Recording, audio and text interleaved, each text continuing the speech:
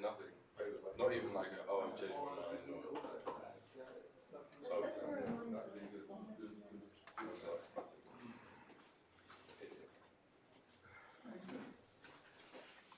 But yeah, it's not really. Yeah, I think it will be fine. It's fine? I think it will be fine, you know. It's all about like how visible the dice are most of the time, but yeah, it's okay. Yeah. Cool. Thank you. But it's cool to do something different. Like and then we're going to train and practice, try and improve with it. But, yeah, because just like someone just grabs you for the odd match, they're like, can you? Yeah, okay. But it's not like you know. And that was the first time like, okay, I'm going to be doing it like every day.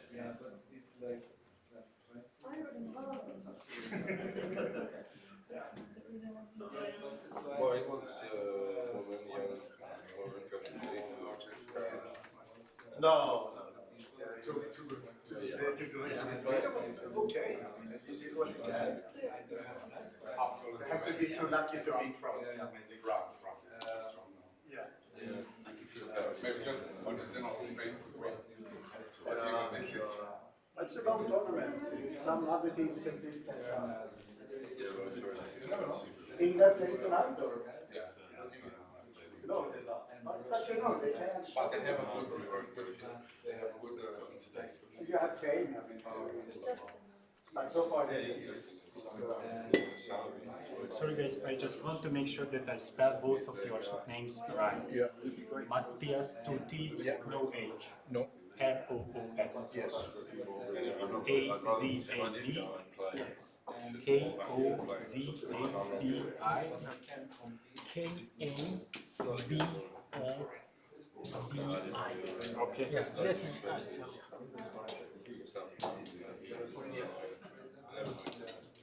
no, yeah, that's correct. Okay, thank you very much. Here I have to change. Oh yeah, here it's correct. You did right, but Matt did wrong. No, this has not been set up yet.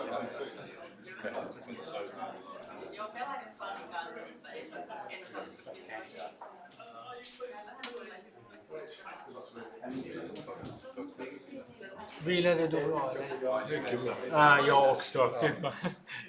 Jag var lite orolig att jag kan inte vila, men jag vilade hur bra som helst. Ja. Ja. Nej, det funkar bra. Ja.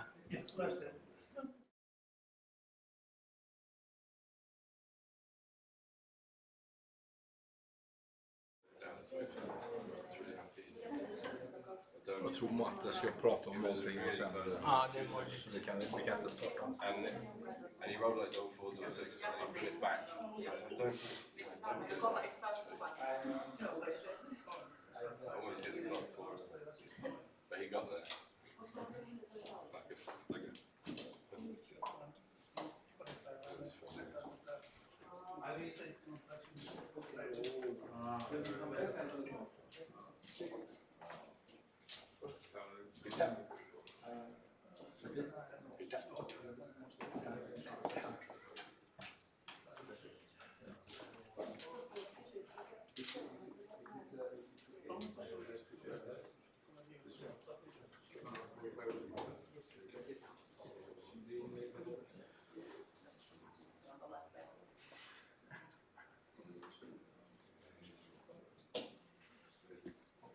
Okay, so good morning. Thank you so much for showing up today, especially those who had a rougher day yesterday. It's hard, but everybody still has a chance. Thank you. I'd like you to please follow the results, and if you spot anything that's irregular or it's not something you think you should see, you should please contact me. Okay? And also, if anything happens on the boards, like you're not sure it's illegal or something, don't try to solve it between yourselves, okay? But always please contact us, okay? and just good luck for today. We have the 8 qualified today. And all of them, no, I'm not sure. They are, okay, good luck.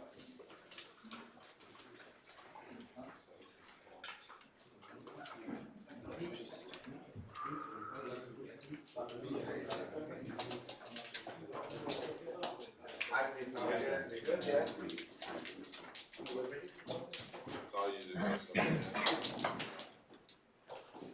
Vilken är din? Eller spelar ingen roll? Du kan ta vilken du vill.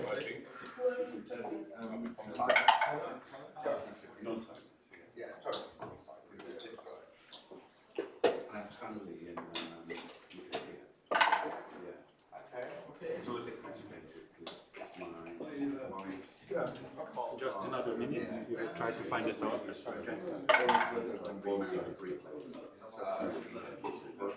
We have 3 brothers and the sister.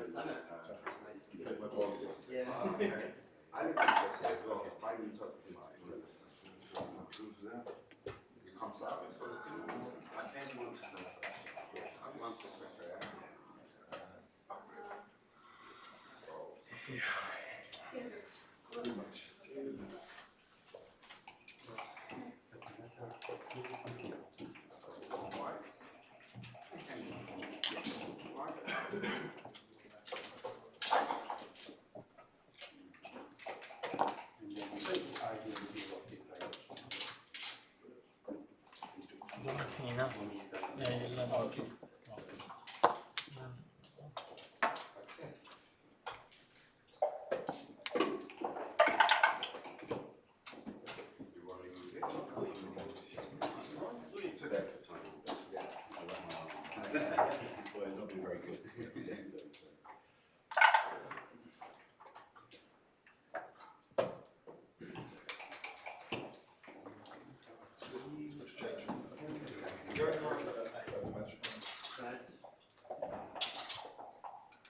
Did you say?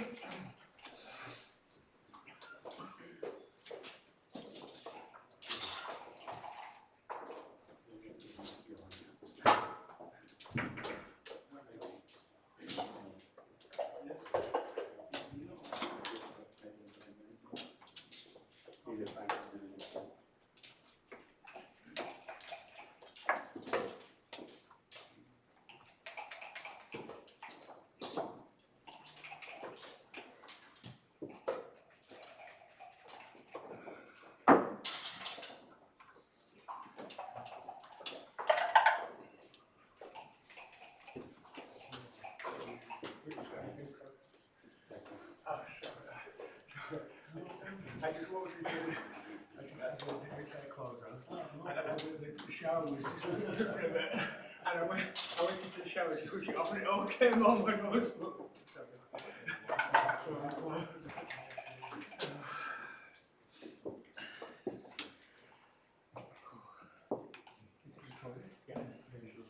Okay, good much.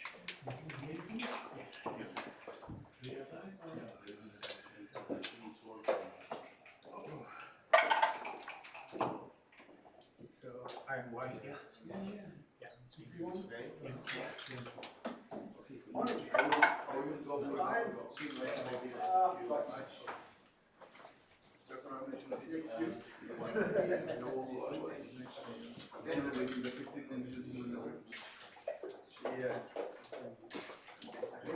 Set to go whenever you're ready. They just have to do something about it.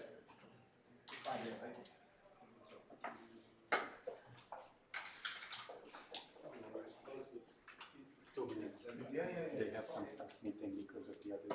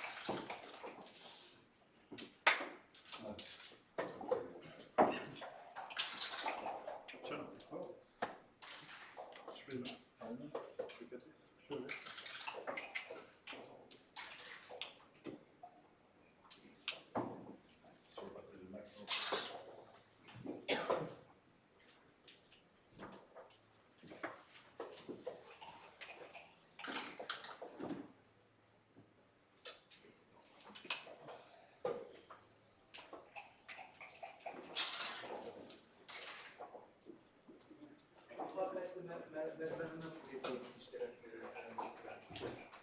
Én időben fogom. Ja. Time to go.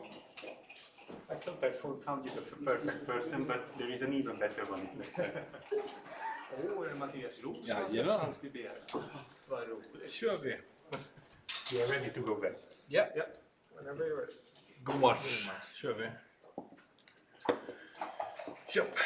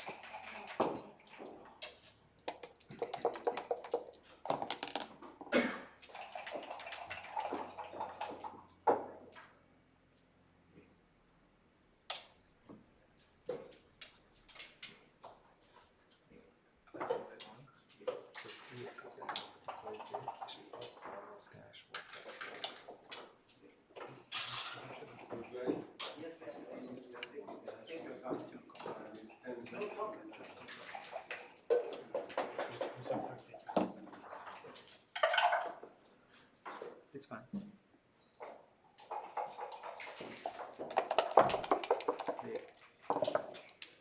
Jo.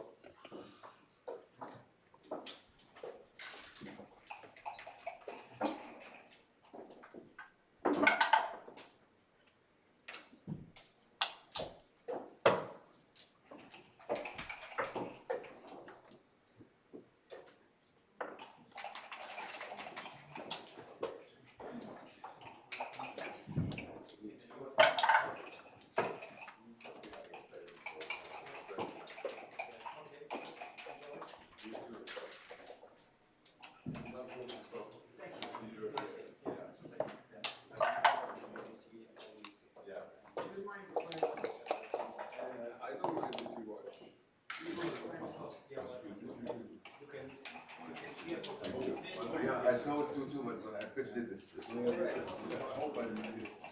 No, I saw it too, but I picked it.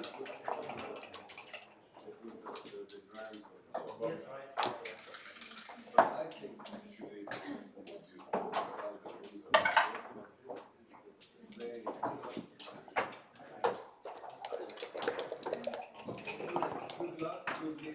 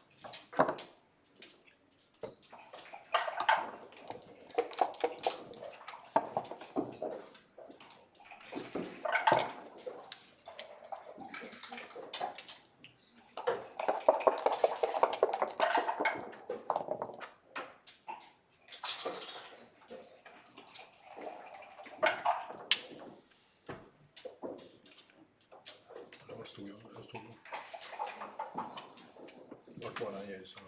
Allora. Lavora, sono stato.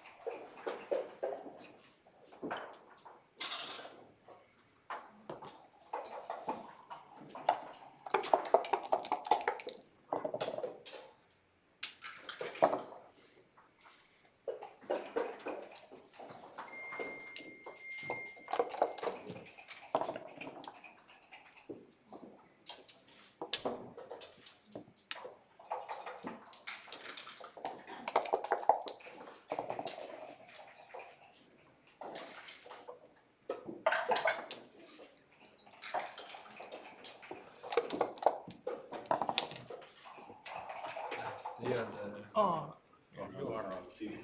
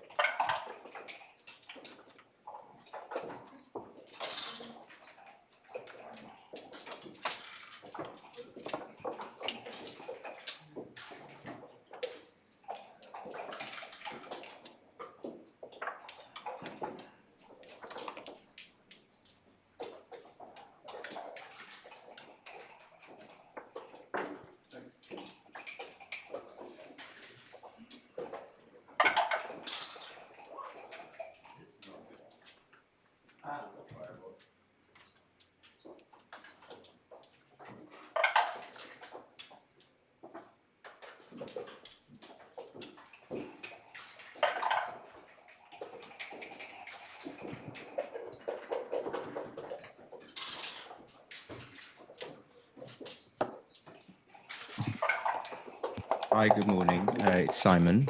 A little bit late. Matthias.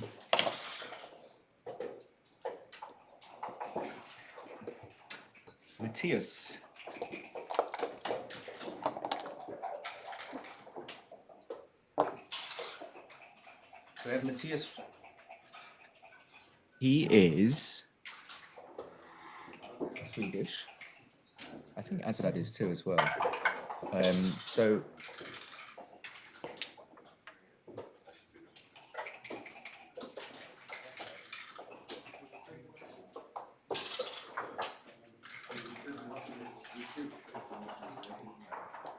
right, so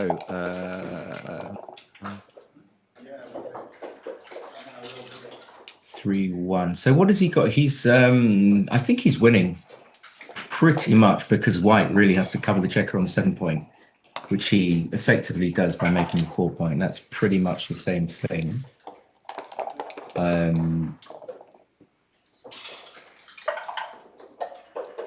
Gonna have to give me a second.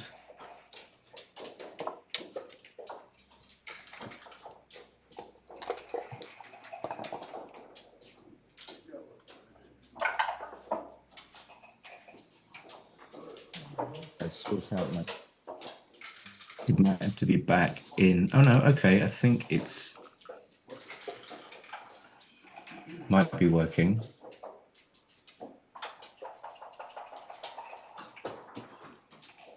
Or not.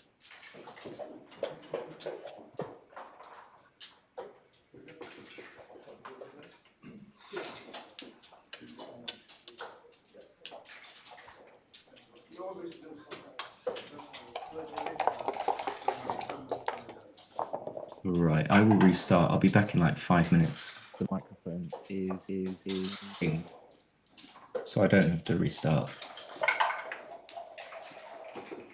I've got okay, all sorts of fun things happening. Okay, yeah, here we go. Fine.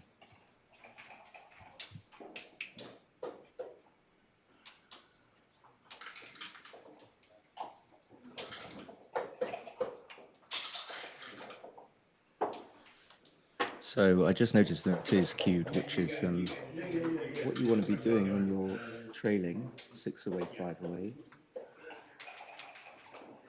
So I'm going to assume he cubed at the right time.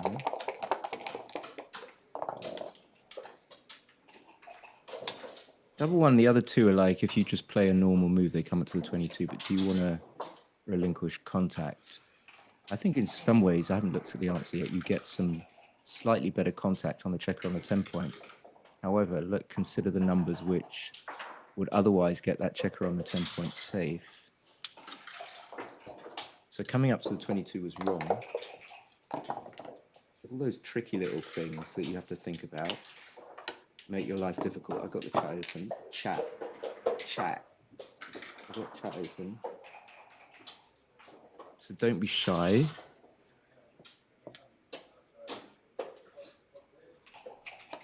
Double six is a total game changer, of course, and it's all about, well, for me, it's all about when will white want to be redoubling. So he's going to play his. So first of all, he's going to play his checkers with safety in mind because he's leading 2-1, and also he's going to handle his cube with safety in mind. But that doesn't mean that he shouldn't be.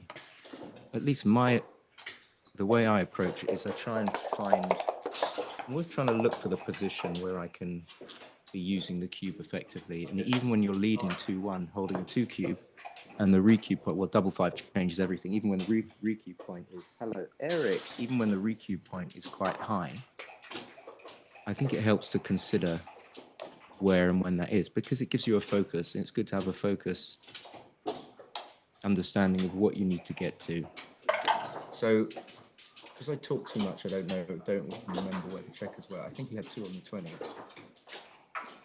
So the exotic play, all the analysis here is 3-ply, which is okay, but it's not absolutely precise. But anyway, the exotic plays are worse than just coming out with 2 of them.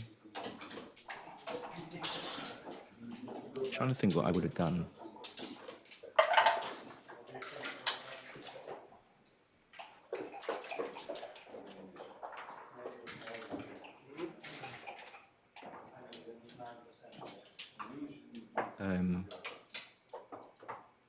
Okay, so I was on mute. So hello, everyone. Was I on mute? Well, Eric said hello. I don't know. Well, if I was on mute, then hello, hi, hello, hi. If I wasn't, then I just wasn't. I was talking about Azad holding a 2 cube, and when he wants to redouble, even though he's leading, and the recube point is quite high, he's taking a long time over these double fives, really going into the weeds.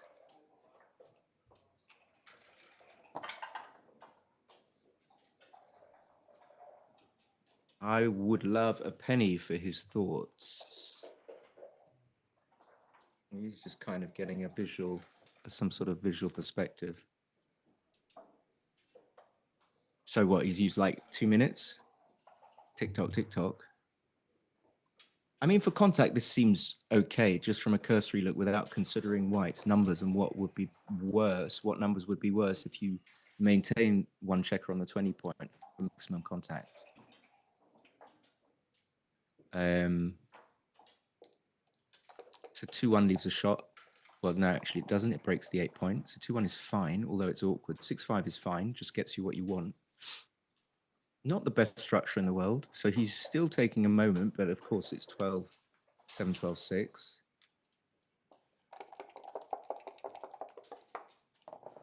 Back with trusty old XG today. 6-3 is just going to run both men or maybe go to the 6. I'm not sure which is my. Have a recube because there's so many bad numbers. And now it will probably be sort of too goodish.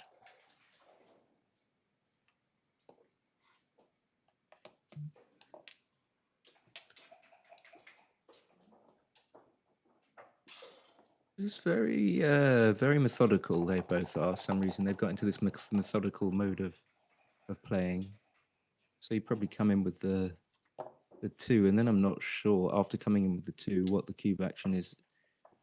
It's difficult. Leading 2-1 against a closed board. It's just a pass. Okay, so I'm kind of way off.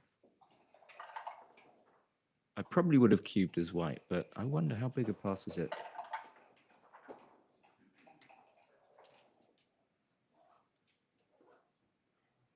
Oh, only 400. Why am I seeing it slightly wrongly? The 6s go to the 1 point.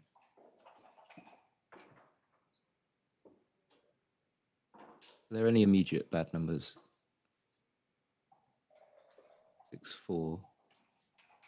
Double 6 is fine. Double 5 is fine. 6, probably only 6-4. There's some awkward. It just looks awkward, but actually it's not that bad. So just looking at it through my eyes, if I was in Matthias's seat, I'm fairly confident after looking through which dice rolls white can roll that would be either good or bad for me that I would pass. But I don't think I would think it was a huge pass. And I might even go up to someone and say, oh, should I have passed that cube at 2-1 down? Oh, I think I should have taken it. What are you talking about? They're huge. Wow, Azad, look at that. Azad Kabudi is playing 0.96.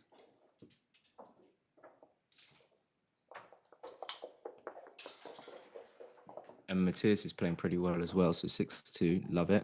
We like that. Who we got in the chat? We got Gurgly. We can hear you. Eric can just hear me anyway. Maybe he's just close by. He'll be in London after MC. Fabulous. Come and see me. 6-5, the dodgy kind of double hit, weird one that you have to do. Leaving a checker on the 1 point. He comes in with 1. So I think, well,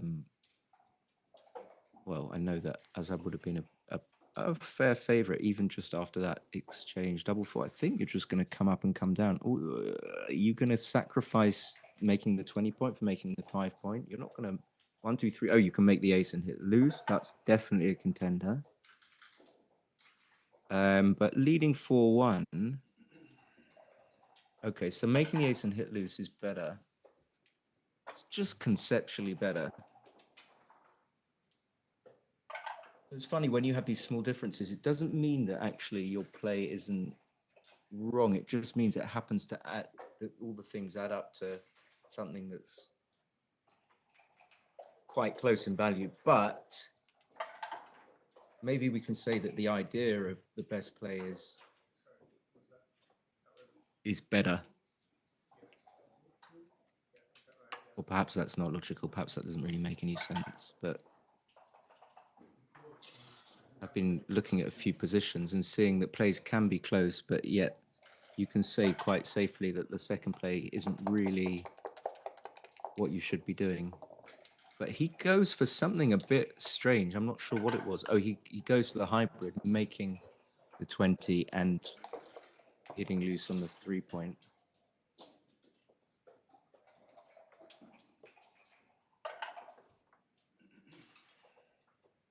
Yeah, he's playing methodically. I'd love to do something better than this. It's a bit rubbish not to be able to cover the 3-point, but what else can you do? So it's a bit nip and tuck. 6-5, probably just running from the 24. You could try and run from the 21, but that leaves a double shot. It's a possibility because it duplicates 5s. Don't really want to run the checker on the 21 point. Sorry, on the 24 point, because you sort of want to maintain contact with the loose blot on the 3-point. So we're actually going from the 21 was best. I might have done it. I don't know, depending what move it was in. That's going to hit and cover. So that's what he definitely wanted to get that block covered on the 3-point. So 4-1 is a really good roll. 5-6, kind of okay, because if it succeeds, you're happy. And it does succeed. So now we can start to consolidate and we can come home, which is what we're trying to do. So some rolls, that's not one of them that gets them both safe. So I suppose you're going to make the 9-point over the 11-point.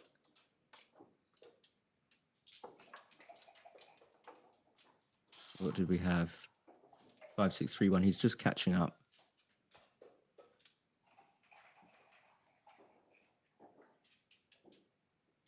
Always worries me a little bit when players need to point at the board.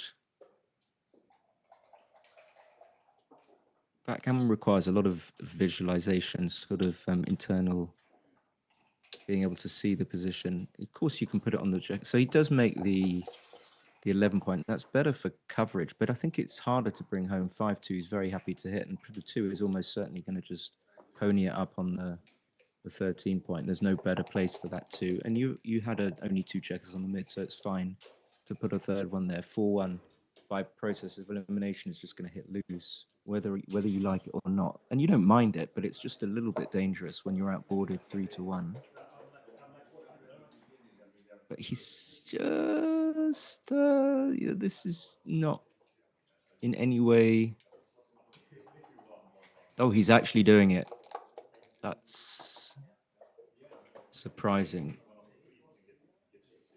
Now you can hit both. I just saw it quickly. I hate to do these things, but I always look at the alternative. Okay, so he's assumed that he did it. Oh, what he did, he just click hint, which puts in the best move. So if you don't play 3-1 twice, playing 9-7 twice is only a 53. Okay, so it's a sizable mistake. Anyway, he does do it, and cubing probably not going to happen at 4-1 up, because what you least want is this kind of gammonish position from a cubing point of view. So, I mean, I would probably stop and think and trick myself into making some enormous blunder. That's going to make the 3-point, I think. 3-point, like saying to yourself, well, if he rolls a 2, it's not the worst thing in the world. And if he doesn't roll a 2, I've made the 3-point. And I'm in a good spot. But he's really, he's scrutinizing it. I can see that. He's looking for something better, but I think he's just going to make the 3. And it's completely wrong. Wow. Okay, well, I shouldn't say wow as if like, my God, I didn't get the right play, but I felt fairly confident. He doesn't stop and think about cubing. It's computer thinks it's a cube, probably small.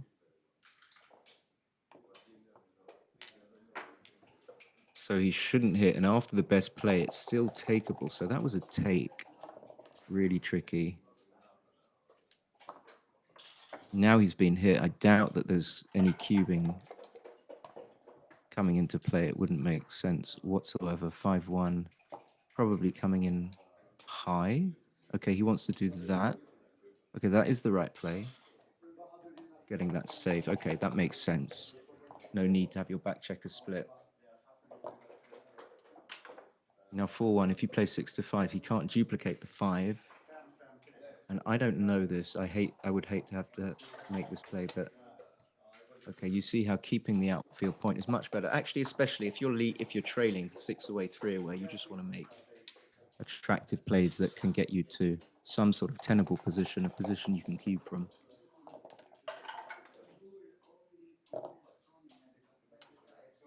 And I suppose he just makes the 21. So none of these plays have been completely obvious, at least to me. This is probably one of the most obvious. So I'm trying to be a little bit judicious before I'm certainly the 5-1 play, which I didn't get a chance to see. And even this, I suppose by elimination, you have to play 8-2, but even then, 9-2. I kept saying the 7-point yesterday when I meant the midpoint. I don't know why. We're happy with 6-4. And I suppose we're just going to play 11-5 with the same logic as the trailing logic that I said before. If this works, then you can get into, so even a decent position, even something like, what can we say, 3-1? Not 4-1, because that hits.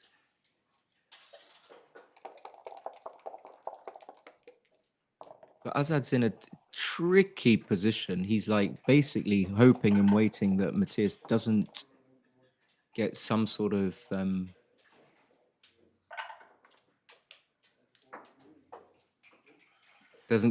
fan out of him, or Matthias doesn't hit the blot on the 23 point. Basically, there's still going to be many chances for Matthias to get a sudden overwhelming position because he's got the anchor on the 21 point. So he's always going to be able to come in and possibly do things like hit loose on the 5 point and threaten to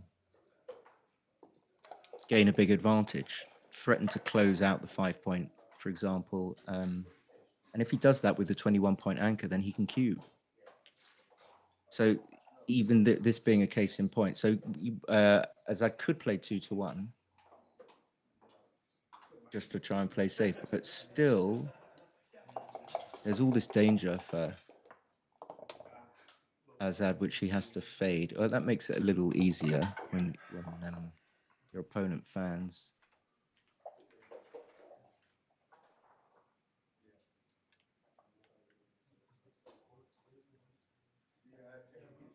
So I don't think that was a double. Don't think that was good enough before the double 5.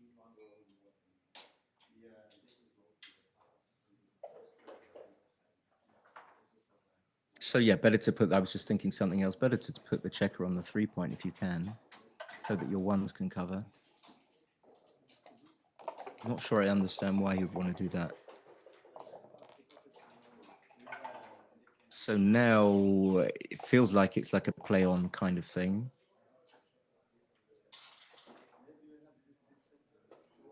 No cube icon came up, but I'm sure that would have been a big pass if Azad had chosen to double. And same, I mean, the race lead is so huge. Yes, you're not assured of covering. But if you do, there's so many gammons. So he's just got to play on for his 2 points versus the risk that there's a pretty big risk of this happening.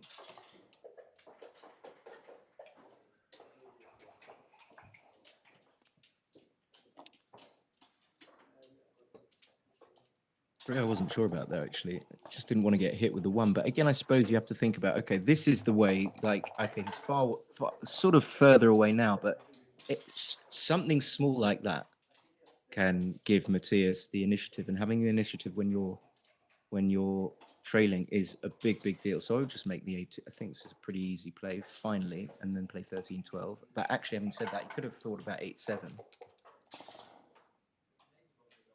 That just, wow, goes all the way round.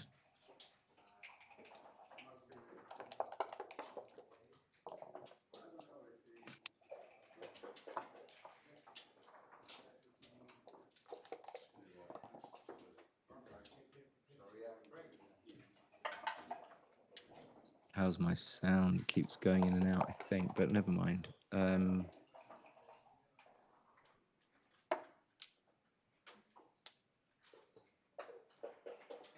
to be really hard to save this computer sync. 60%, only 60.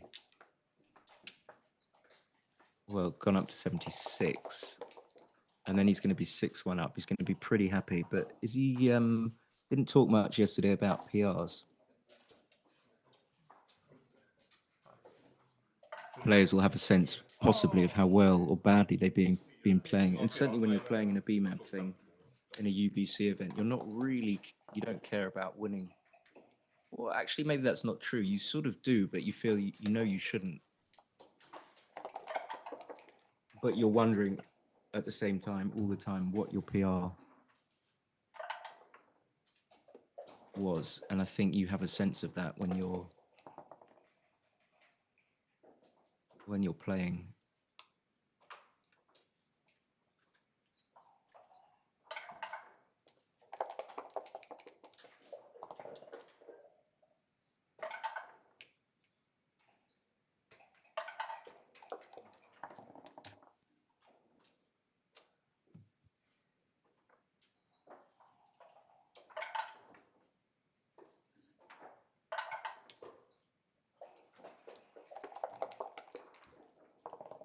Someone complimented me, sent me an email saying, excellent commentary yesterday, especially when you said, I'm not going to say I'm not saying anything because there's nothing to say. So it was especially complimentary about the times when I didn't say anything. And I think that's absolutely right. Just to sit here and use a bit of silence.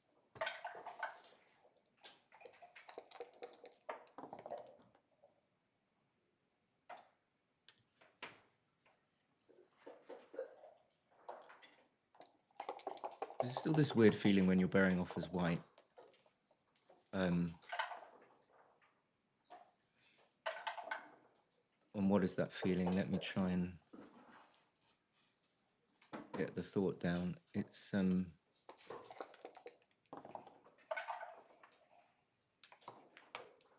well, I mean, it's something like, I can't really get it precise, but it's just basically you still feel like you can leave shots even now. And of course you can.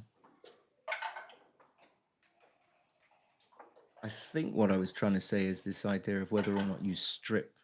For example, here you have the spare on the 5-point, which he's just taken off, whether or not you choose to strip it so that you can, the double jeopardy idea, so that you can give yourself a chance of clearing it if you don't roll a double next roll, versus the idea of keeping the checker there so that maybe you leave fewer shots, and also so that if you roll something, you can take 2 checkers off. So I think that's, I didn't even know what I was trying to say.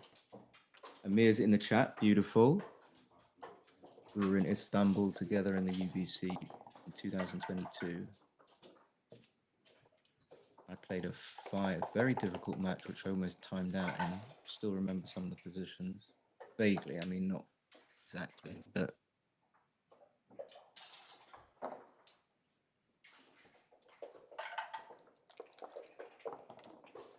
and it's still bizarrely, I mean, very difficult to say, but it's possible. Maybe there's like 1%. I'm not guessing very well at the moment.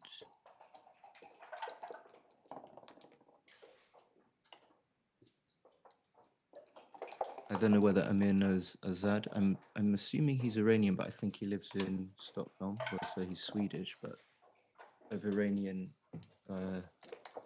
heritage. I mean, I don't know the names very well, but I think it sounds like an Iranian name to me. Matthias I've heard of, I've never played against. so he doesn't get a roll at it. So 6-1, kind of boring Crawford, but Matthias just all he needs to think about is trying to win a gammon, so he can go to 4 away rather than 5 away.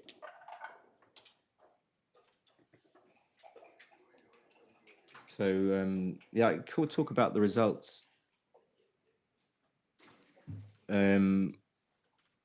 I looked at them last night. Everyone's playing like 2.8, which is reasonable. Okay, I'm going to get coffee. Bye.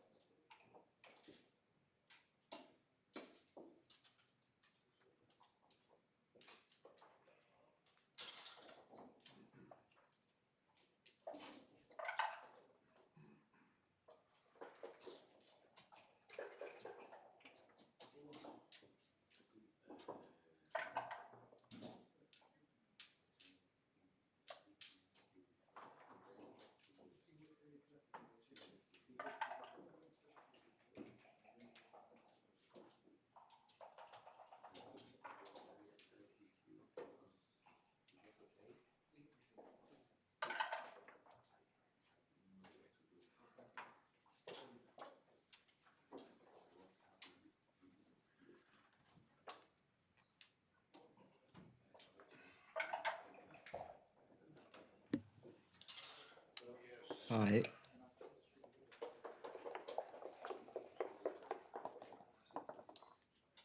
So Matthias needs to win a sound. Is the sound? Yeah. Is it okay? He needs to win a G quite badly. So he comes down with a 4-3. That's nice. Slotting with the 5-1 because you don't want to split when you're behind in the race. That makes sense. But even at this score, actually, which I might not have known.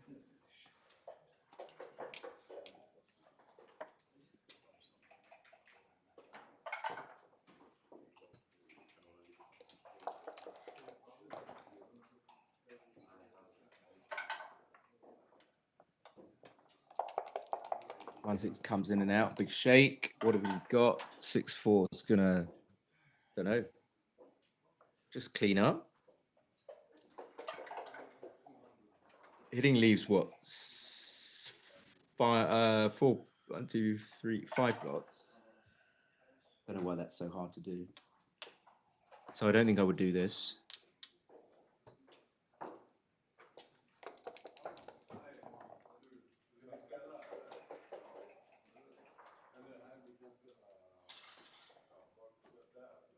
Ooh.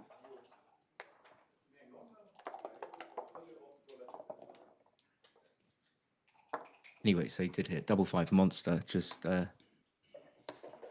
how's he going to do it though?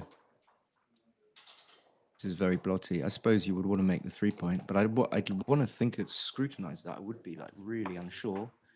A little greenie came up, so it wasn't the right play. Was there anything else other than making the ace and hitting loose on the 3-point?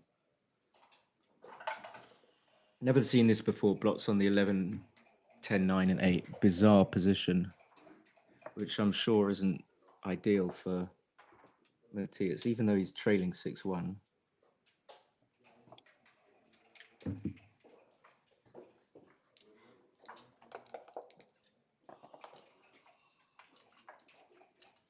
Trying to get the chat up. Might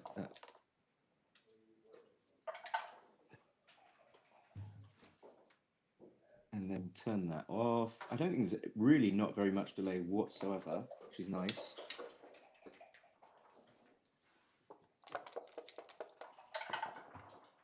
Just reading the chat, reading some of the results. Ollie 307, Sev 2.7, Johan 249. That's Johan Moazed, not Bunel, Vinyl. Pete 297, Thomas 321. That's Thomas Murr. Azad is originally from Iran, who lives in Sweden. Yeah, it looks like Longhammon.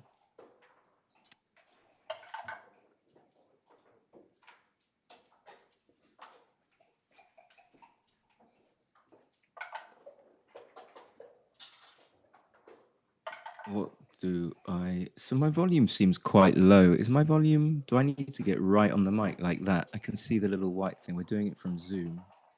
Audio settings. Can I turn myself up? Maybe Mate can turn me up. Yeah, I'm a little bit low. I'm low. Ah, okay. Is that better, guys? Guys?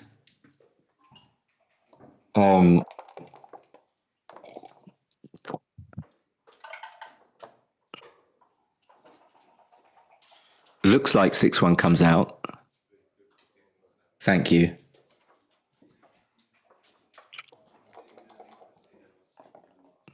So again, 4 blots, but now he's traversed them onto the other side. He's traduced them onto the other side of the board. So if you can hit twice, hitting the guy on the 12, then I would think about it, but you can't. So you just have to play 7 and 5 by elimination. So a lot of backgammon is just eliminating. Okay, he does it. So Azad looks like he's quite young. Looks like he could be, you know, under 40, which is quite young. Nice to have young players. Okay, Matthias hits back, gets the fan. So he's looking pretty good for a gammon, even though Azad's got the 23-point anchor.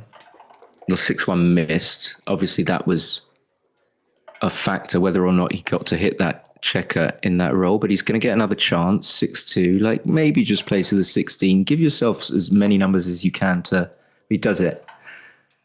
So it looks sensible to do that. It looks like it achieves your objective. No green from the computer. So now he's given himself a 6 and a 3 to hit. So he does so with a 6. The 5 is probably just going to come out, because always come out. ACO. Nice. So I don't think Matthias is like a top player, but 475, very respectable PR.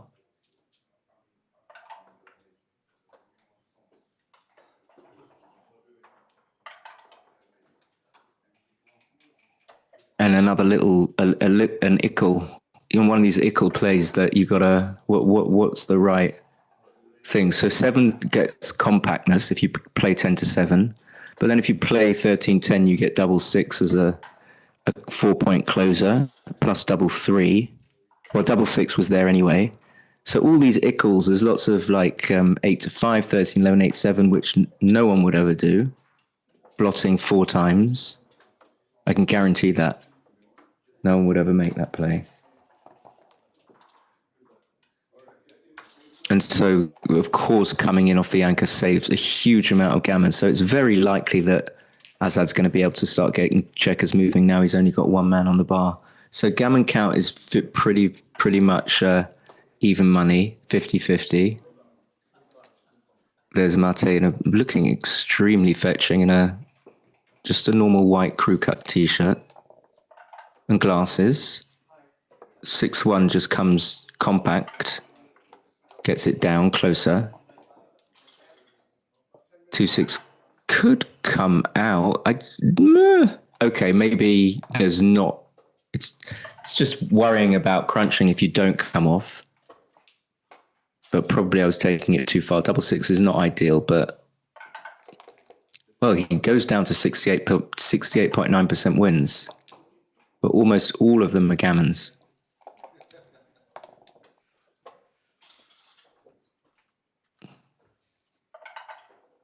Weird, isn't it? It's forced. I don't see another 3. Oh no, the 3 is not forced, but it is a shot. So one shouldn't speak too soon. So I'm assuming that 3 is better than the other one. Neither of them are very good. That makes the 5-point. Boom. So there are lots of, my God, 6-5 is a triple shotter. Maybe there were others. That's rare that you get a number that leaves a triple shot. I wonder what the conditions are for that to be able to happen. 2-1. I mean, you're going to be able to save the gammon by squirming your way in? Probably not. So I like 13-11. Wonder what is the absolute there.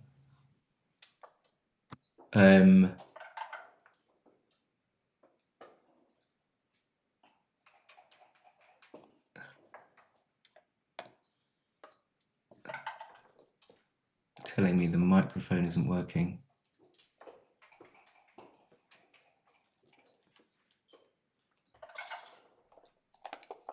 We can't be having that.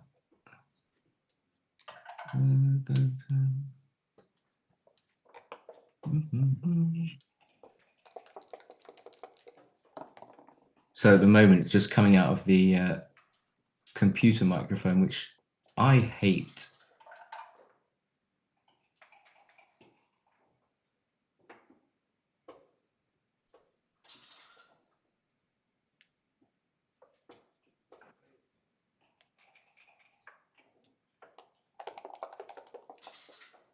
Meaning,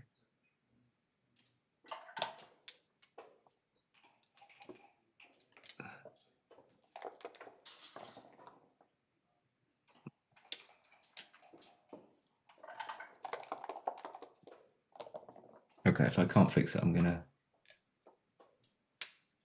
restart.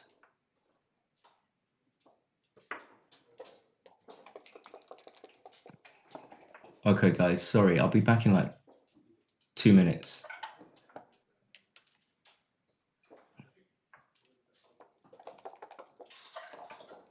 But before I go, it looks like it's all over, really. So will I be back in time?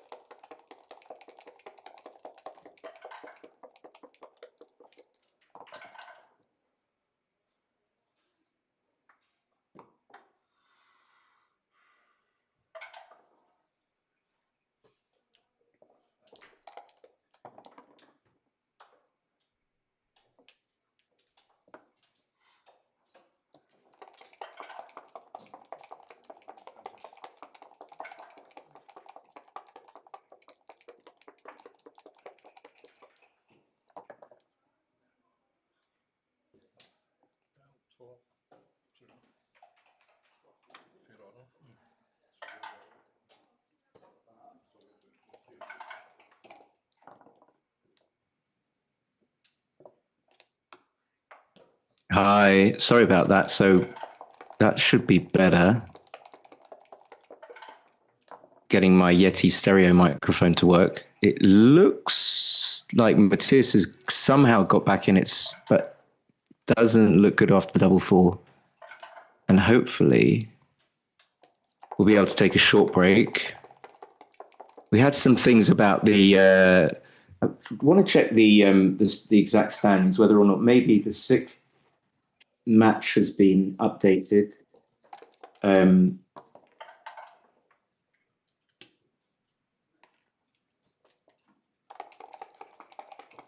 I mean, the results recorded. So,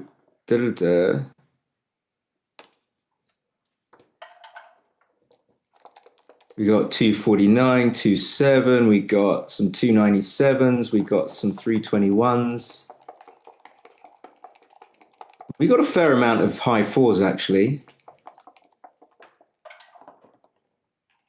Jürgen 388, Tim Cross 359. So the best PR so far, don't know how many matches he's actually had analysed, is Johan Mosed, who won the World Championship in 2024. Yeah.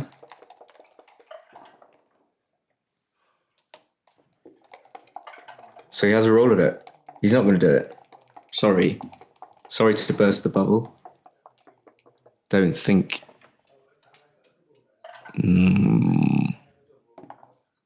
So well done to Azad. 316. He'll take that, add it to the bring it the average down. Where is he at the moment? It doesn't seem like he's like a 5 player. Where is he? Oh, he's exactly 496. The matches come thick and fast. I'd like to take a break if I could. Jürgen Granstedt is playing. What about? Could it be Hans Libby? Could it be Hakan Rustem? It's Marcus. Wow. So Marcus is a G1. G1. And Jürgen is Jürgen.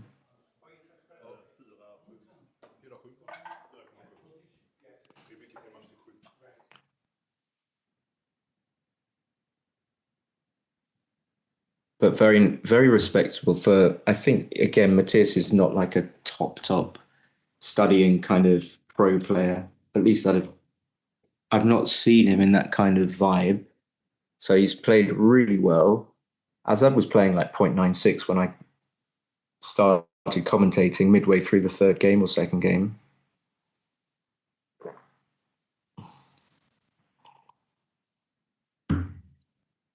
Who have we got in the chat? I know we've got Bill. I knew that. I was just preparing to say hello. I was preparing my hello to Bill.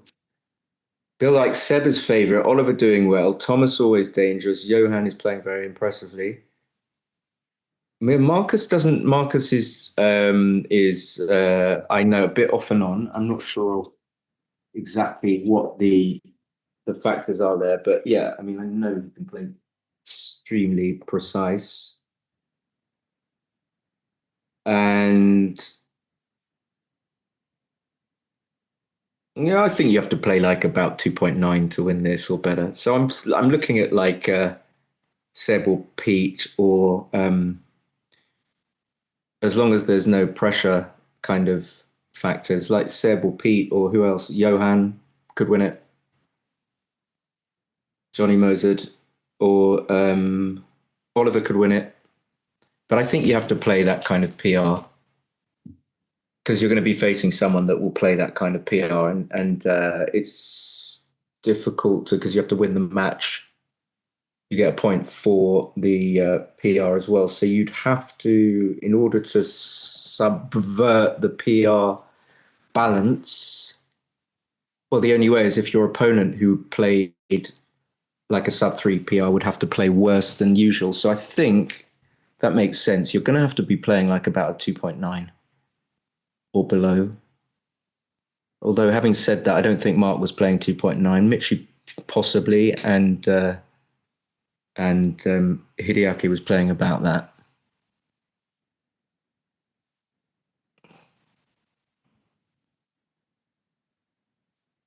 Yeah, Miranda's amazing playing 6.9.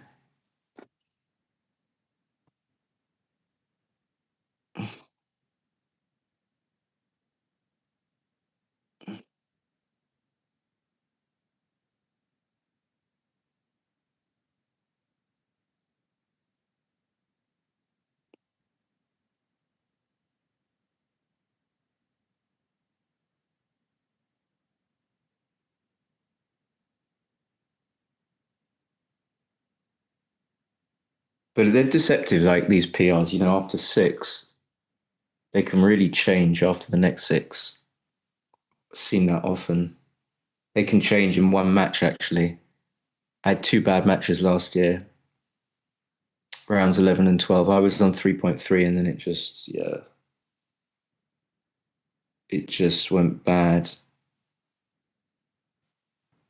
And these are, well, last year they were XG double plus PRs, which are generally higher. I'm assuming that this is XG plus plus. So a 2.49 XG plus plus is pretty strong. Let's see how many matches Johans had analyzed. So he's played 2.11 in round 1. Try and make sure I get close to the mic. I think he's had all 6 ticked off. Best PR so far, I think, is point. Let's see, let's check. Guess who? No prizes for guessing.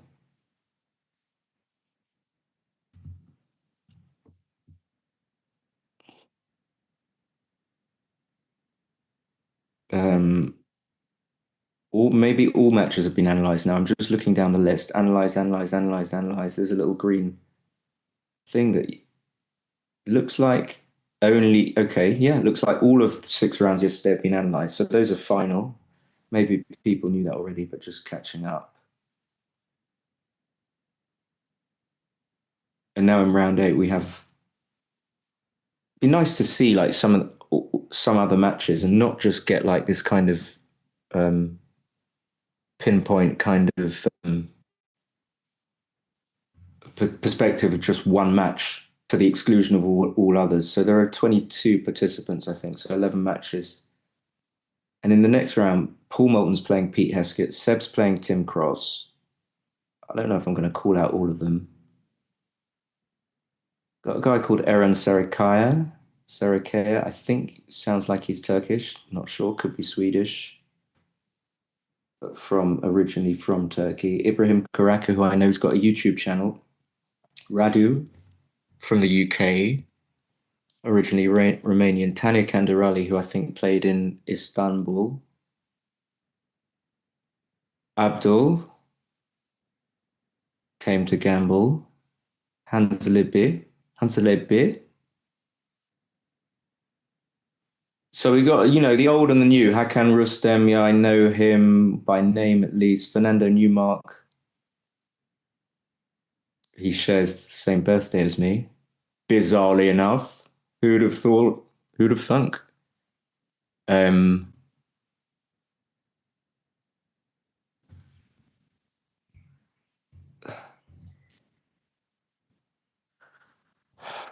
Miranda and Paul have almost identical cumulative PR. I didn't notice that. Going back to lay back down for a while. Enjoy. See you, Bill.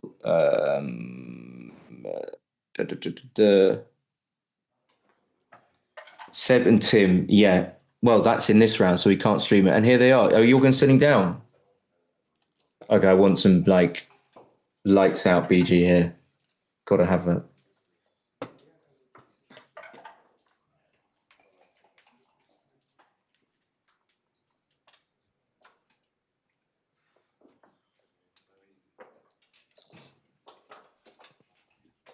I only ever played Jorgen once, actually. And that was in doubles tournament in Tokyo. And I was playing with Hideaki. Do you want the water? And Jorgen, actually, who was Jorgen playing with? I think he was playing with Steve Nelson, but I could be wrong.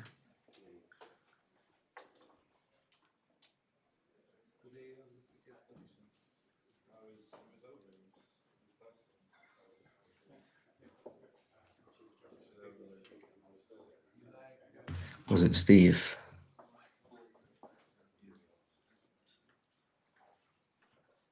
I think it was Steve Nelson.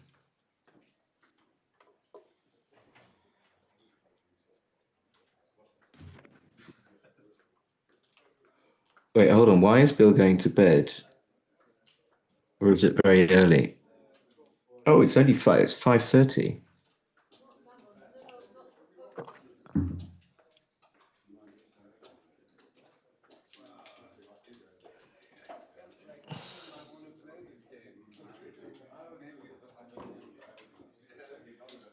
So funny, like connection. I know someone. I'm not going to say who they are, but I know someone who, outside of backgammon, is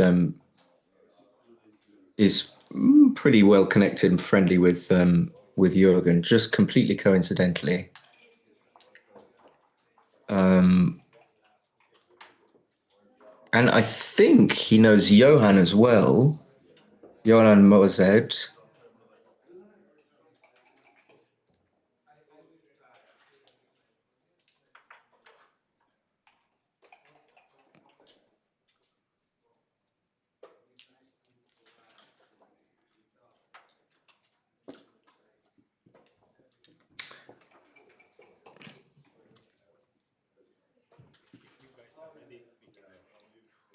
Marcus bought some of my books, but I didn't hear back. I'm assuming he didn't sell any.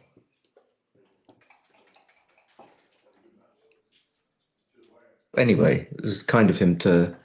He's set up a thing in Aachen because he had his tournament, and I think he was going to offer them for sale, but I don't think they got there in time. So Mate needs to make this full screen because he always forgets. So on the Zoom thing, it goes back to split screen between matches.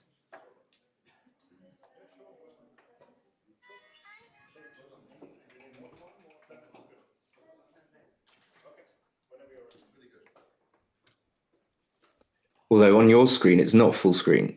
It's not split screen. So it doesn't seem to make sense, does it? It's like, but on my screen, I can't see the full screen. So I could go back to the YouTube screen, but there's a tiny delay.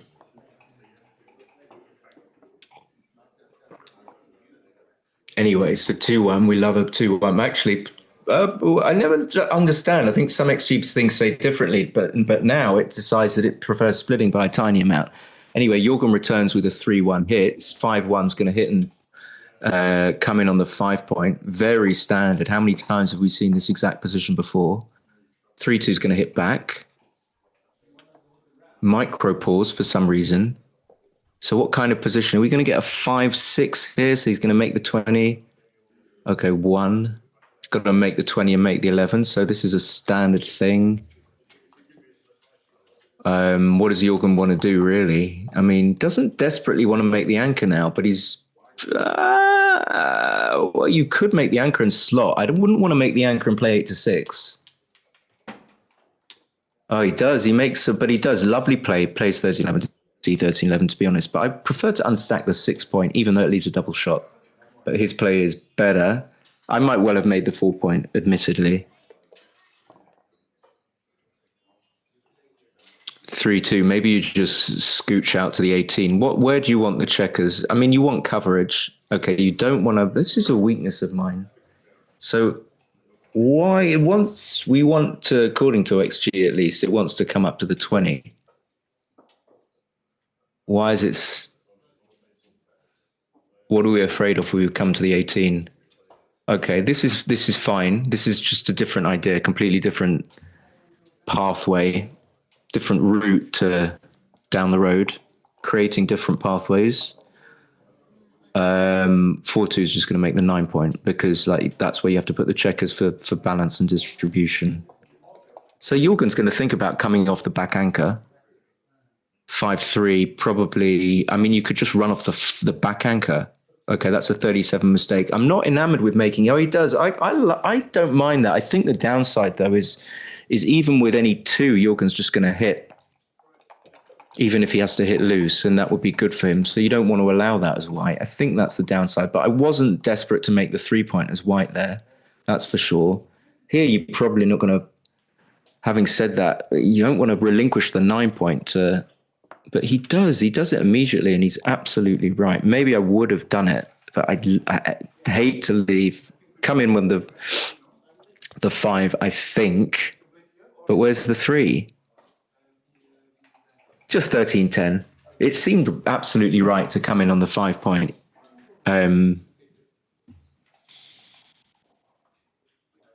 Don't want to leave that checker back on the 22-point, which is probably accounts for the reason the small mistake with the 5-3 leaving the 21-point anchor. But there you go. So this gives you going to root a 5. He's going to be very happy to come out and hit. So he's going to hit and obviously make the 9. Just a little pause there. I wonder what that pause is about. Whether it's like, oh, I've rolled a good number, good. I suppose we like hitting on the 5-point. I don't know, but no, we can hit on the 10. That would have been a huge blunder. Yeah, we need to get that checker back as well. 3-1, probably just coming in on the 21. No better place to put the checker. So Marcus has a few rolls here. He's got something. He's got 6-3, 6-5. No, I don't. Well, okay. He's just looking. He was thinking about playing 6-3, but I would just come up. Nice. 6-4 can just point. You could double hit, but I probably would point. Double hitting is not even in the ballpark. I mean, the reason I suggested double hit is because when your opponent rolls a 5, you're not absolutely deliriously happy, but you've still got the 4-point, and you can't leave loads of shots, I suppose. 2-1 just coming up again, same as the 3-1, but no, going to the 18. Now I think about it, I might have seen this. I know it's a bit rubbish to say, but 6-4 is obviously an option but maybe just 24-22 is bad because it doesn't really achieve anything apart from being able to run the back checker with. Well, yeah, you get. Oh, he does. That's a super play, which I got to admit, I'm not sure I fully understand, other than that you get off the point that your opponent wants to make. So that's going to definitely point on the, you want to point, and then you're just going to make the 9. Getting a lot of plays wrong. So that makes him maybe that close to a 50-50 kind of last 4 awkward, last 3 awkward. This is like horrible. Are you really going to play 3 of them from the 3-point? You can play 13-4, but I don't think you're going to do it. I think I'm going to play all 3 of them. Yeah, okay. Finally, you get one right. But actually, not fully right, because playing 2 down and slotting the 3-point isn't terrible. Now, no disrespect to anyone that was just playing, but I don't know. You get a sense of, irrespective of the actual PR, you get a sense of, or I do, of the strength of the players, and perhaps that's cognitive bias. I don't know, but I don't think it is. I think you can kind of see. Okay, he does go for this play, which is 19 behind. So we've got a plus on top of a plus. So it's misshowing actually the second play is the best play here. So if you plus that, I think it could be Jorgen's son still on transcription. So what have we got here? And often when you get 2 good players against each other, we're going to bring each other's PRs down together. I don't know exactly why that happens. 3-1, you can't really hit on the 7-point. Do you want to anyway? So you just do that. You keep your broken 5'. Bit of an awkward structure for Jorgen. That just makes the 14. That's an easy play. Because it does 2 good things, amongst other things, where it gets outfield control as well. So Jorgen's getting stuck. And after that move, Marcus has the advantage. So he probably doesn't want that at all. He really wanted a 2. And could there be? So we're just going to clear the 10 point, I think. I mean, I've seen funny stuff and I wouldn't be absolutely sure. You want to block 5s, but just becomes a pass. Now, I'm behind the curveball here, behind the curve. Are we seeing this as Jürgen? Because the Barjet didn't see it. Is the Grandstep going to see this? That this is a pass? We got Gurgly on the transcription. So you could say that the fact that he's looking at this suggests that he doesn't know this is a pass yet. It doesn't mean that definitely he doesn't. He's just his approach might be, I go for the best play, then I reconsider. But if you're in the game, you might have a sense that if you didn't roll a 3 or a 2 there, that the game is gone. So I hope that Marcus is actually going to cube. He's not even going to cube. It's a difficult position. It's not actually that volatile, but how many cubes is he going to miss? Maybe. So what do you do here? You don't really want to trade the 8 point for the...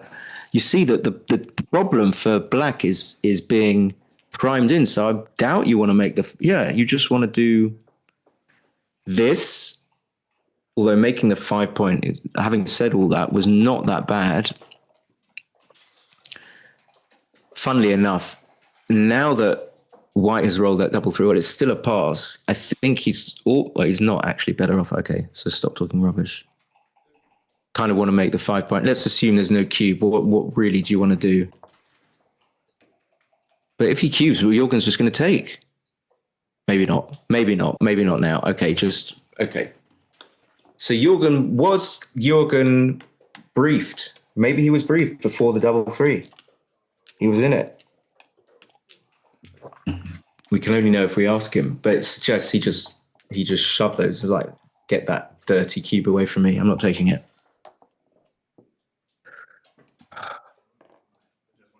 So pretty strong first game by these guys. Like, only a bit off with the cube assessment by Marcus. Maybe we hope that he would have thought it was a pass as well. I get the impression that he did as well. So 5-2, you have to come in on the 5, just because you can make the 11 point, but it's also good to come in high so you can make the anchor. Your opponent's got an anchor, you want to make an anchor. 4-2, yeah, you're very happy to roll it. Now, if your opponent doesn't make an anchor, what's going on? And how do you play this? So you want to make a board, so in a sense you want to play 8-5-6-4, but that's too much. I am off because I think I would have just played 13-8. I wouldn't like to play 24-22 because that entails playing 8-5, stripping the 8 point. And I just didn't like that. So I would have settled for something like 13-8 probably. Maybe embarrassingly 13-11-6-3. But you don't want to put a checker, even though the 3 unstacks the heavy 6 point, you don't want to put a checker on the 3 point so much. Maybe Gogoli can just plus these, if he can be bothered, some of these plays. But he finds the 8-5. That's really strong. He sees it. So don't underestimate someone. You never know how strong someone is. Maybe until you see them actually playing. I don't think I've really watched Jürgen play. Well, 13-11-8-5 goes down a bit, but this is definitely cubable. Maybe it's 6 away, 7 away a bit, but the position is strong enough. I always tell my millions of students, okay, just cube. I would cube. I'd be fairly confident that it is, and I don't think you can do anything. But the 3 is going to hit on the 5 point. And then I'm thinking about this. Yeah, I was thinking about 6-1. 6-1 is the quickest route to the finish line. If it goes well, you kill him.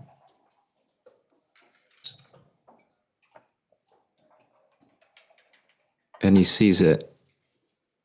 And he does it.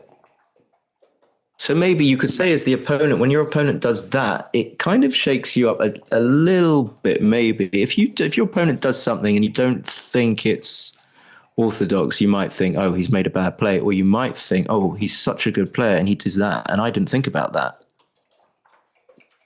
So he's kind of got the edge on me. But I think that sort of 8-5-6-1 is pretty standard amongst top players now. And this is a huge, huge fan. Not an enormous amount of covers. That doesn't cover. There's not really a good play here. 6-3-6-1 is not ridiculous. It's play number 7, at least on 4-play. I mean, what can you do here? What can you do? Just play 2 down? It's really weak. It just leaves the position as it is. So you didn't do anything about the checker on the 3-point, but I'm not saying he can do anything, but it's, hi, Jeff. Thank you very much. So he's looking to solve the problem of the 3-point and he can't do it, but actually playing 6-3-6-1 sort of solves it, but gives yourself another problem. So you don't want to really solve one problem and have another one. It feels really bad to roll that 5-3, I can tell you. 2-5, well, that's nasty. You're going to play 6-1? No. I think playing 11-6 is more difficult than playing 6-1.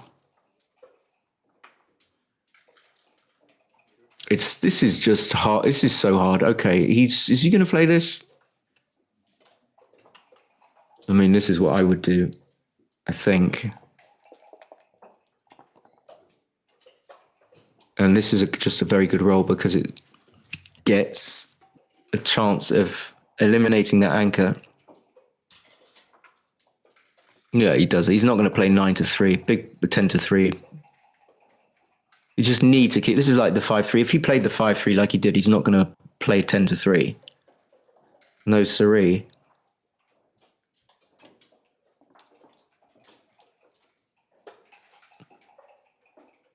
So this is a case, I mean, judging from, don't think he's going to do this. He's like, okay, well, this just lets him anchor. I think he's just like, oh, no, I can't do that. He's just going to anchor. He just rolls a 1. No, he's going to do it. What does that mean? What was that, like, dice pickup? Is that, like... This I kind of prefer. Yeah, it is actually better. He's gone for the sort of 5-3, 8-5-6-1 style with this one, but when you can make the 2-point, you're not going to do that. So this is like a little bit better on plus. It's 24 better. I'm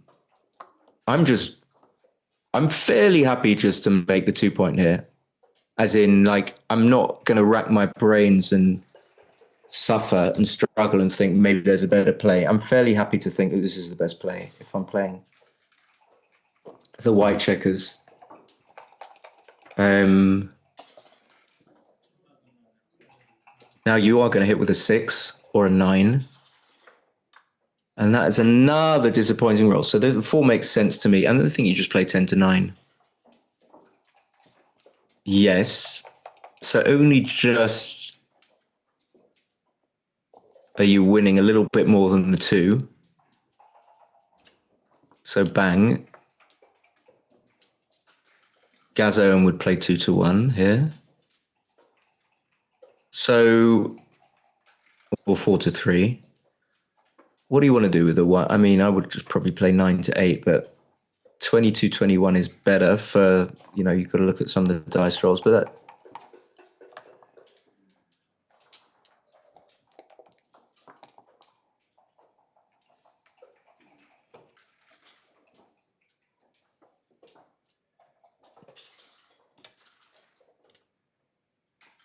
Staying back to hit that checker. If that checker on the 5-point wasn't there, would you stay back? Because now it gives you some extra numbers to play, like 1-6, 1-5. Well, 1-5 you could play. Gives you a 1-6.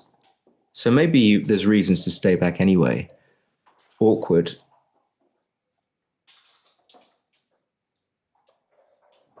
Computer wants to slot. Yeah, I might actually have done it myself. Sometimes you when you're thinking about these slotting plays, the end thought becomes like, what am I slotting? Why am I giving him a shot for no reason? And that kind of panic thought takes over. But, you know, it shouldn't. It should be a bit more cold and clinical than that. So it was a good play, at least on foreplay. I thought it was the right play. And what could, like, you look at it, how could it really go wrong if you play 4-3 there? You slot the point you want to make. Okay, again, he doesn't get to move the checkers on the 18. But now he does. So it must be like 80% G's here. 92. Okay, I was underballing it, but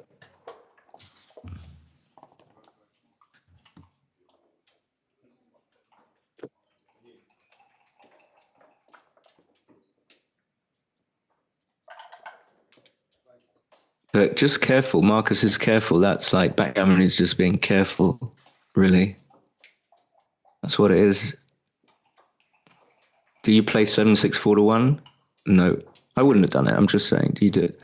Oh yeah, you can just play 6-5-4-1. That's much more attractive. This is unattractive because it leaves 6-6-5 simply. And then maybe even after like 6-2, you've got a bad. You don't want to do this because if you roll an ace, you're in Stich.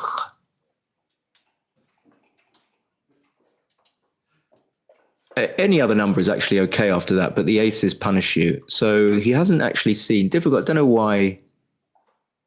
Yeah, you're really displeased, of course. I mean, it shouldn't hurt you that much, but you don't want to roll 6-6 here. Okay, and the twos aren't super either.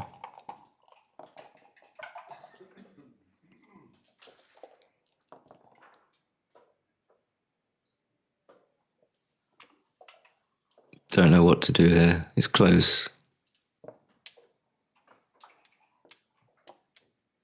Looks like safe is fine because it's going to win you the gammon. Notice only 0.6% BGs. Never go for the BG. That's my advice. Yeah, I don't see why you would just give yourself any jeopardy. Yeah. I wouldn't.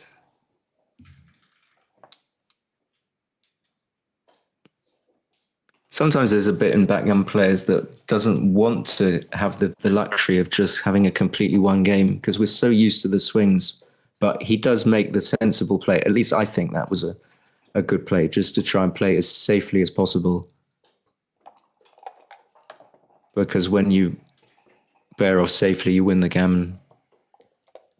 So it looks like it's going 5-0. It's a fabulous match. That's just going to take 2 off because that's pretty safe. But I could be, maybe there's something a little bit safer. No, 2 off, 1 off is, no, it's not the safest. So we got a 99.9%. 4-3-4-2 is safer.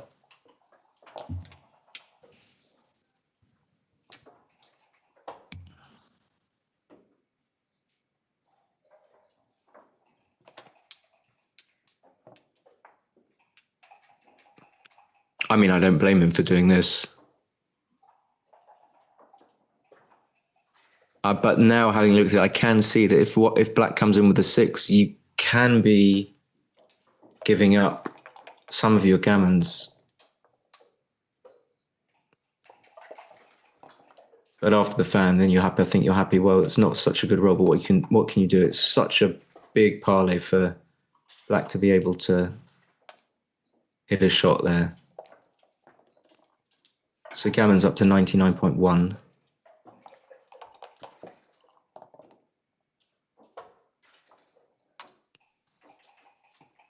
But you never know. I mean, it's just going to be 6-6, 5-5 or something. Or maybe not even that. Maybe 6-6 and 4-4.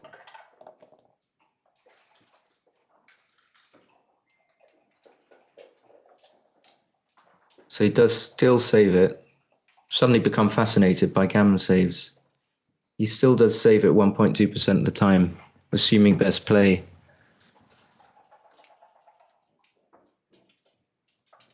Just needs like a 6-6 and then something.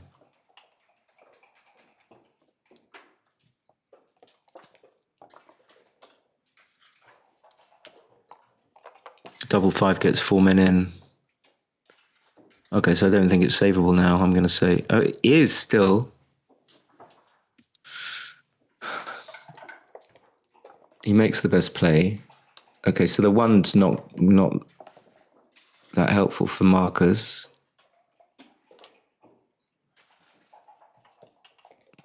But it's still savable.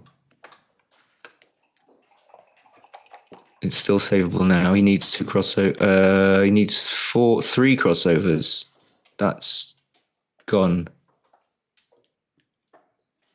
Yeah, that's Jin.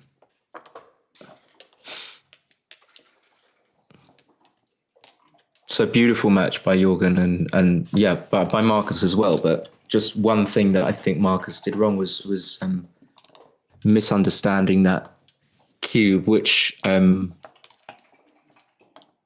think Jorgen might have taken. I think he might have done. I don't know.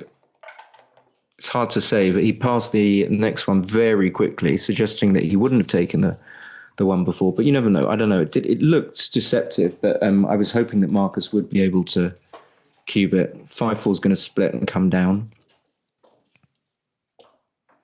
So Jorgen just wants to cube, and he will know that very well. 6-5 just running. Jorgen doesn't need much.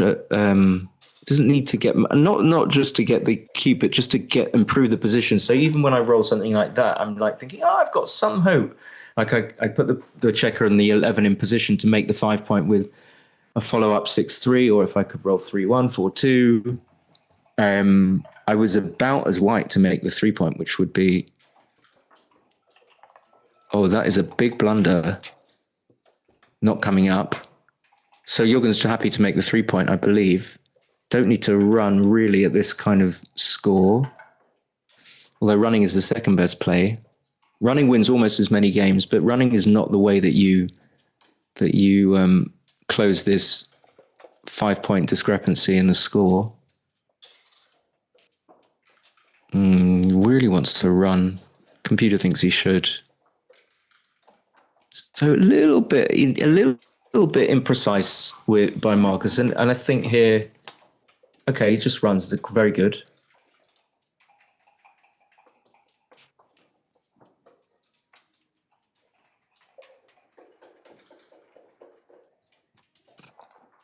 Yeah, I mean, I doubt that you can cube this, but I would just have a micro.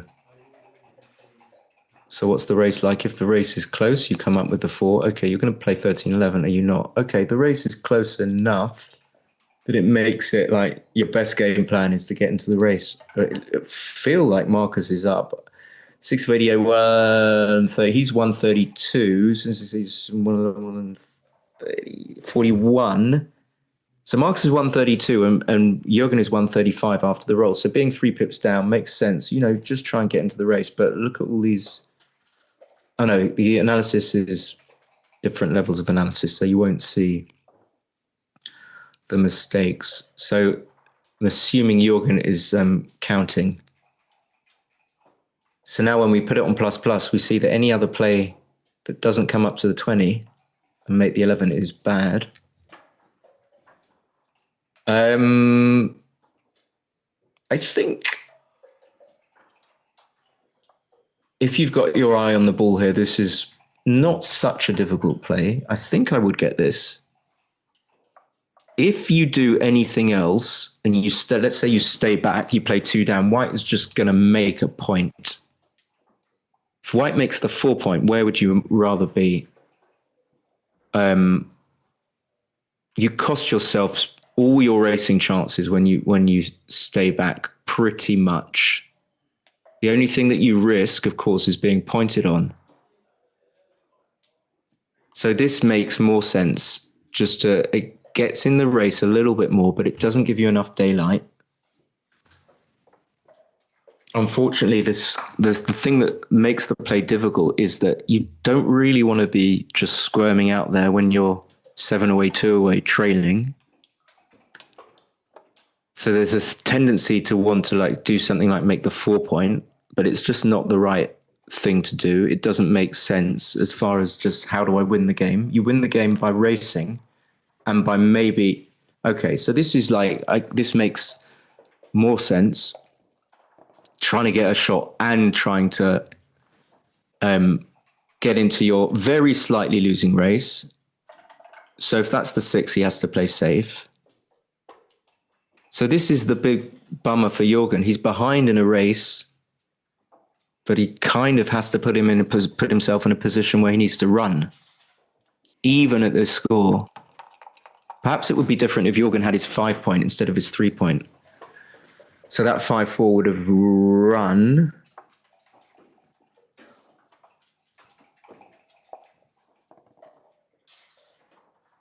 Double 2 is massive. No, you're not going to point, but you're definitely playing 2 to the 4-point, and then I suppose you're going to make the 5. Jorgen needs something to get him out of this pickle. So Gurgley hasn't put the 5-4 in. Oh, he gets the double 4. Well, okay, so this is... He was really up against it.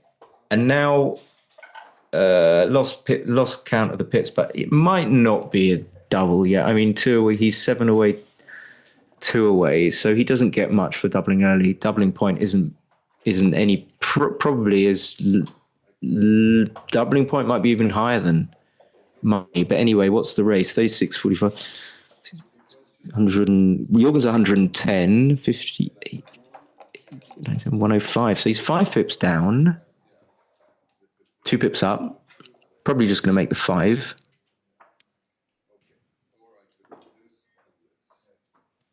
Or plays 6 to 4 with the 2. And maybe that's better. Bring it in. Impressive.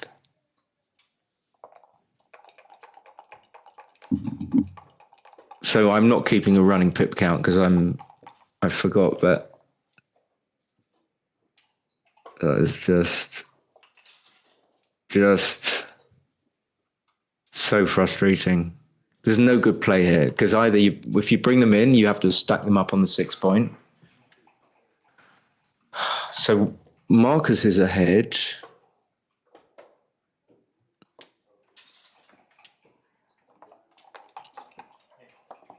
But not by enough. So Jorgen's going to have to bring one in, play 12 to 11 with the 1.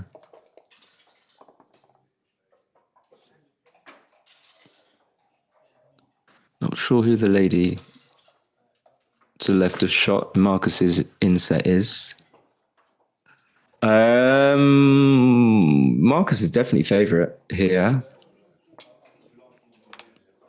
Played Marcus last year. He does have a tendency to replace the checkers, put up a position, then take them back.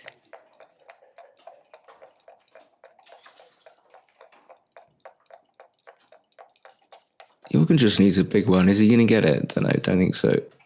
Okay, he's got to. I assume he's got to bring 2 checkers in. No, maybe not. I mean, I'm sure either one is good because you need to unstack. I would be surprised if playing this is bad.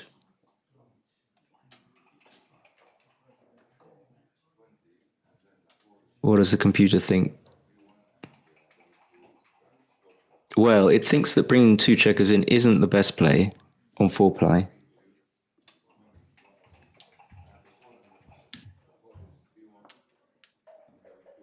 It thinks that Jorgen has roughly 35%. Okay, well, at least Marcus gets to bring a checker in, but that was a huge swing. Even bigger.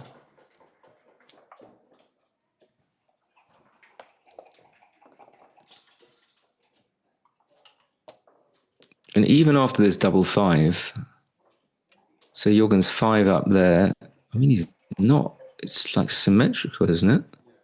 He's hardly up.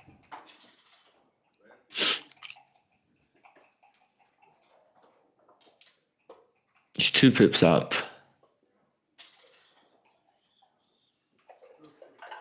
That must be wrong then.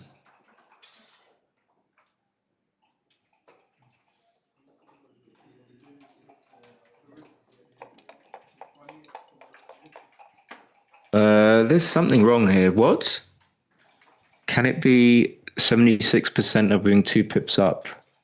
Not with this. Marcus has got better structure. I don't understand this. 3, 6, 8. That's 7 checkers. 7 checkers on the 6 point. Oh, is there a 4th checker on the 4 point? Could be. Could be. Yeah, otherwise it doesn't make sense. I don't think it can be 76-23 with a 2 pip lead. So it's easy take. 2 points are helpful, but they're not really.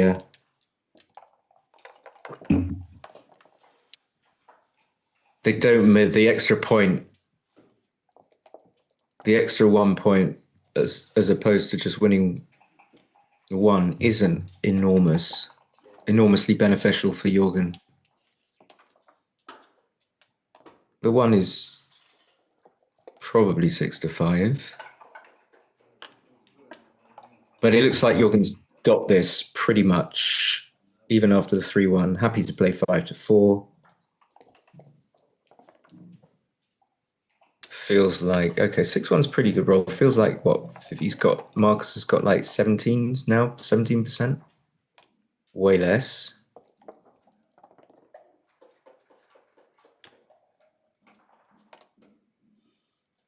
But no, I mean, he's got 8 checkers left.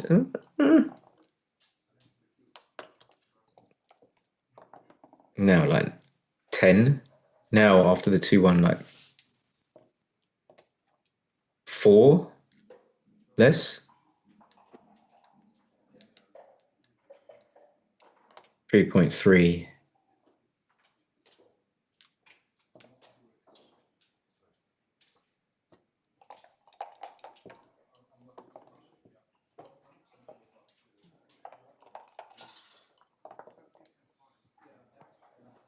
Four three is fine. I mean, you're not going to lose it, but even when you're playing black, it's amazing. You still want to roll.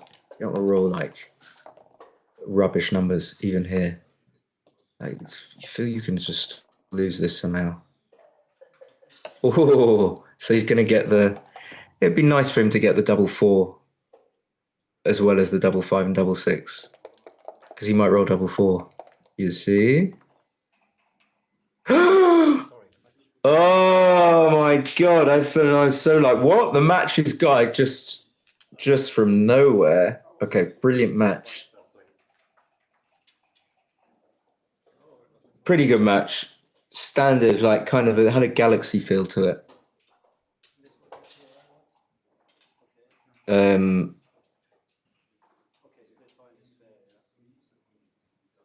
Probably going straight in. At the very first game, you missed a cue. Like you could have queued 1 move earlier. Yeah, that was on my By the way, I'm going to risk doing this. If anyone wants to just send their appreciation, as in money, I'm going to put my PayPal address in the chat. You could just send a couple of quid, just as a token of gratitude. That would be lovely.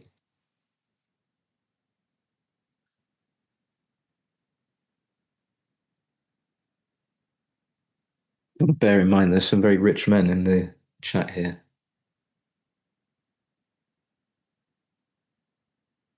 Are we going to have another match now, or I got a break?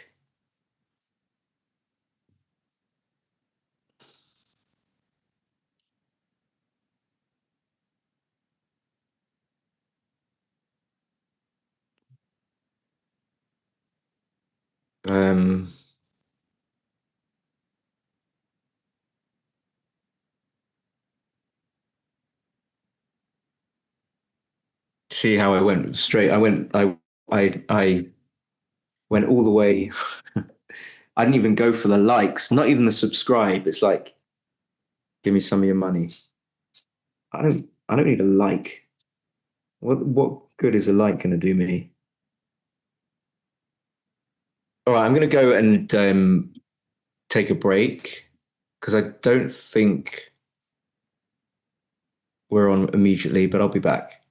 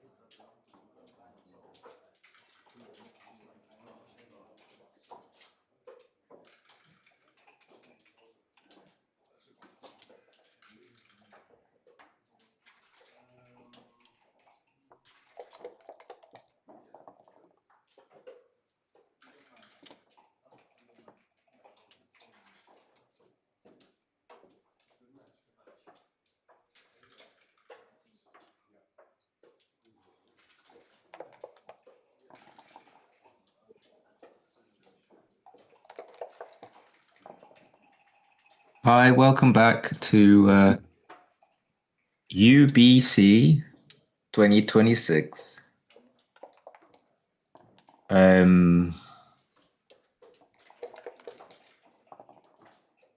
Looks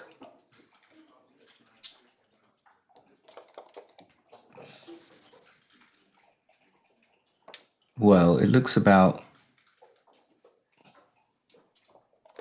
computer says 63% gammons.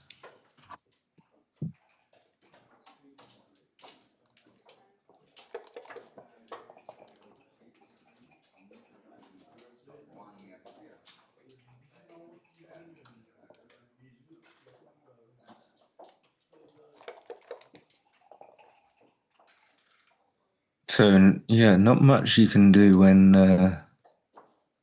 you're on the bar. So yeah, not much you can do when. Shut up! Shut up! Shut up!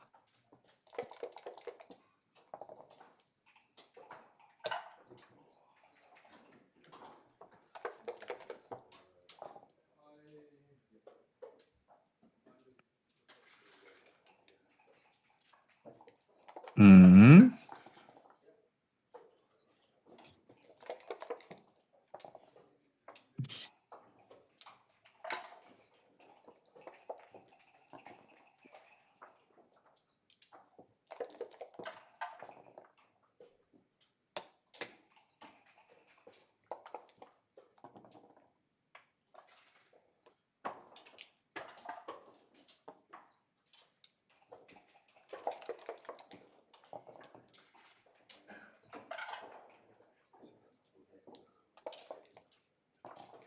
Yeah, well, 5 off is just not enough.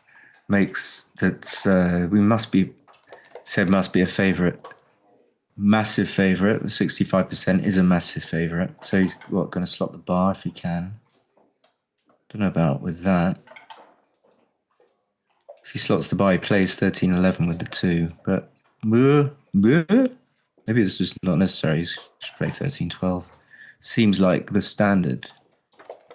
I want to give like 2-6, 2-5-1-6 for no reason. Gurgley's got to catch up on the transcription. My giddy aunt. So the thing is, like, what do you do? Making the 9 points seems like the play, but it reduces contact. So you've got to consider, you could try and play 12-5 and get contact for the under 6 rolls, the under 6 kids. If you play 12-5, your opponent fails to roll a 6 or above, then you get immediate contact. I don't like these because I realize that you can't just play. Okay, just make the 9 point. Fine. I'll shut up.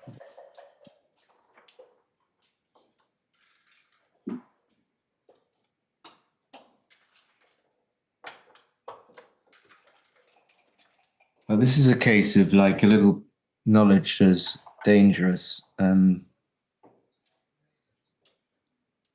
make the 9, he just goes past with anything above a 2. So now if he rolls a 3-2, if Cans rolls a Hunts rolls a 3-2. Okay.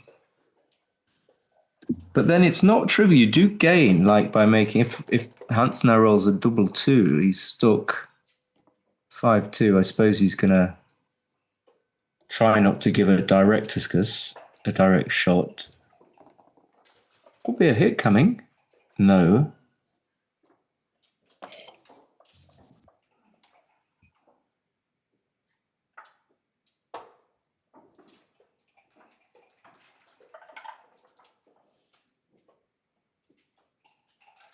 Make 9 and take cube.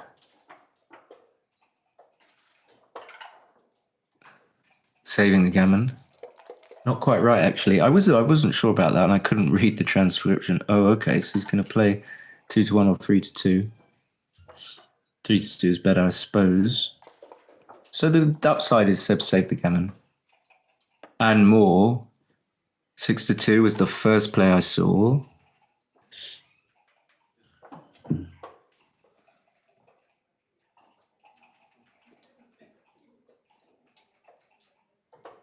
5 checkers off, not enough.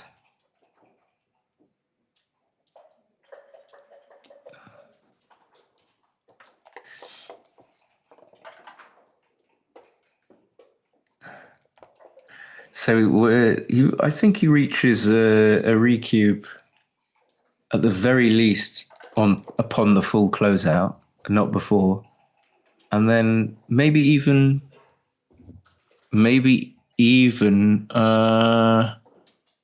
no, with 5 checkers off, I think it becomes actually close to pass territory if you've got full closeout and perfect spare distribution. So that would entail that Seb might even be able to cube if he made the 7 point and made a 6 prime. But we've got the clues in the numbers here. We can see it's already up to 71%, so we know it's not going to be a redouble yet. Still things can go wrong, so he's going to play 6 to 3. Not necessarily.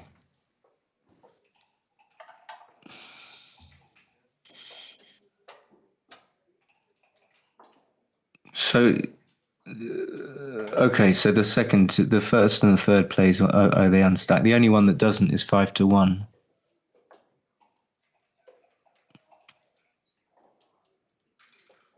Now, you roll these positions.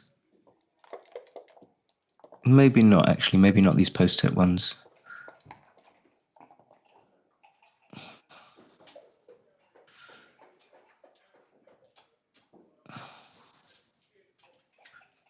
So if you play 13-4, he rolls 1-6. Okay. If he rolls a 1, I guess you get the same number of builders, but you prefer the checker on the 7 point, actually. Okay, so this could be worth thinking about. Is it going to be a pass if he makes the board? Now, I got confused. 5 off is not enough. 5 off without a gap. I remember this being borderline take pass for money. If that's correct, which it might well not be. Okay, it wasn't. Now he doesn't close the board, but he takes 1 off. Well, then this is easy because black's come in, so lots of things can go wrong now.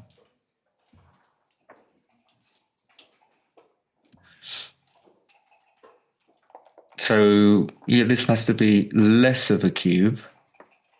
But now with 1 off, this is close to a pass. Actually, it's takeable. This was an easy recube decision. He snatches. I don't really... It is a take, according to full play. If Gurgley wants to click, I don't know whether or not it will still be a take on ++. I mean, with 1 checker off, you only got 5 off. 5 ain't enough. But he just snatched.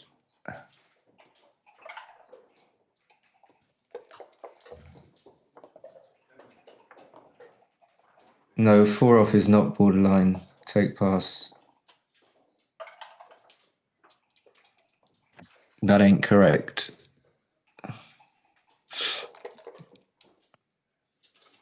Anyway, I think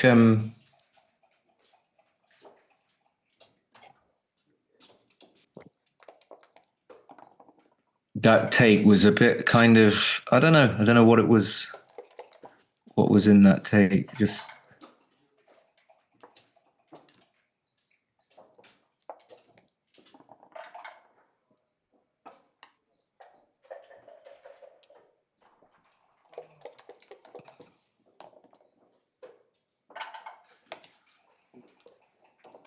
but he still has a chance, of course, always have a chance. You always got a little chance.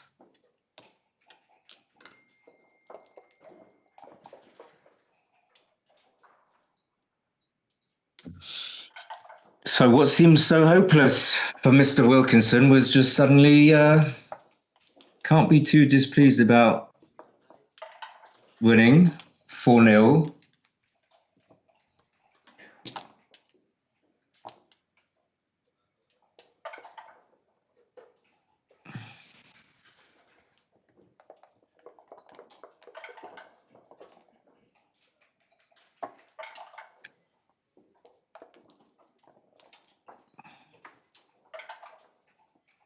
Okay, so already Hans is in the sort of the ballpark, but you know this is not a cube. But I think we like to play 6 to 5, but that's not right. It's not wrong, but it's not right. They're both equal.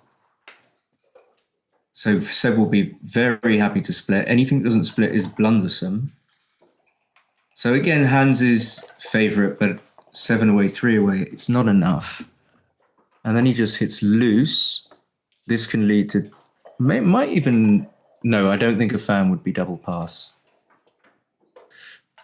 But certainly would lead to some double take situations. Okay, Seb's like kind of homing in on 50-50. Well, can't turn down the 4 point, the 2 point. And being 3 away, 7 away, I don't see where he's going to be cubing this. In a gammonish position. This would be a 325 blunder. Just playing on for the gammons. Like, just make the bar seems... Yeah, I would... it just doesn't make sense to... Well, hitting isn't even in the list. So all fair, everything perfectly played. That has to make the 20. So Hans is back in maybe thinking about cubing, but 3-1 then does what the 4-1 did for Hans. It basically... Okay, Gurgley's having trouble seeing the board. Yeah, you're just going to make the... don't do anything else. Don't do anything else, but make the 3. Yeah. Seb's going to have to think about coming off the anchor. Okay, that's an easy play. Unless you want to sneakily play 7-6, 7-3. I don't think so. That would be sneaky.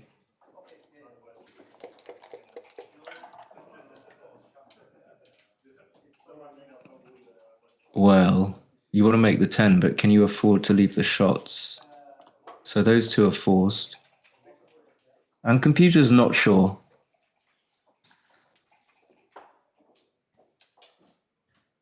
So what you hate to happen as Hans, you make the 10 point, opponent rolls 4-1.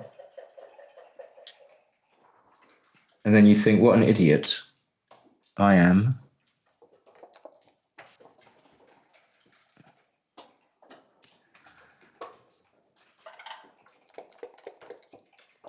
So I would say, if you had to say who had the game that they preferred, okay, you want to come out here.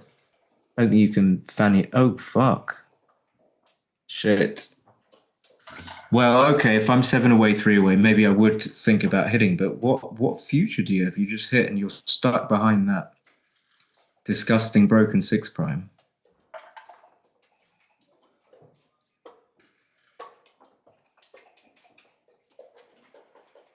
Can't afford to come up. I can see that, but it's like, it's tricky. Yeah, I might have blundered, and he's finding it tricky here. There's no, obviously we can see from all that's going on that he's, you know, almost like a bit panicky, and that's what happens. Like, shit, I've got to work this out. What's going on here?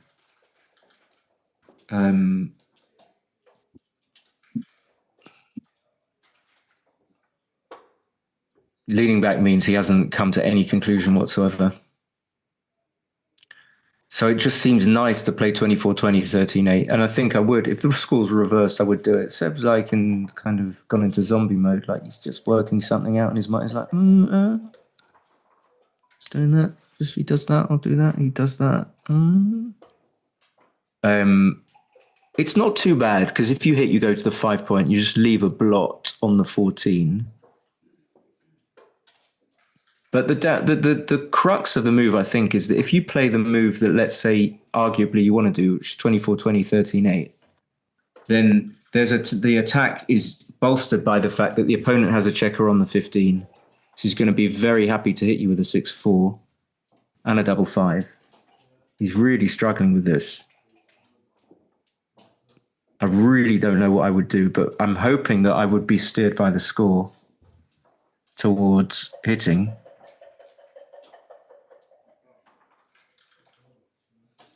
I mean, without the computer, what's right? Who would know? it seems like it's a sense that in an even score, there's an evenness in both plays. But you could look at this as far as the race. So he's going to do, this is what he wants to do. And I really don't blame him.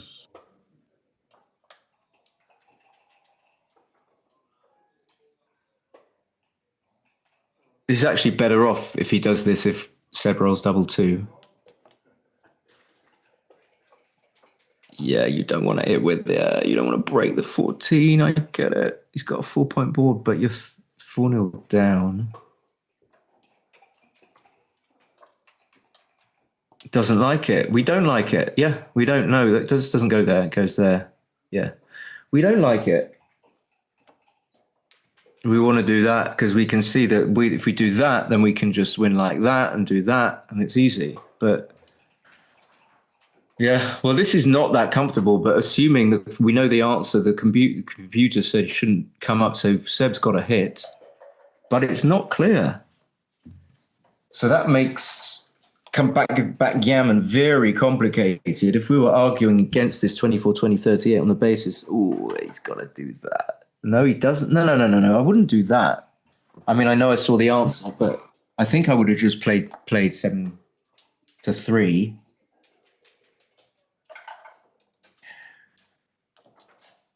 Or that. Yeah, this is way too... I mean, I couldn't... There are scenarios where you're leading 4-0 and you might have to do this, but... Okay, it's cube action. I didn't think about it. It doesn't... I wouldn't have thought it was. So what's the best that can happen? He hits 2. The best number that hits 2 is possibly double 5. After double 5, it would be... Double 5 would be a market loser. I think almost whatever white rolls.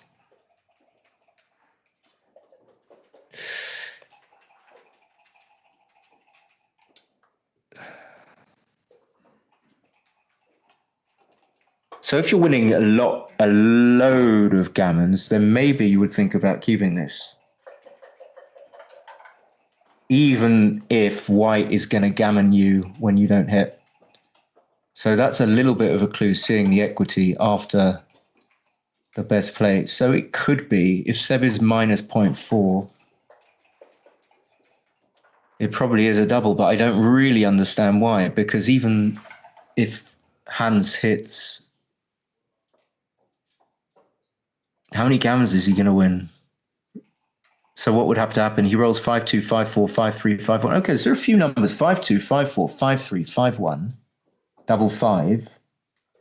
The only non-double hitting numbers. So effectively, the 5 is a double hitter. So actually, that makes me much more comfortable that if I do decide to double and I'm playing, a UBC, that it's not going to be a big blunder.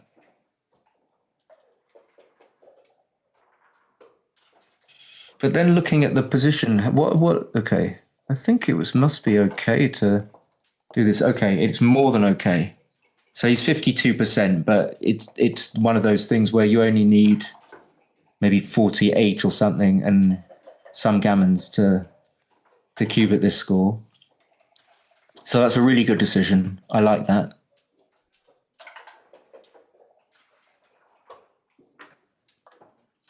Consider the position. You're holding the cube in this position versus you've given away the cube. You're not displeased to have given away the cube, even after this scenario.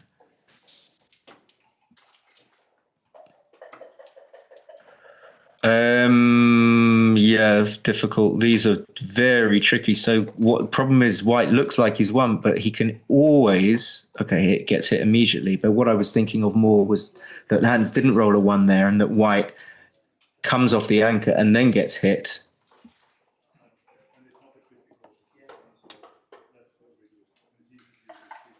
I suppose you just want to... Well, there are conflicting objectives here. So Hans wants to put the checkers in such positions that they make new points, like make the 9-point, the 10-point, and the 7-point. But he also doesn't really want to leave too many blots. So what does the computer say?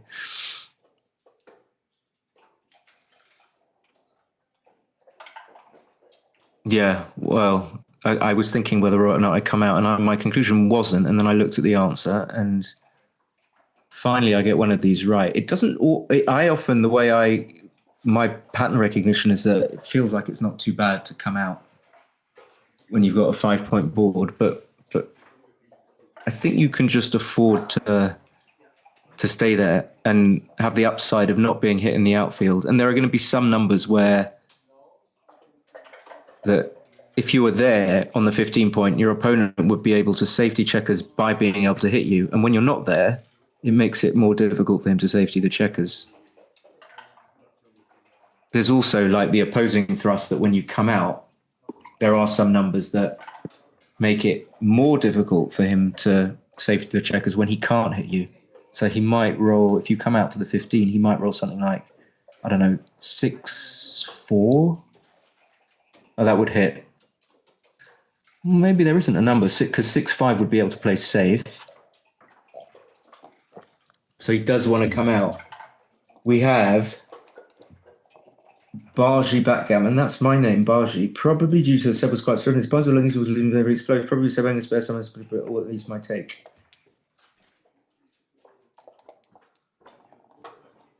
Which position are you talking about?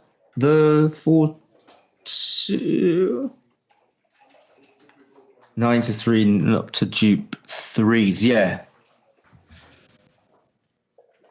Yes. Although when does he come out with a 3 is the question, if he does come out. Okay, so good play, making the point. And so Hans just needs once he rolls a 6. Oh no. Okay. This is hard. Is it just obvious making the bar, but you stay? Okay, it's not close, but for me that was hard. I would have been just wanted to come out. If I had like 1 second, I'd just come out and play 14-13. Hard to judge the other play. The other play might win, but this is the clearest, the play that if you put on the board is easiest to see that wins most quickly.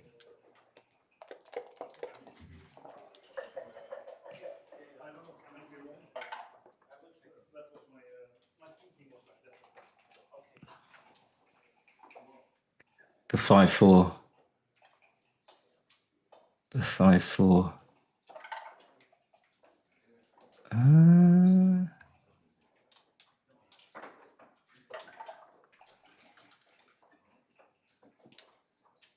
I don't remember,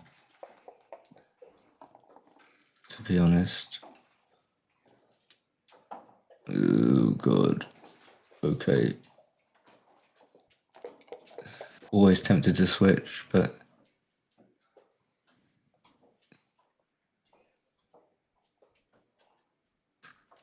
Well, I think Hans is playing DMP, so he has to do something that helps him win the game. I'm assuming making the ace point is, counterproductive.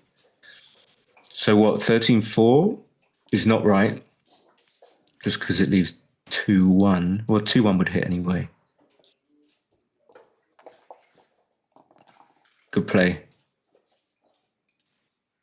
So he will be happy to hit the other guy with a 1, 2, but he can't because he's going to cover. Okay, no shit.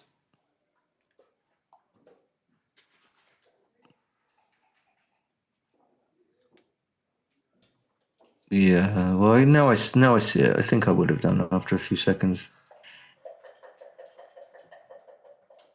So if that's the 1... you can win like that, that's for certain. But I think you win more when you hit. I can see that you win more when you hit and he doesn't roll a 4. Then he's immediately cracking. So what you're looking at is that hitting that checker on the 13 of Seb's is timing. And you need to take that away. So that can give you some sort of impetus to make the right play.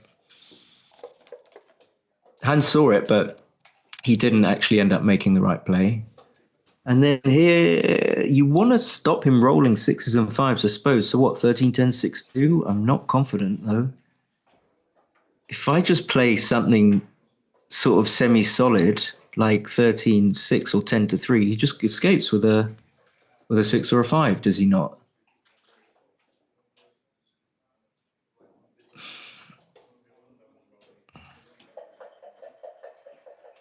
Yeah, it feels like you play 13, 10, 6, 2. What, 6, 2? Is there another 3?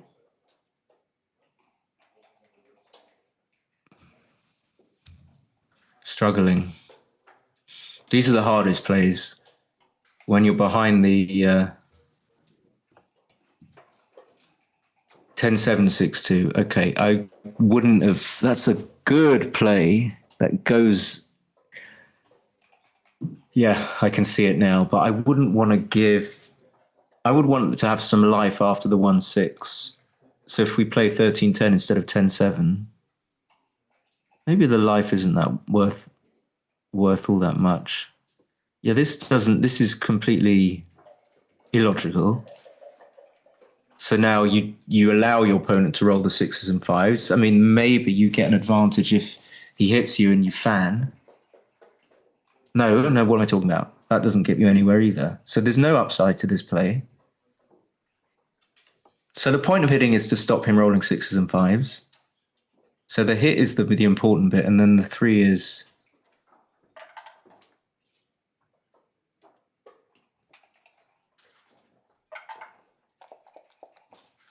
I can't follow your comments because I'm not sure what...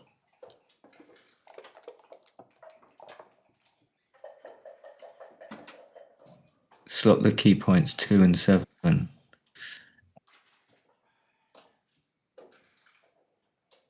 Just want to get Seb to crack, and you can do it with impunity. Well, he played 10, 7, 6, 2. What did Seb... So the transcription is a little bit... Oh, it's stuck, possibly. Oh, he didn't play 10 to 3, did he? No. Did he? Well, he's got to check on the 3-point, so maybe he did.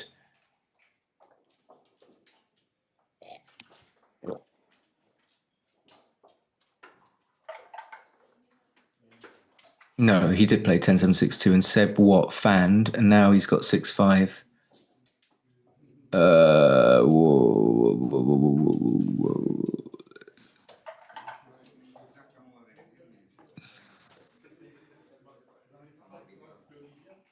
I think I'm just about... So this is the start. Yeah, I mean... I guess I've got the answer there, but this is the way that... Well, again, you're trying to prevent 6s and 5s. So you can do that by making the 7-point. Once you see clearly what you need to do, but this just doesn't make sense because now he's not primed when he rolls a 1. And also, you wouldn't mind him coming in with the 2. Because of... So wrong on all counts, I would say. Now you haven't got the bar point. The bar point was the one you wanted. So yeah, Bargy backgammon. 10-7 was... I can see. I wouldn't have played 10-7 though in the initial thing. So Seb can still crack for sure, but the black didn't really get this all right. I suppose you're just going to give up now fully and switch. Funny game, BG. You can kind of play things, crucial moves wrong, but you're still just going to be fine because of the dice.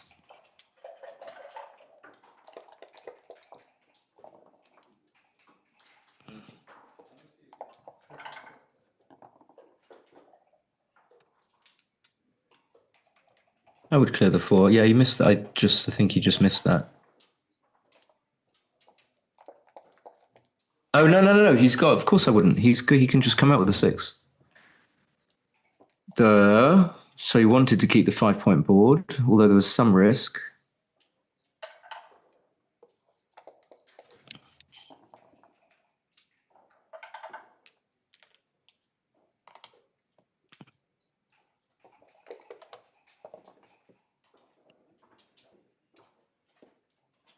When does Seb cube? Well, or when did Hans cube?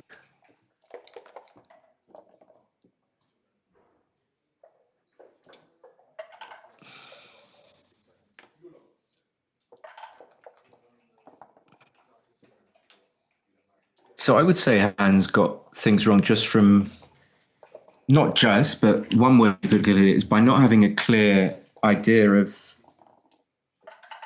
and this is easy to say, I suppose, of what you need to do to win, which is always just another version of what's going to happen. Simple.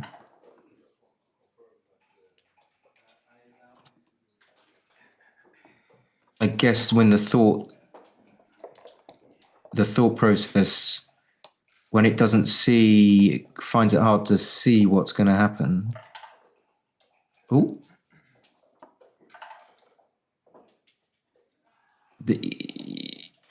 Or when it doesn't know the move by pattern recognition, it maybe the mind doesn't really want to, doesn't think it can work out what's going to happen if he rolls this, or if I roll this, or if he rolls this. And so a panic sets in, I think. And because of the panic, then it makes it even difficult to settle the mind down, just to try and be clear about if X, then Y. Hans wants a break. But you could see he was kind of struggling.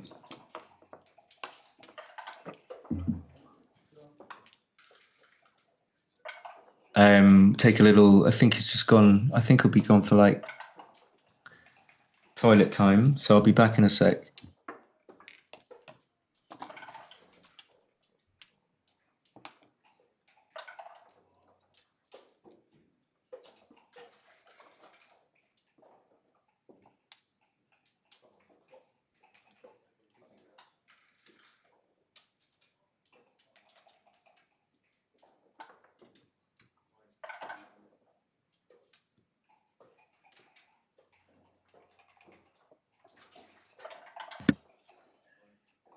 If I remember rightly, Hans got through to the undefeated final in 2021 and played Mochi. And then lost, which was when Mochi played Carlos. And I might have commentated on that match. But in a rogue manner, as in like unauthorized rogue content. Don't think I asked anyone. Just did it. Sorry, just eating a piece of apple.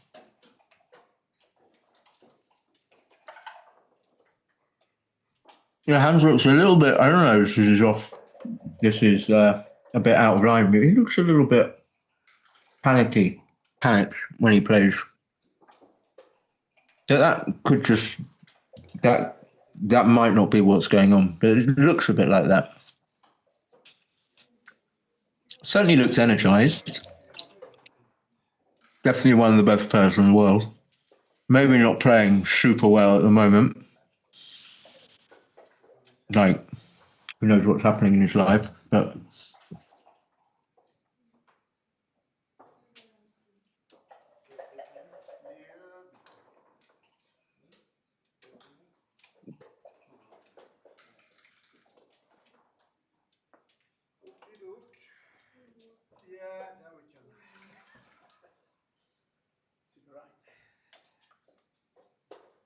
trying to think about.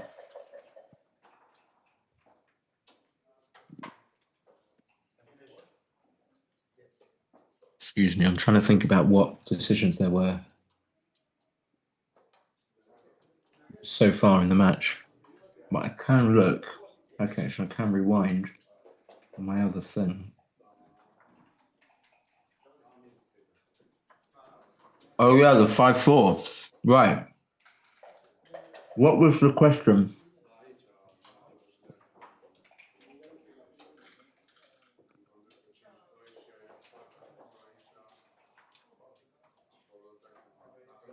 Probably was Seb having a spare somewhere.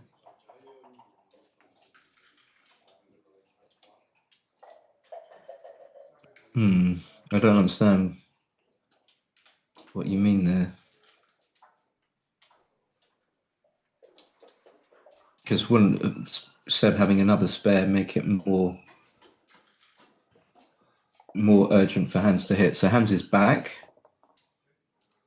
I always love a good split and down with the 5-4. What's not to like? 6-4 just makes the 2. I don't get that. That just puts that checker. So that's just an immediate, yeah. Puts the checker in range of the one that's supposed to split to the 20 point. So yeah, it feels like, okay, go moving on 20 to 2 and make the bar, or pointing on the ace. They're very close. This can really screw your mind. What I don't like about the quiet is that you're stripping you've got 5 checkers now on the 8 point. I don't like the checker distribution, so I'm almost tempted to unstack and make the 2 point, but I don't think we can leave the checker on the 20 point there, because the natural place for it is just to be further on and running. So you need to put that on the 8 point. On plus, computer thinks that the priming play is slightly better, but it's just very hard to choose. So you got a weird 5-2-5 structure there, 6-2. So he's behind. So I suppose he's just going to stay back with the checker on the 24 point. But no, wow, that's a hard one where you run notwithstanding. I mean, because you're going to get primed, and there are going to be more gammons when you stay back. Gammons against you. So when can Seb cube? 5-3, you can certainly think about running. Okay, he's not even, not. Well, we knew that because we knew that we should run with a 6-2. So that's a clue. So we got the analysis. Can't pretend that didn't influence us. We cannot pretend.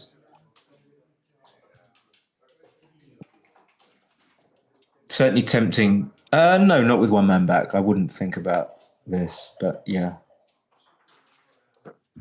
Just thinking sometimes we stop and think, and we look at the position, we think, what do we need to do in the position so that we can get a cube? So we might not be thinking about cubing. We might be just thinking about what we need to do to get to the cube. So that's just going to run. I don't think you'd want to do anything like 2 down.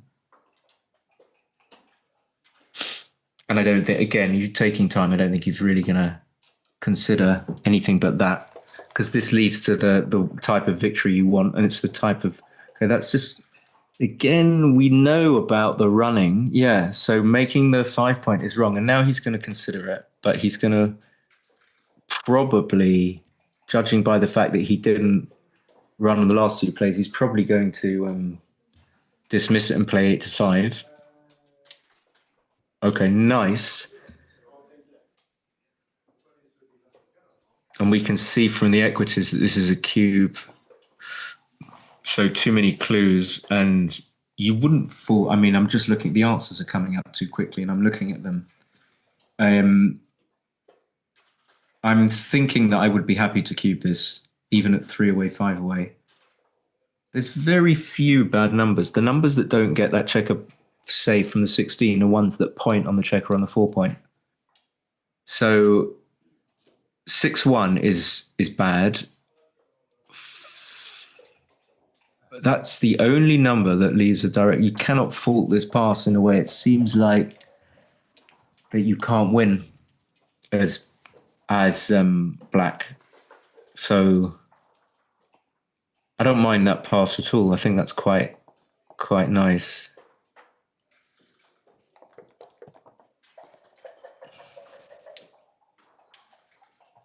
So another hit, splitting down. It's just going to hit on the 5 point. So any little gain for hands is going to be enormous at this score. That's not going to be, that's just this very standard. You think that the only downside this, it strips the 8 point, but you make the 4 point. Oh yes, you do, above any other point there. And then this is just re-establishing parity immediately. 5-4 just makes 16, so a similar kind of roll. So very clear to see what the game plans are. This, I assume, is just making 2 points.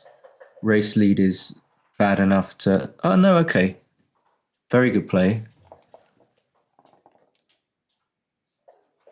And this is very clear. You just play 16-11 twice and you point. So these have been like very clear, standard backgammon-y type plays.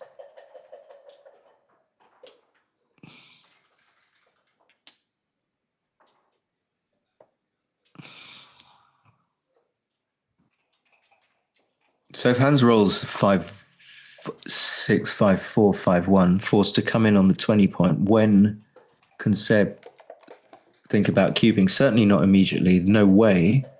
If he fans, I don't think so either. That will bring 2 down. So I think Seb would be happy to use now a 4-1 to make the bar, which that move has enabled him to do. I think that comes all the way around. Again, Seb's not close to cubing. We wonder what sort of winning chances he has. Well, we can see 71.1%. That just gets the landing spot closer.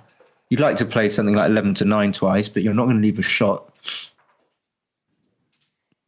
Okay, so computer confirms that's the best play.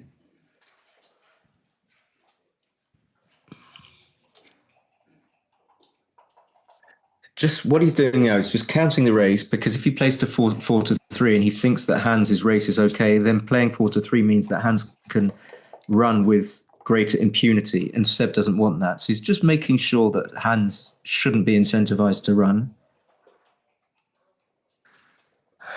And I don't think he should be.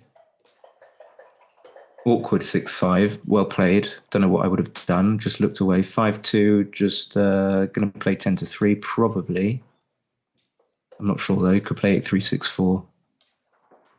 What are the factors? Do you want to clear the 10 point before the 8 point? Yeah. So that argues for 10-3. Do you need to make points in board? Generally, yes. Do you need to make them here? Not greatly.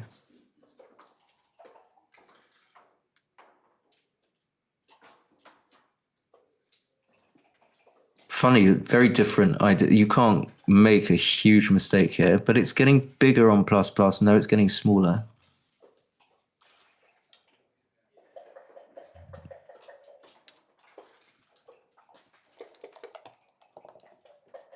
That play makes sense to me. Is it time to give up the mid? Probably not. No, not even close.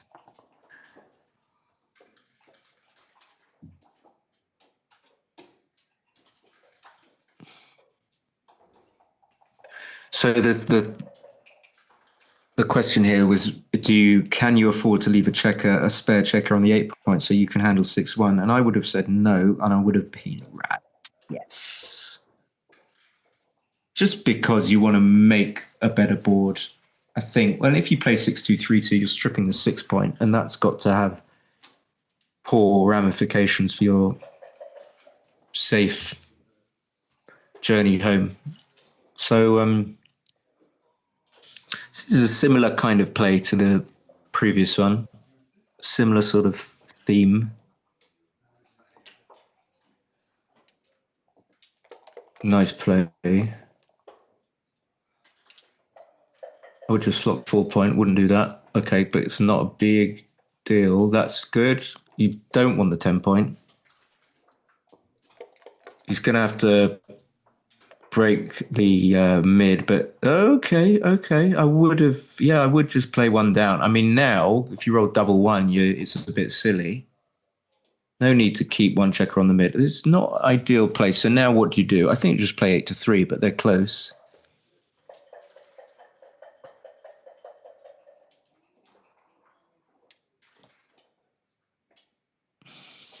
So tempting to make the board. But it doesn't make sense, I don't think. So I would have gone for this.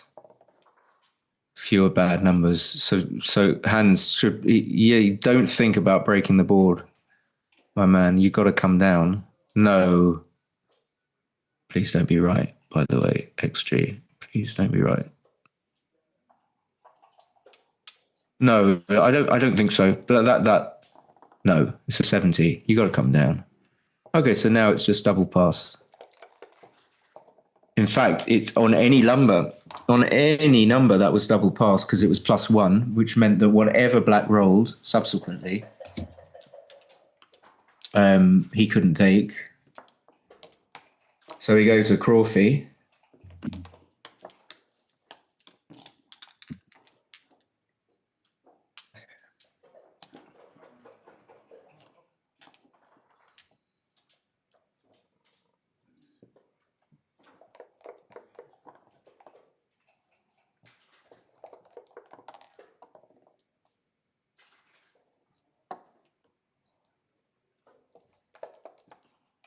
Yeah, some sort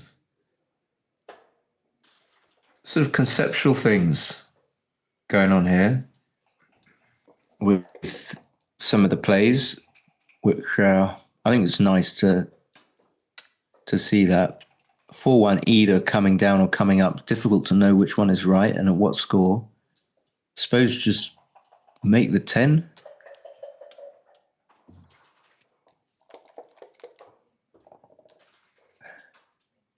Double 2 massive. No, come on. This is an insta. Just make the 4. This puts you in the winning position. So when you don't get hit with a, well, you do get hit with a 4-2, but if you didn't get hit with a 6, that would be your winning position. And that's what you need to do.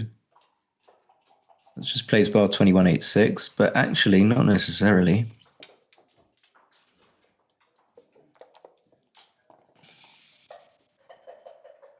You'll just take that play 18-10 all day long, mate. We could play 6-3, but I don't see why you would play 6-3. Hands just plays 21-16-13-9, or maybe 2 down. I don't know. I must say, I don't know. Like, don't necessarily want the checker on the 8 point because it could get hit. Checker on the 21 point is vulnerable to 6-2. Yeah, I like this. I like that. Yeah, not particularly close. 4-3 is one of those 39-9-6 jobbies. Got a safety the checker. 2-3, come in. I don't know whether or not you want to come in on the 22. I'd probably come in on the 20. Okay, it's close. Don't want to prime yourself. Even if you do want contact, that's enormous. Just like, okay, I know how to play this from here on in. Easy for white. Almost all the dice rolls are easy to play, and that's a big factor. Well, actually, having said that, I think I would, I would point, I would, and then the analysis comes up, and I don't want to commit myself, but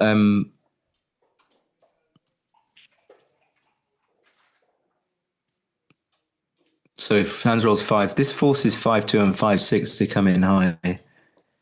4-2, 4-6 comes in semi-high. And there is the 4-2. But there's a big difference between the 4-2 and the 5-2. Big difference. So 5-2, I think you just have to play 10-8. Can't leave a shot.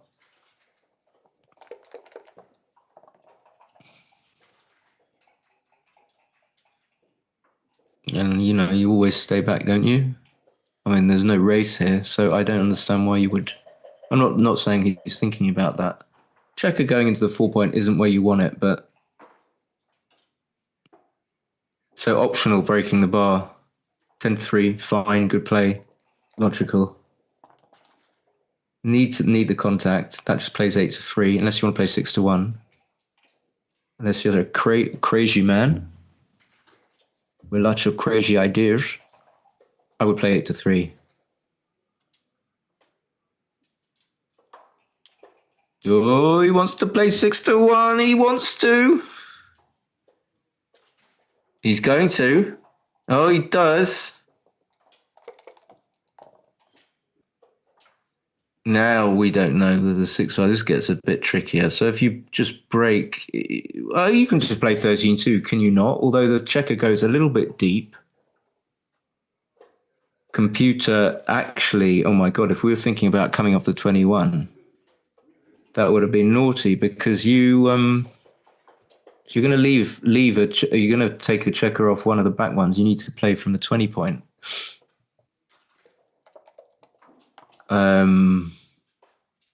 I would have just played that. This is not a shot if you don't want it to be. I assume you don't want it to be. I would have played 13-2. Seems like the computer thought it was okay. And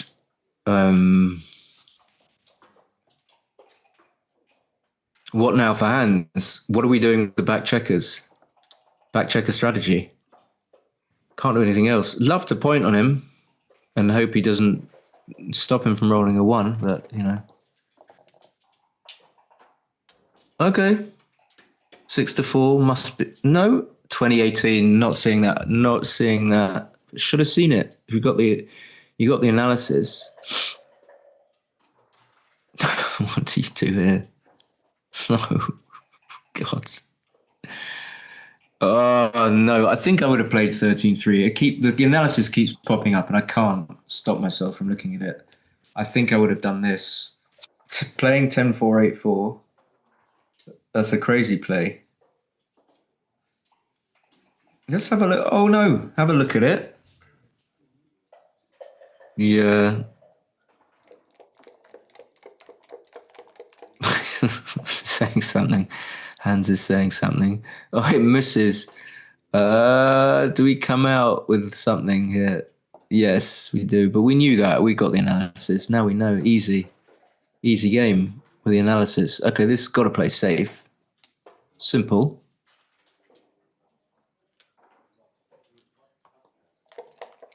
So again, 20 point. Now you can find no. Now you can find it. I mean, it is a little bit dangerous, though. Having said that, I think this is too low. Okay, it's better than different ideas, but really, you wanted to go for the front point there. I think can split. You can come off the 20 point.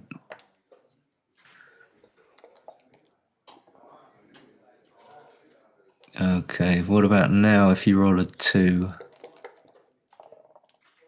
Is there any gain? Even now, I would think about this. So 2012, yeah.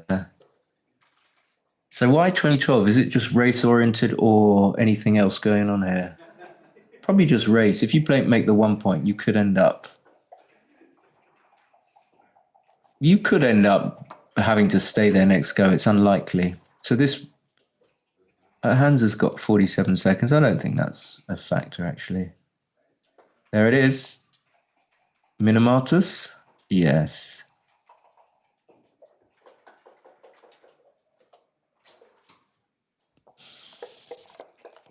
Funny, Hans wants to hit to prolong the game because the PR, he gets his decisions here. So he won't know what his PR is, but he might have a sense that he's not playing super strong because they've had some tricky decisions, which he agonized over.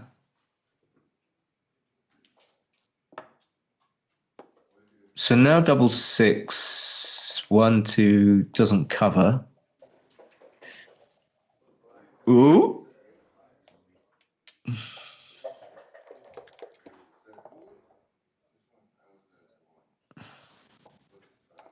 Very happy to win this with a 111. Could get under 1. Can we get under 1? That's the new question.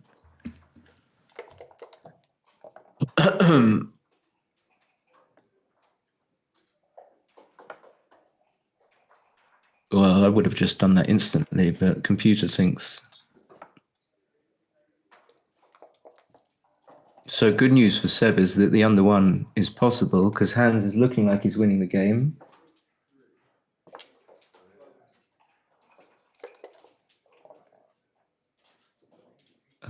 Yeah.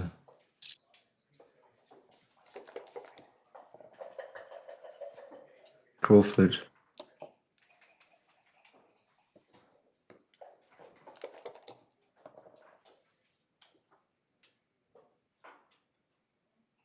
I think just from the back.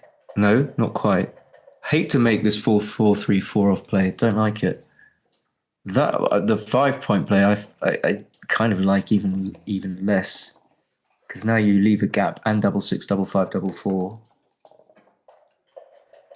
But no, safe. Okay, so Hans hopefully he'll be getting down to like a nice juicy 4.2. But Seb has got 4%. You can't hope for that, but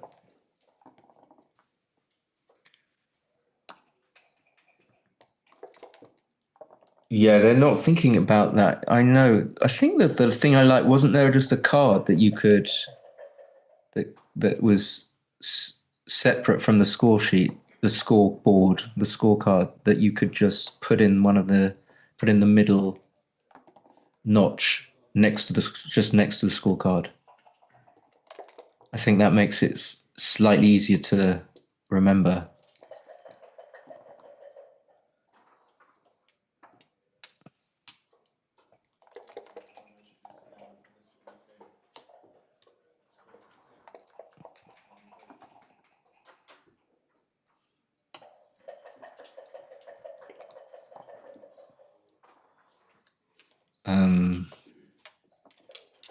So we're aiming for anything below 1.00. So we're close.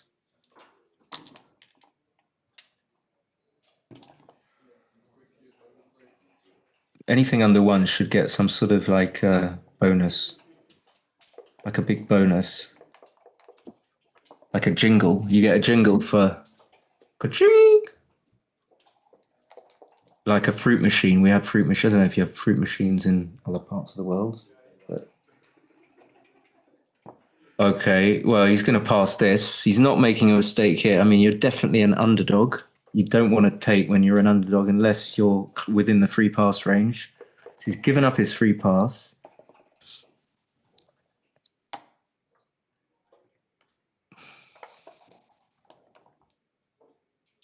Oh, you know, I don't love this. I don't know what to do with it. I hate to make both points. And then you give up 2, 6, 5, 3, 4, 4, boom. You're hurting, but what can you do? Okay, so he's just going to run. Not the game he wanted, really. Yes, Jesper, Hans. Not the game Hans wanted, because he wants to win a gammon, of course, but he'll take it for sure. Lovely making the 10 point. What does Seb do? What is his game plan here? How much does he want to anchor or run? Okay, I wouldn't have run. Yeah, I wouldn't have. I would have thought about making the 2 point. That's going to make the 9. How much time has Seb got?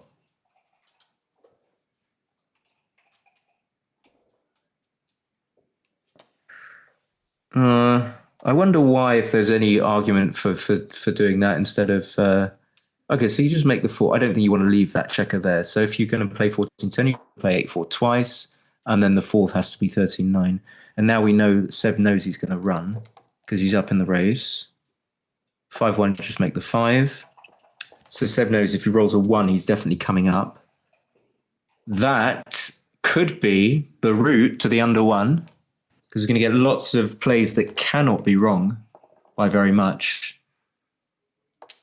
The only thing that can go wrong is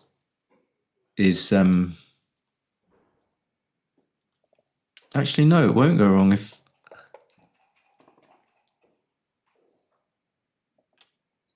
Oh, it's going to be to 140. How many millipoints will the PR sink by for each? Well, I reckon it would have sunk by 2.02 there. So it'll be on 1.13. 1.14. Okay, it's only going to be 1. So will he get 14 moves in? Should do. Will they all be unforced moves? Probably not. It's going to be very close.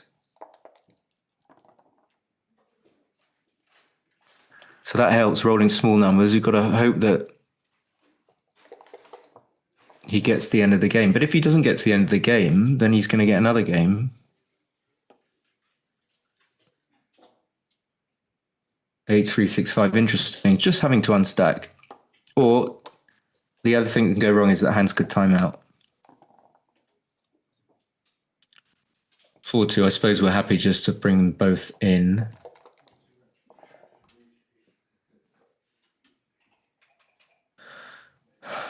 So interesting, not bringing one in. Okay, that's fine. Unstacking was important.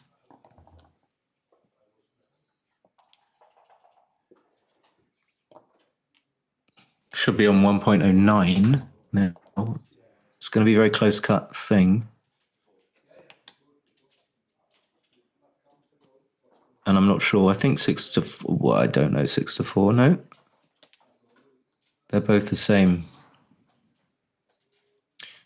He clearly knows how much time he's got left, but he's not that panicky about it.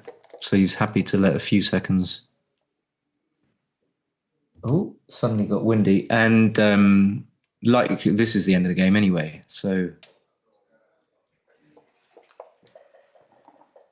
yeah, I saw he had a 0.5. He's not going to beat that, but I think he will get like very close to the jingle.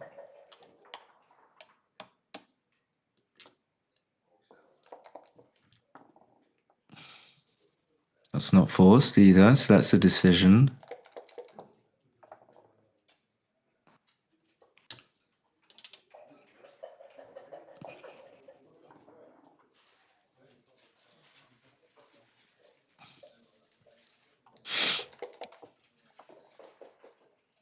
No, 1.07. So he's not going to get there. It looks like, because we've got to factor in, he might roll like, there's some likelihood of rolling 6-6, 5-5, which will be forced. Don't think 4-4 is forced. Assuming he's not going to make a mistake. We did. That wasn't right. There was always that.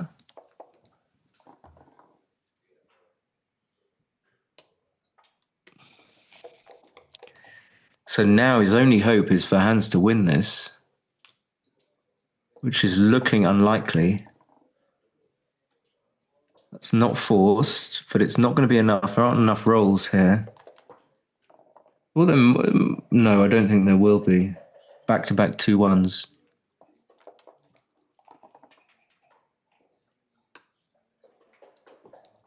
That was forced.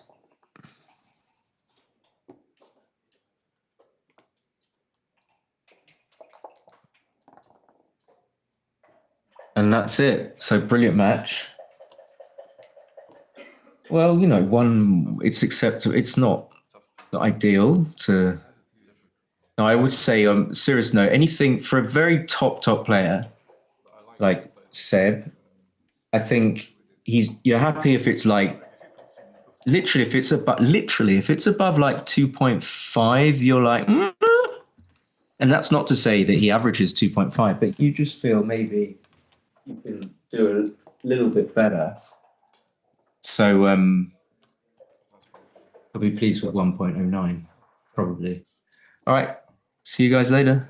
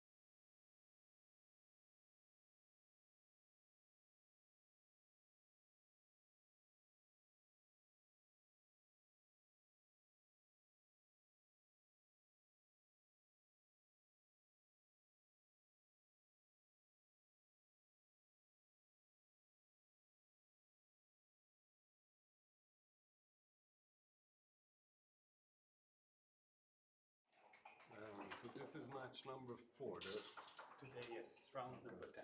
Okay. Just a second.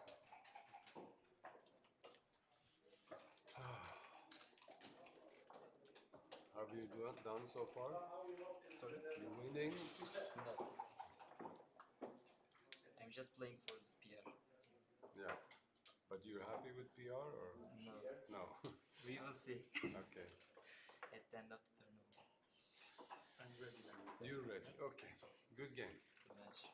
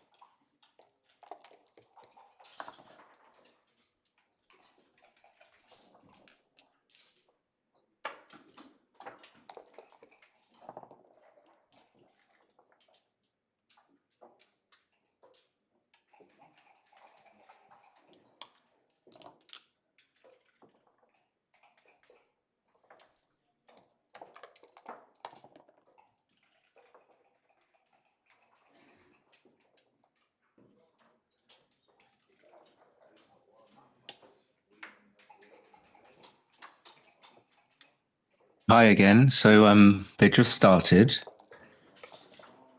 Pretty even actually.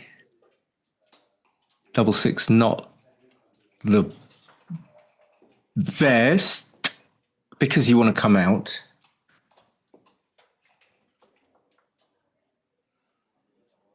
Johan at the moment is playing 2.52 according to my statistics.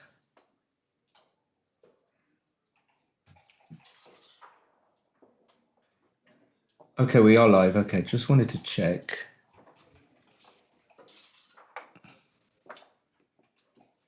Going for the bazooka play, which I never do, but it's sometimes right, but not right here.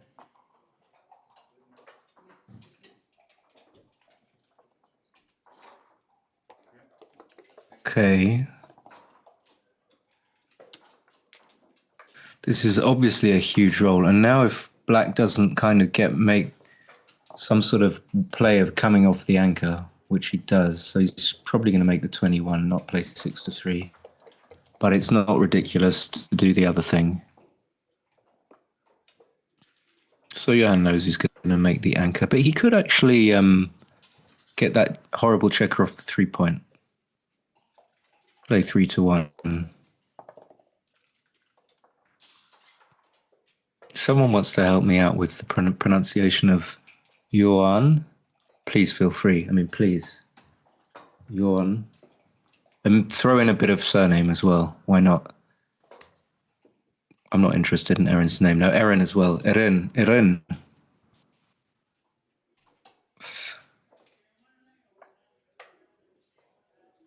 So Mate needs to make this full screen.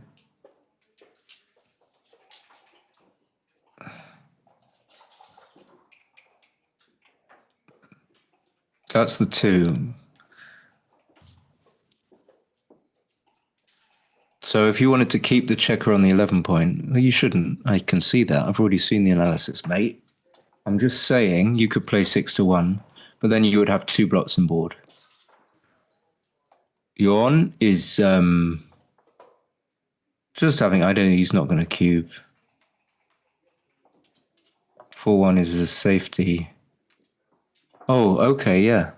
Duh. I'll be back in two seconds. Something's come up.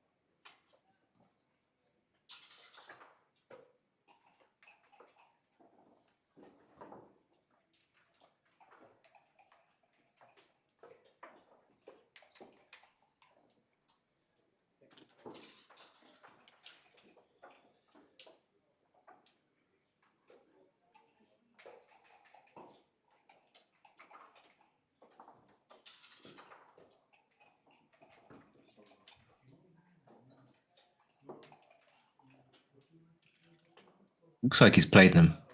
My guess is that he came in with a 4 and then played. Looks like that's the what's just happened. Oh, so we only had the double 4. Well, yeah, you could do this, but then you'd leave a 5.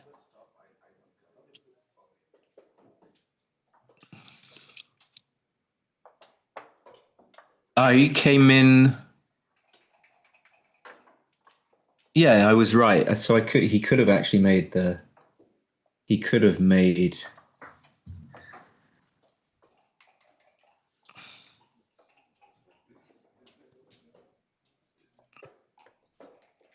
He could have made that stupid play, but he didn't because he's not as stupid as me.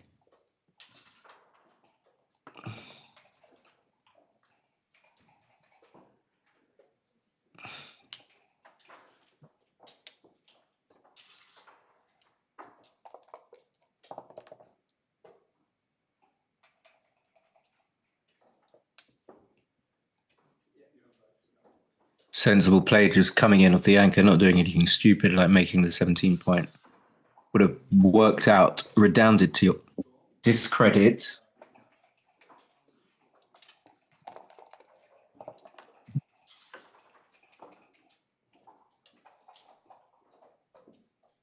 Because he would have pointed on you.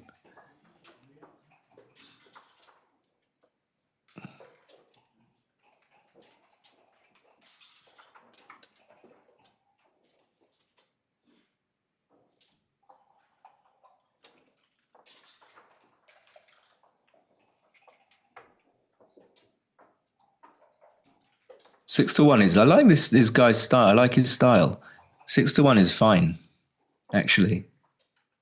Just happens to be that you can't make a big mistake. But Mate full screen, please. Mate full screen. Mate.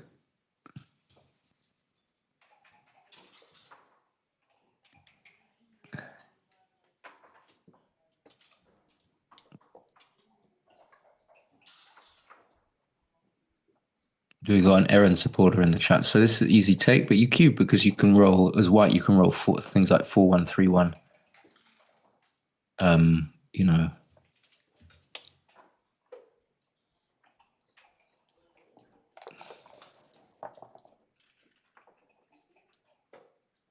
That is a donk. Johan's like play. Okay, so we're still in the first game. That's switches, and then we want to get builds, I suppose. So we're going to play. Okay, well you could just play 10-8 and keep the bar, but maybe he's on the right track. Maybe you don't want to break anything. So what's precise here?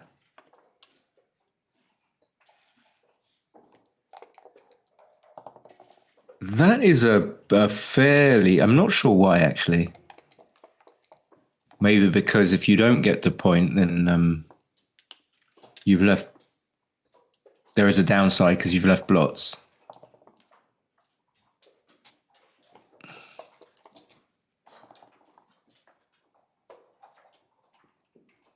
So always get the back checker moving, but 10-5, just staying on the 18 point. So let's see the technique here. Just get the back checker moving. Well, you can't. Okay, anything's going to be fine. I slightly favor not bringing it in. I don't know why.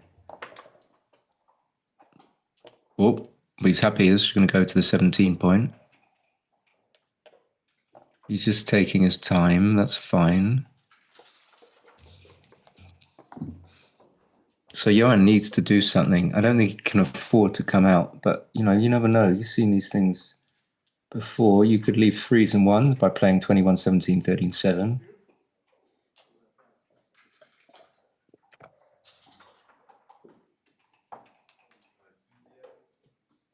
Wouldn't be terrible. I wouldn't have risked it. I've got to be perfectly frank here. I would have just played 13-7, but 13-3. But there's a really big downside, which is 5-2 and double 2 and double 1. You get hurt. You leave the checker where it hurts you most. And I suppose he just needs outfield control here, so he's going to come off the 21 point and play the other one to the 15. And there's always a downside to everything. Of course, the downside is that when White gets that checker past the 17 point, White has irrevocably and unremittably won the game. Unremittably. That's not... I don't think that's a word. Stopsy's on the 18 point. So it's like 2s, 8s and 10s. That's a misser. But you can still keep contact, can you not? You could play 11-5 and make the 3 point, which is not right. 17-5 and make the 3 point.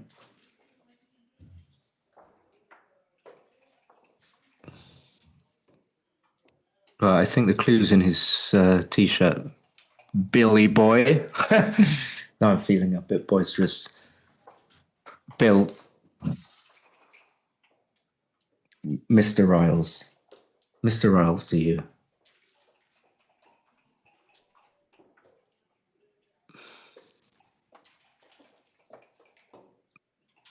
I mean, that's a presumptuous observation. I do realise that, but I'm going to go with the t-shirt.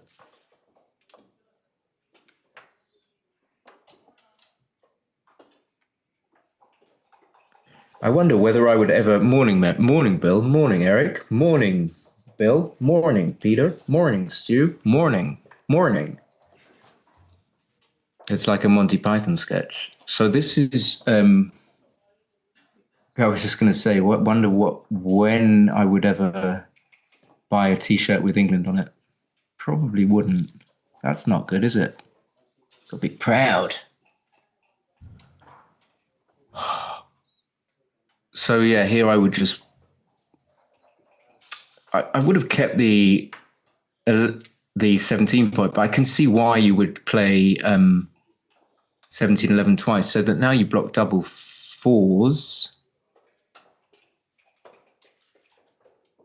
But I do like his style. He's playing really, really carefully. I know it's a bit presumptuous to say this, but it seems to me, at least, like he's thinking the right things just by his gestures. So I really like the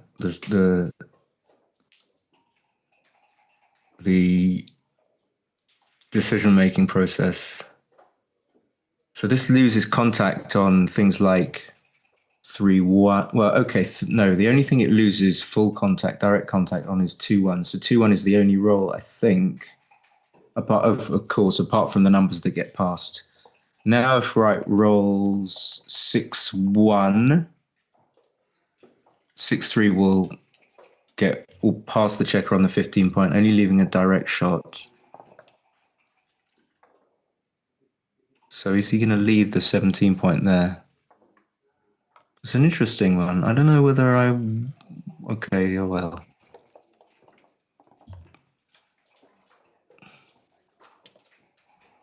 You could, it's so inconceivable, but you could get backgammoned.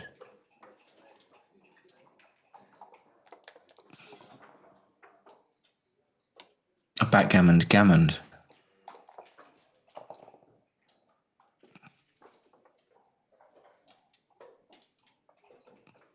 I think Aaron's playing really well. Maybe someone from the chat can tell us whether he's from Istanbul or somewhere else, or whether he's not actually Turkish.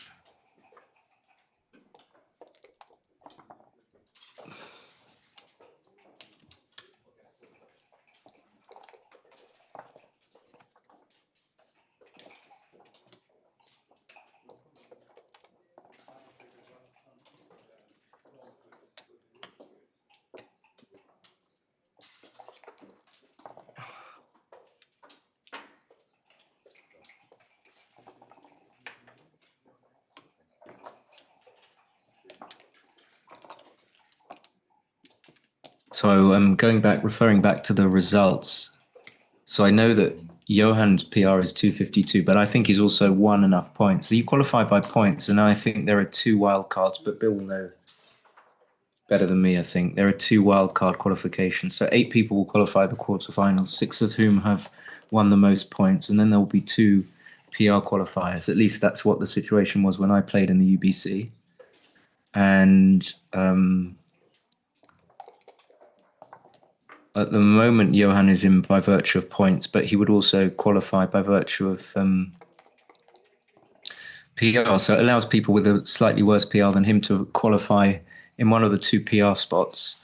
And I think one of the players that's qualifying in the PR spots is Fernando.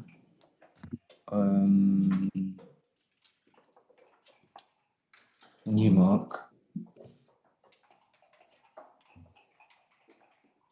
Oh, love the stats. So I've got them up here. So you've got first Tano Candirali, who's won 15 points. Oliver Squire going for is second. Third is Tim Cross. 4 is Jürgen Granstedt. 5 is Johan Mozet. 6 is Sebastian Wilkinson. 7th is Fernando Newmark. And 8th is Marcus Reinhardt. But the 8th spot actually goes to Thomas Merb by virtue of the PR. So in fact, the 7th spot, the 7th and 8th spots are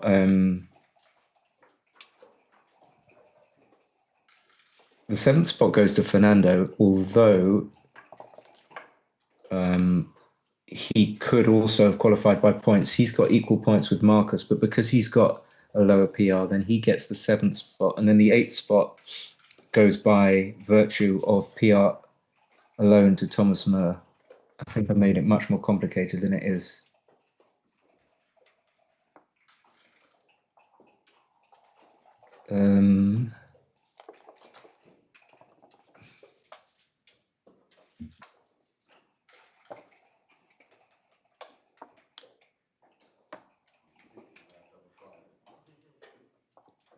So Johan's just like playing kind of, he's in, you know, I've had some moments where I can play pretty well. He's just like playing perfect BG. If he makes a mistake, it'll be small, or he's having relatively easy decisions.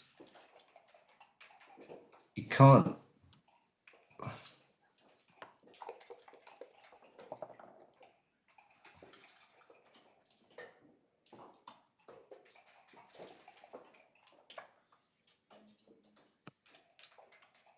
Six three is ugly. You're just going to play 8-5, 8-2. No, you're going to. You can't leave a shot.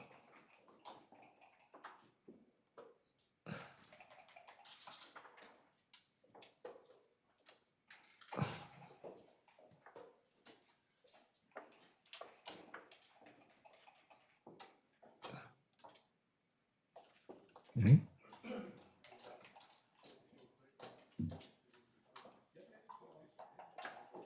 But he did do it. Will Johan be tricked into? It looks, yeah, I can see from White's point of view, there's some sort of attraction to cubing, but what would nix it for me completely is just being 2-0 up. Easy decision, just don't cube. Don't need to know anything more about what's going on in the position. And so you can save a bit of time. That's how I would approach it. Okay, this is probably his first mistake in the whole UBC.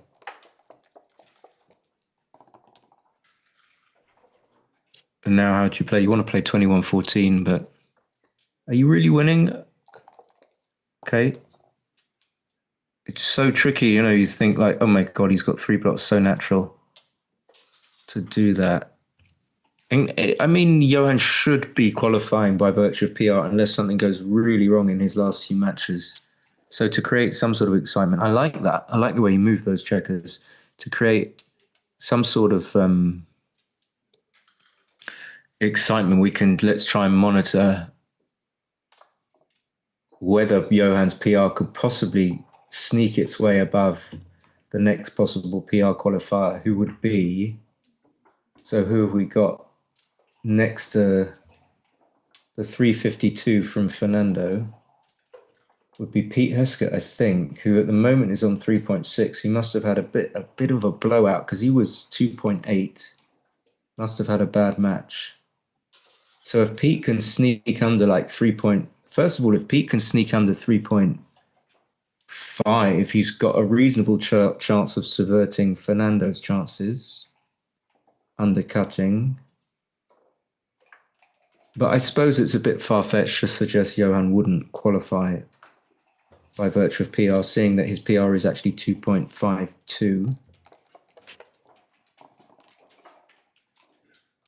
So dice on checker. Yeah, you doesn't seem like there's any pressing urgency to get that checker off the 21 point because it's threatening to hit that loose checker. Now 4-2, this is a tricky one. You don't want to pick and pass, that's for sure. 8-4-5-3 is a sneaky. It's a sneaky one. Don't know if I could make sense of that. I can make sense of it now by saying that when you leave the two blocks, you leave the minimum 20 shots. And then if he comes in on the 5 point, then you might be able to retain some sense of safety and being able to continue to play safe. This is just not really a viable option. I don't think I would consider it. Now, if Johan okay, he's not though. If he ran with the previous 4-3, I was going to suggest he was going to run with this one. But now when he puts it on the board, you can see how strong making the 5 point is. But I think it's perfectly reasonable. I can't really back that up, but it seems reasonable to do that when you get hit. Is he going to play 11-5 with the 6, or is he going to go balls out? He's got to hit. So I think he knows he has to hit. He's just thinking about whether or not he's going to do it. Okay, so both.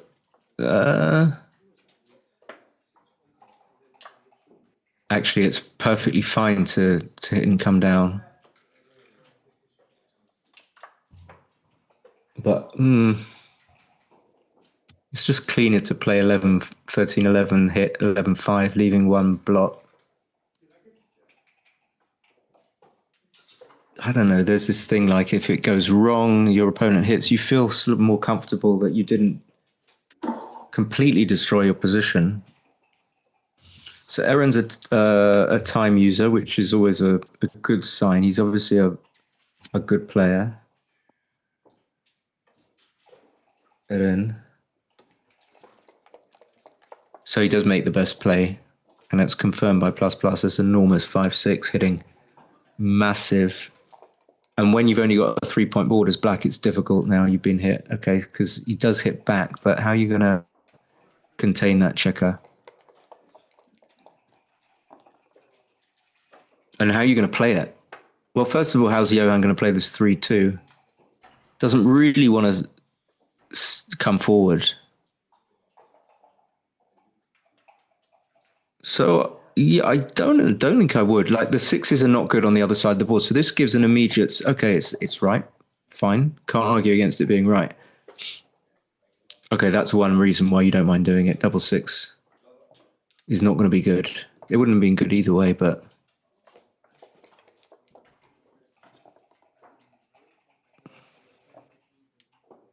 can you play 13-7? Is there any sense in doing so?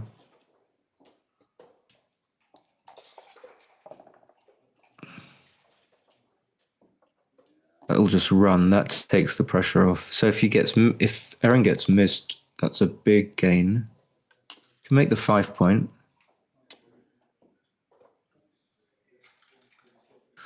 Would be a blunder. I would have looked at it. I don't know. Oh, he is going to look at it. Okay, well, don't do it. No, you can't. Yeah, now you say you can just hit. You can just hit and then make the 5 point later, and not give your opponent a random one to hit you.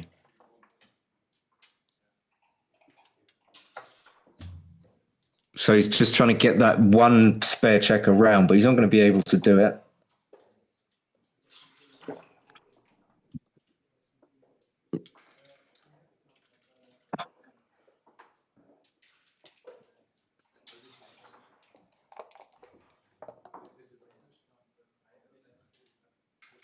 He's not going to be able to do it. So did he bring the 3 in? He did.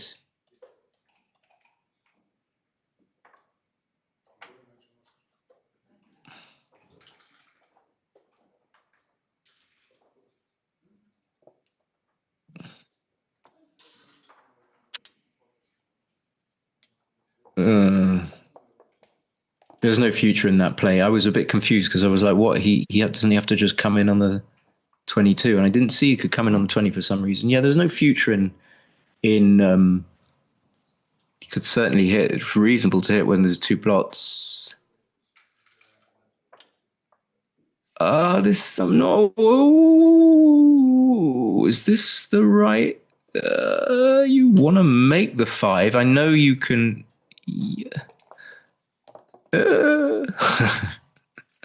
Okay, computer thinks it was fine. Didn't get to see the exact analysis.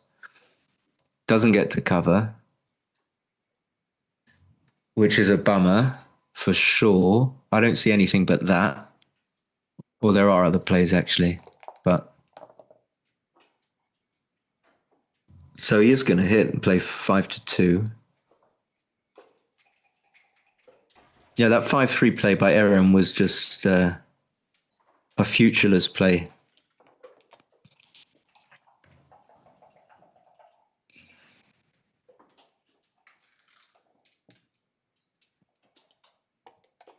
So again, we see that, like, you know, he had that 4-2 and he buried a checker to the 1 point when he had a 3-point board. And we see, I think, the importance of not doing that.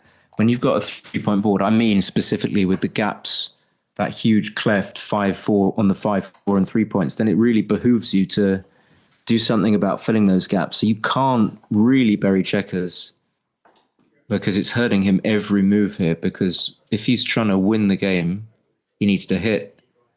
And when he hits, he needs to contain the checker. It's just next to impossible to do it.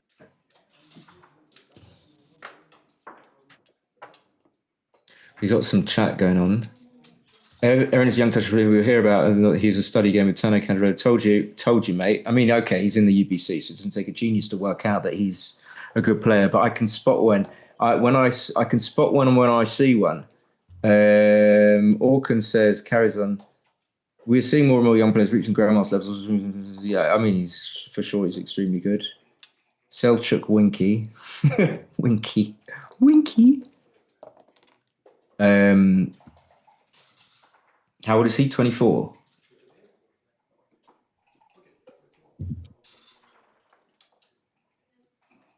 Oh.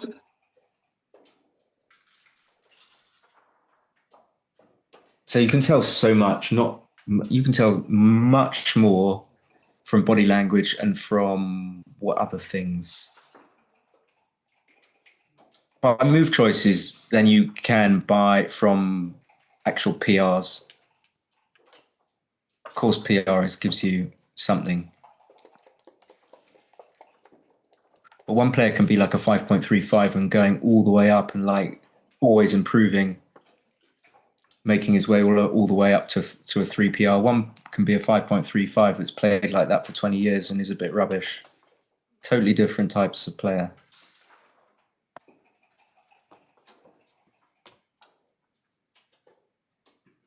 So yeah, I'm sorry, I'm not doing much commentating on the moves, but it just looks like Johan's going to close him out, and it's going to be a question of whether or not the threes are duplicated, whether or not Johan has time to pick up the checker on. So he's going to hit, surely, because there's very little jeopardy.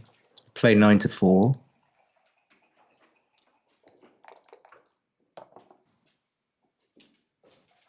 And this is like one of those scenarios where it's just prolonging the agony. It seems like it's going to be very difficult for Black to make the 22. And if he does, just to be able to stay on the 22 and not get forced off. So that all factors into the ease with which Johan should have approached the decision about making the board or hitting. So hitting became an easy decision when you know that it can never really go wrong for you.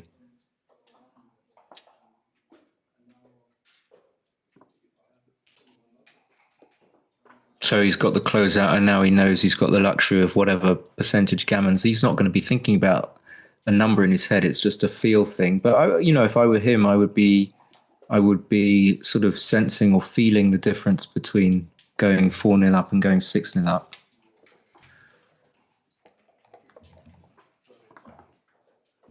and knowing that your opponent's got a gap on the 5 and 4 point, that's going to be a feature. Probably you're never going to rip 2 off and leave a spare on the 5 point. It's just too dangerous and not worth the bother. Maybe he doesn't even win more gammons.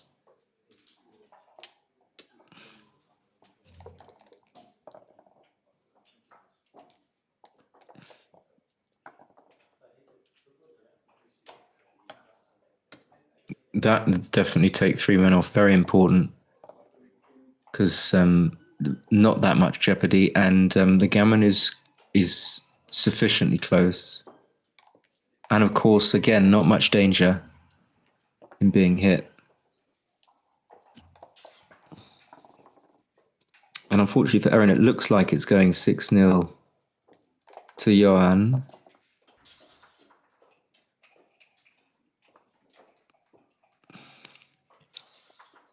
Looking at these little gammon saving plays, apparently 2016 was best. Not gonna. Oh,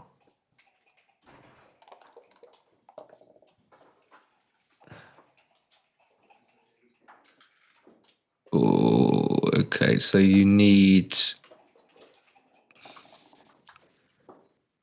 Yeah.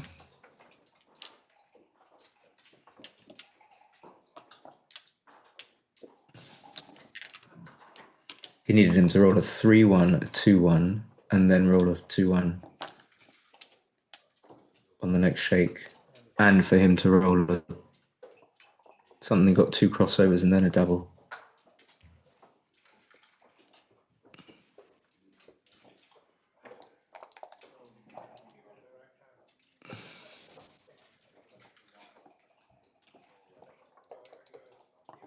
So these DMP games are quite interesting because then you see what you can produce, what you can do, be a bit creative with the luxury of gammons being removed from the equation.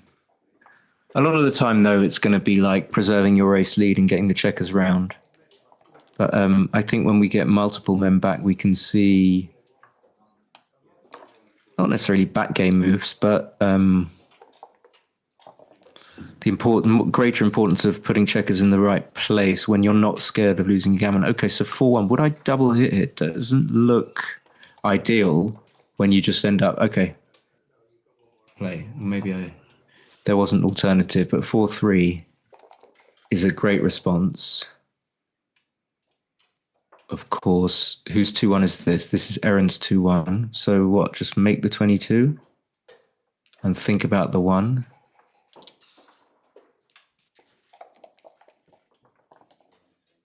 Okay, computer likes it.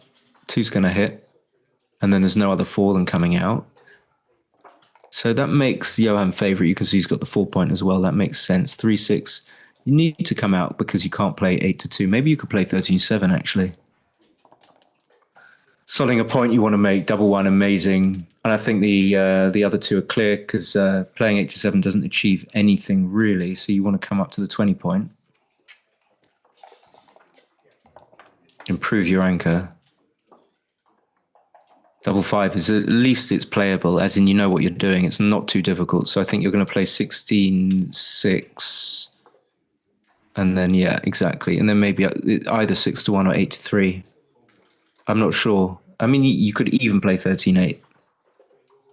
So I think just putting your checkers out of danger so that, you know, you can roll double 4, double 6. It's not, I think you've got to somehow rely on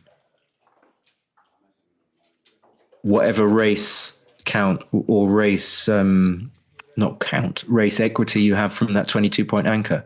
So as long as you have the 22 point anchor, you're going to have double 4, double 6 as a roll that boosts your racing chances. So on that notion, you don't want to get another checker sent back so that you have 3 checkers on the 22 point. So there's a double 6. There it is. So it just comes all the way around. I think even if the race is close, you're going to do that. The race does look close. 72, 96, 141's 19, 92. 144. No, he's way up. 119, 144. 19, 144. It's 119, 144.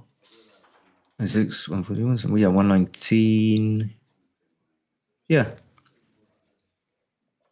Don't know. It looks a bit.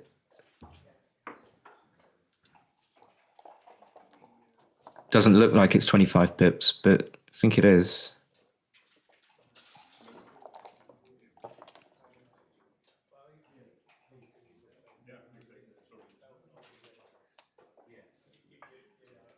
They just keep on saying the same thing, but you can just see by the way that Aaron's like eyes and hands are coordinated, how they're coordinating. It just suggests that he's a good player.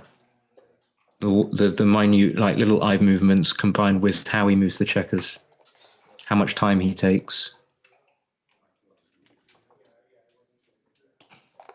Focus as well. There's a sense of focus that just makes the bar. Great shot.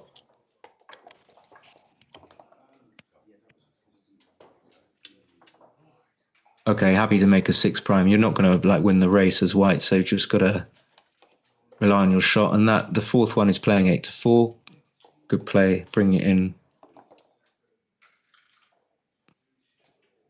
And he deserves to get some easy rolls, I think. Oh, even playing 2013 was good for Johan there. So yeah, just bring him in, make the 4. Not quite the best, but I think the fourth one it wanted to play 4 to 2.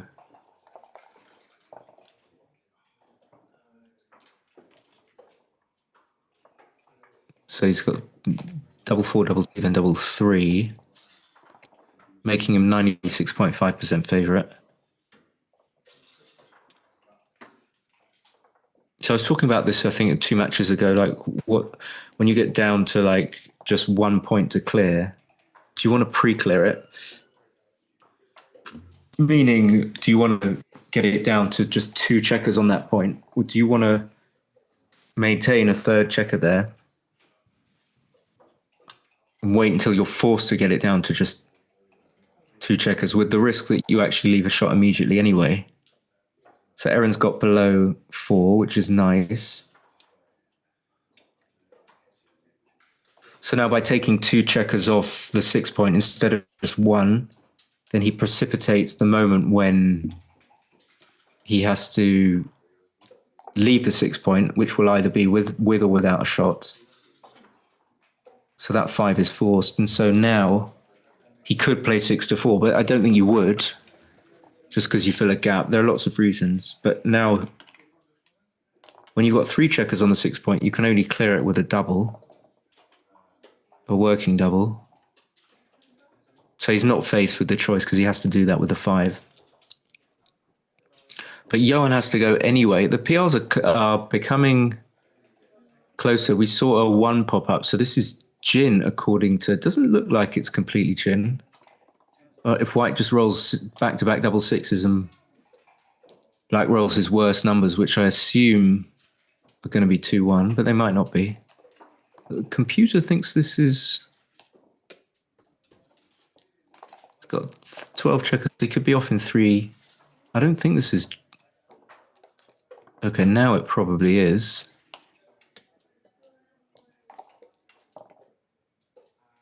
Yeah, but Bill's saying we stream any like many. Maybe we'll have a chance to stream Tanner or Aaron. So I think I've seen Tanner. Tanner's been on this stream. That would be nice. I think it's important to stream. I think it's important to stream young players and ladies.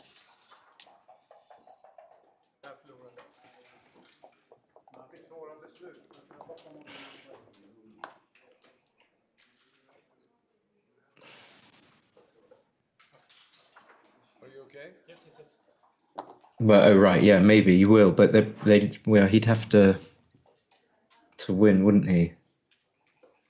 Which is unlikely.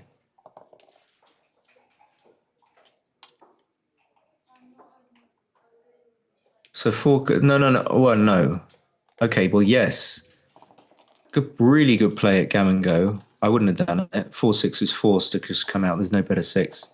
So, suppose you put some teeth in your board. I think 24-13 is reasonable as well. Don't know, actually.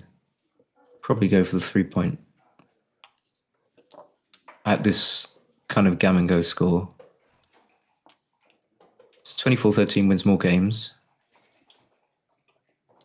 Yeah, I can't fault that at all. It just looks nice. I know that's really poor explanation, because now you can make the 3-point, you can make the 3-point now, and you have the luxury of escaping the back checker, or you can make a better point, which he did.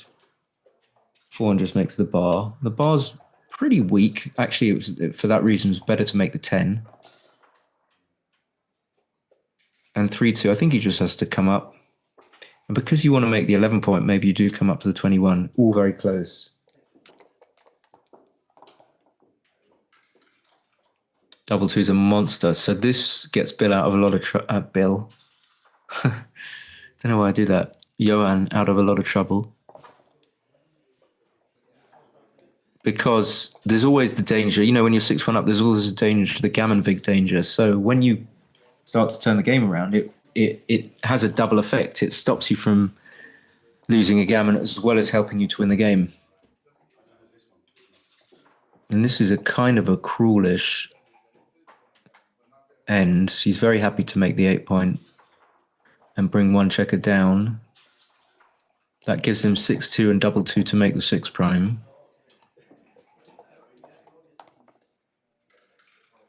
I suppose he just has to play 24-18. There are some hitting numbers, so it's not ideal.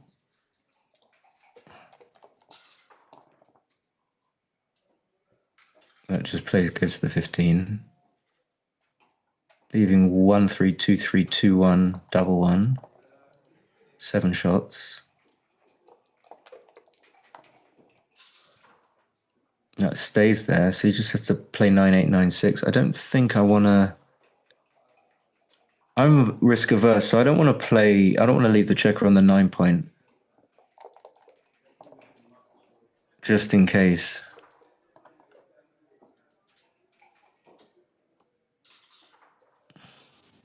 And then I'd probably play to the 8, actually, but I'm not sure with the 3.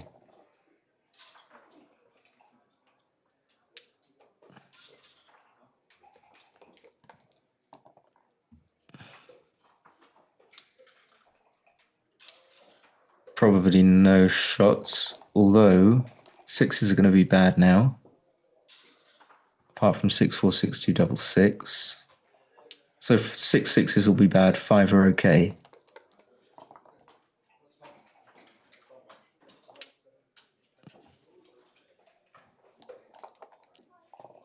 So Johan just making it look easy. And in some sense, backgammon is easy, in some sense it isn't. Philosophical. So the one I presume is 6-5, but he's not reaching from 6-5 at all. I don't actually know what's right.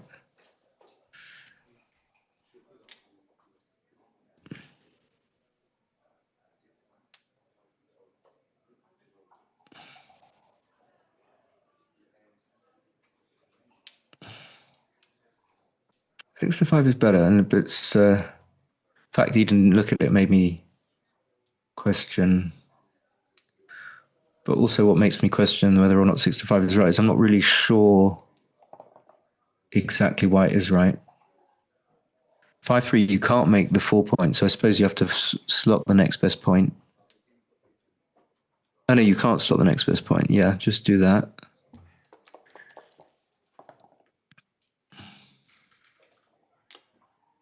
Yeah, can't turn down the 2 point.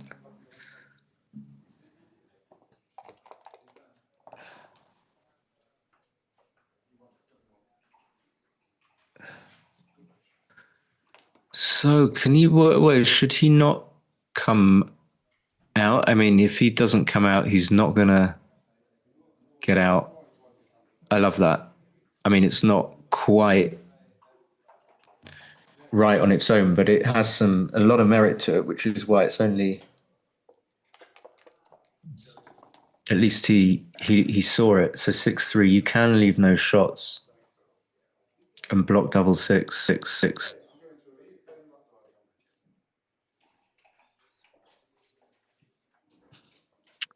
Yeah, I hate making these plays, but I might feel... okay, 13-10, 8-2.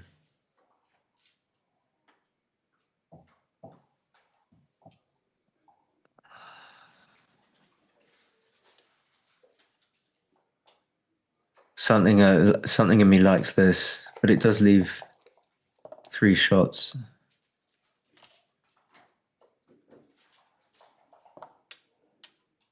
And there are upsides and downsides to keeping the bar.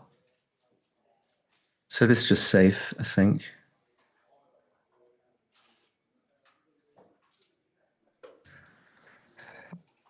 And Aaron should come out with an e6.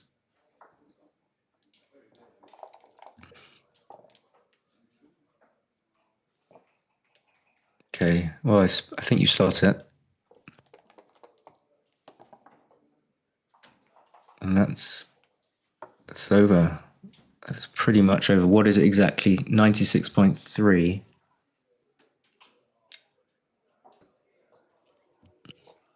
So if black had a closed board, it would be slightly less. So maybe the reference is with 1 on the bar and a closed board, perfect distribution. Black has about 4.5%, something like that.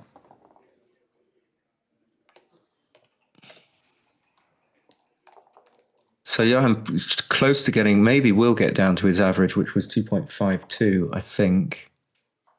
So it's not going to be moving up anywhere. And this is where I've only got 2 rounds to go. He should make, well, he's just won 2 points as well. So he'd probably make it by virtue of both PR and points. Oh, he's well below 2.5.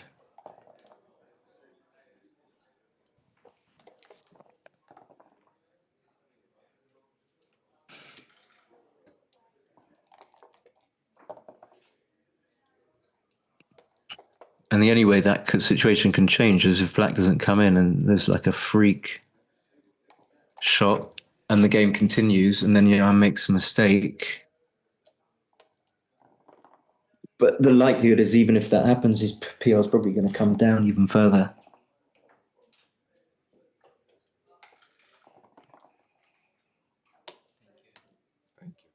There's the handshake.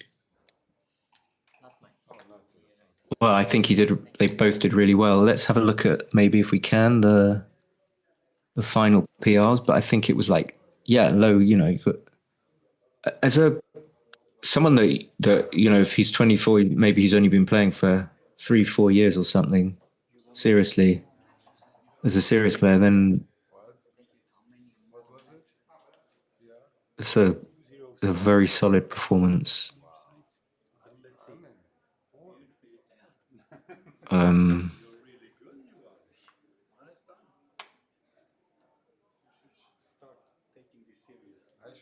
Johan just made one cubing mistake, basically. That was it. I'm going to take a little break.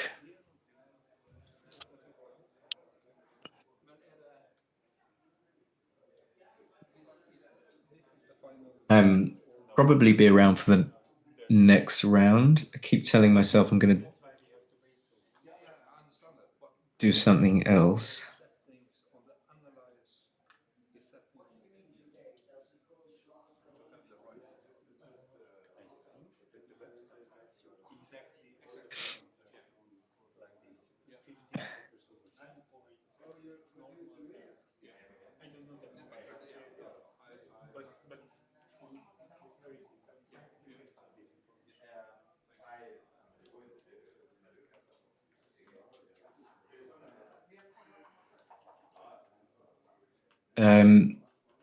And yeah, I'll be back in a little bit, most likely, or someone else will, but at least there'll be a commentator because it's getting to exciting stages, the exciting stages, and I think it's interesting to know who will qualify or not.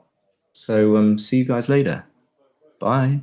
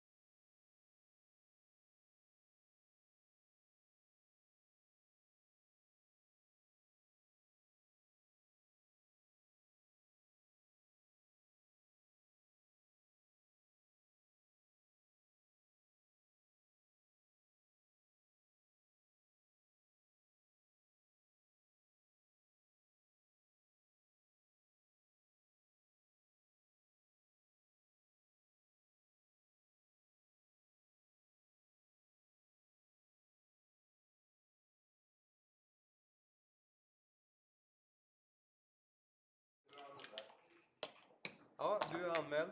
Bra. Jag smsar långsamt. Tack så mycket. Inga problem.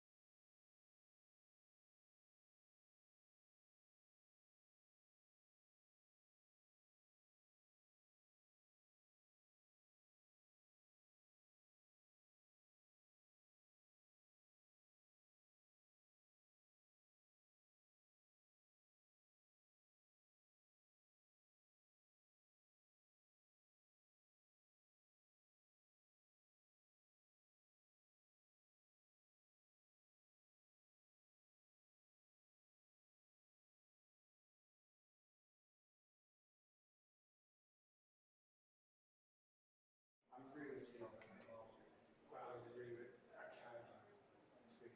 Oh, this is private training. I feel like very selective about Gary training. So, after today, the 8 best, or the 6 best plus the 2 best PR, they're in the quarterfinals. I'm playing two. And then you play head to head. It's just meaningless in my head. Okay. So the best PR average plays the worst PR. Okay. And then it's knockout, right? When I play 3.5, Yeah. you just got consistency. You look happy, Bori. I am. Excellent. You don't need a new little cinnamon bun or something. Well, that's a trick question. I always need one.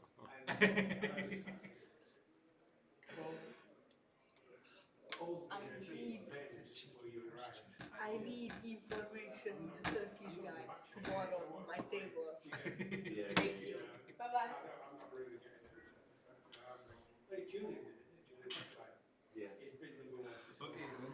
Seb jumped up in PR or not? He must have had a bad match.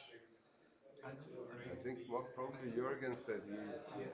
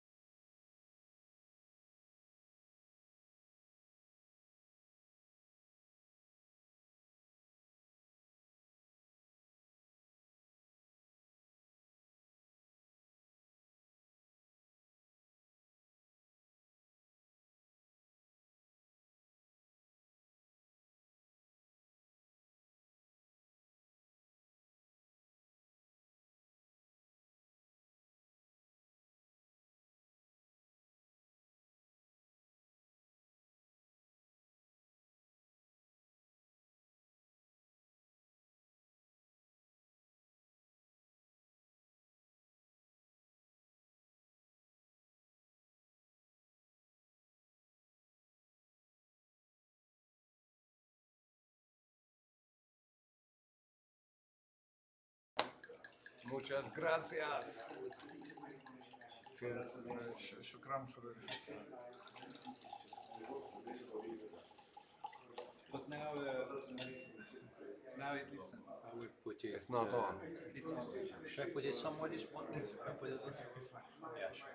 It's no fucking way. There's no fucking Put it. No, take it away. Put it here. I'll put here, it, here. put it there, no, put it there, put it there, put it there. You don't want to Cheers, bro. Thanks, bro.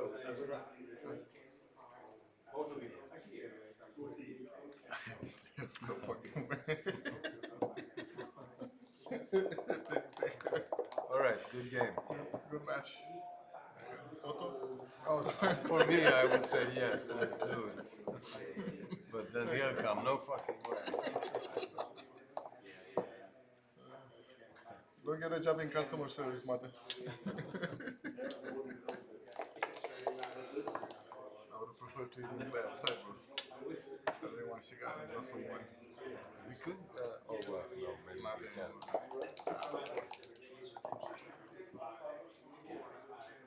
Set that up for you, yeah? I set that up. I appreciate it. I'm always grateful.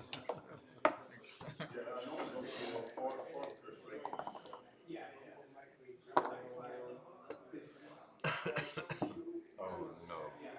Oh yes. Oh fuck. Oh shit. This is it. Yeah.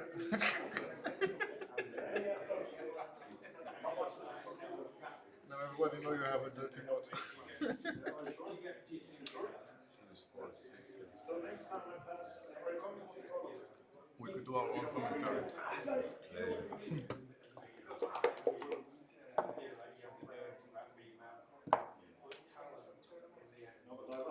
At least it will be quick. I think somebody heard you and they call it now. Hi, Steady. We're playing, yes.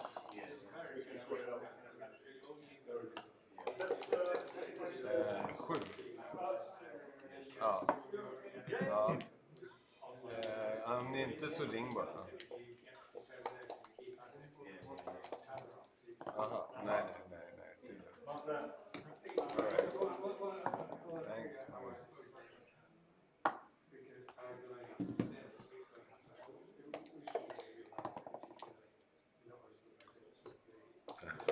What happened? You're on the phone. You're on the phone. I did something. Yeah, you took the cube. I took the cube. That's it.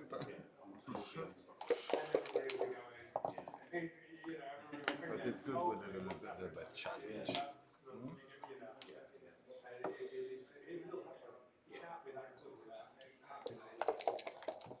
Boom. New favorite. Boom.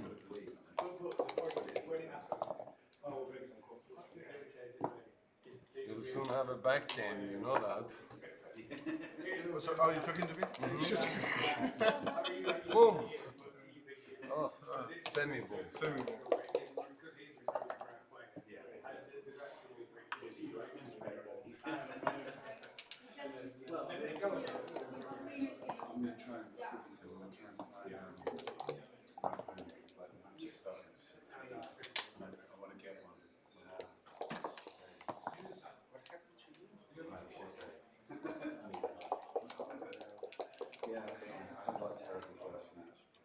Nearly. Not nearly, what did you want? 6-4. Cheers. Cheers, bro. Do you like it? Yes, nice. What is it? Merlot.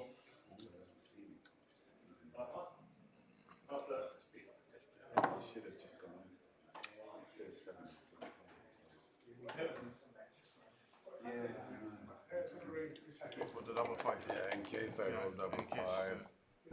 Ah, very close.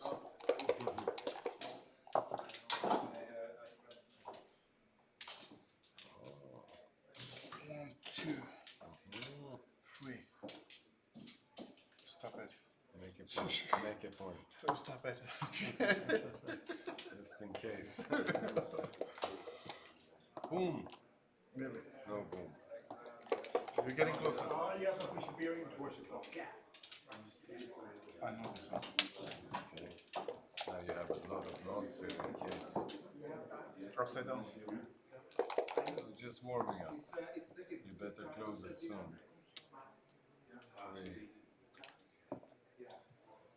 No more double five. Sorry. How many chances do you think I'm gonna give to you?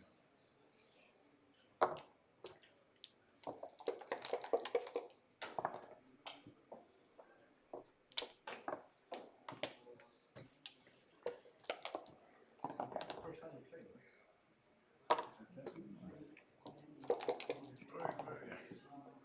Consistency.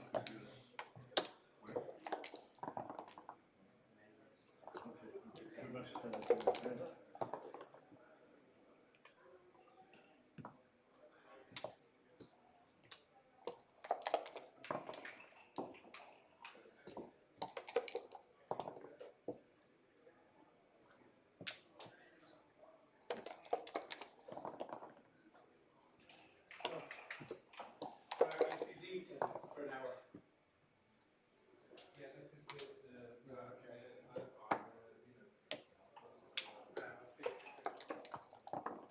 For the BG. That would be a good start.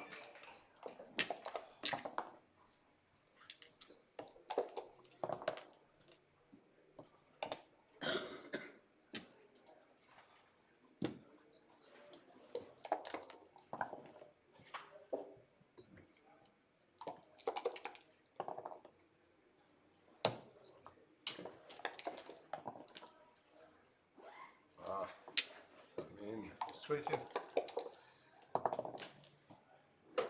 think it stops. Yeah. Tack. Found it. Good morning. Off the BG. Maybe. You think? Maybe. You think? Wait.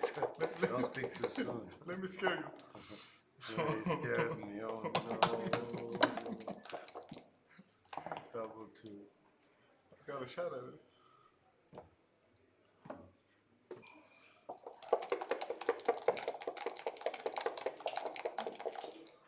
If it was correct to take the cube, if it was. Normally, according to my rules, correct play get punished. Yeah, okay. So let's say it was correct. Then I wish you a double. Thank you so much. And if it was, I don't mind it ending quick. Go on. But we don't know though if, let me move this out. So, we don't know if it was correct to take the double. I think it was 4-0 for you. seems like a take. Not a nice one. Every time I come here, straight man on the bike. Then stop coming. I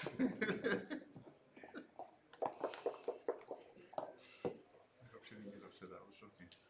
No.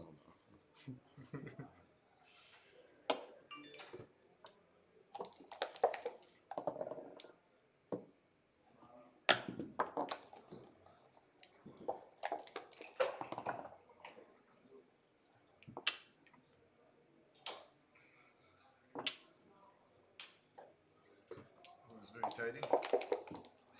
Beautiful draw. Beautiful, beautiful. Beautiful That's play. not as tidy though. Maybe already now. 4-0 down. So,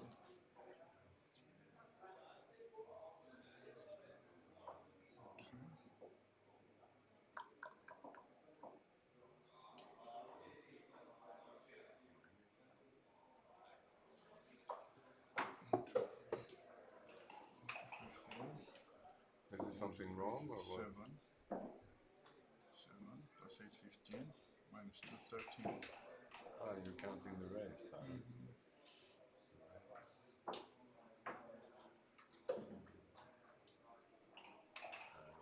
13. I'll count it. Sure.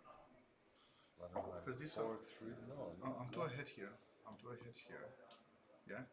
And I'm 7 ahead here. Plus 8. 1, 2, 3, 4. 7 plus 8, 15. No, you're 7 behind. 7. And 2 ahead, so you're 5. Oh, behind. 5. Yeah, you're right. I miscounted. Oh, yeah, sorry. Thanks for that.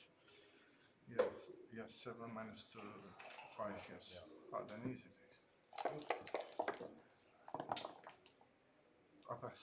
morning. 5 plus. Okay. We have a funny sketch on video in Romania about playing football. So there's a penalty and he shoots and he missed the penalty. No, it's fine. I'm not gonna run out of time. He missed the penalty. On the replay, he scores.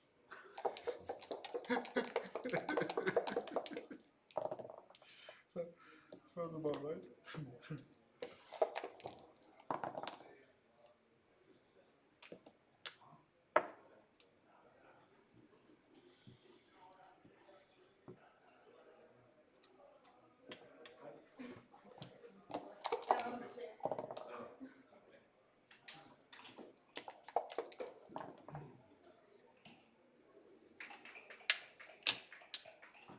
Very nice. Very nice. Yeah, good start. It's the finish who matters. Yeah. Always in backgammon. What's this?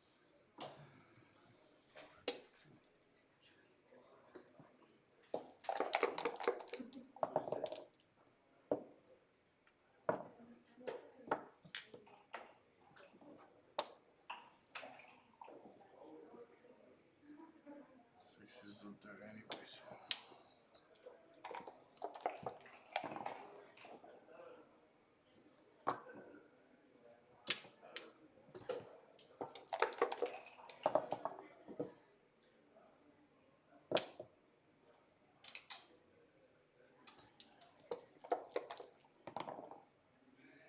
Zeven. Double sixes. Oh, that would be lovely.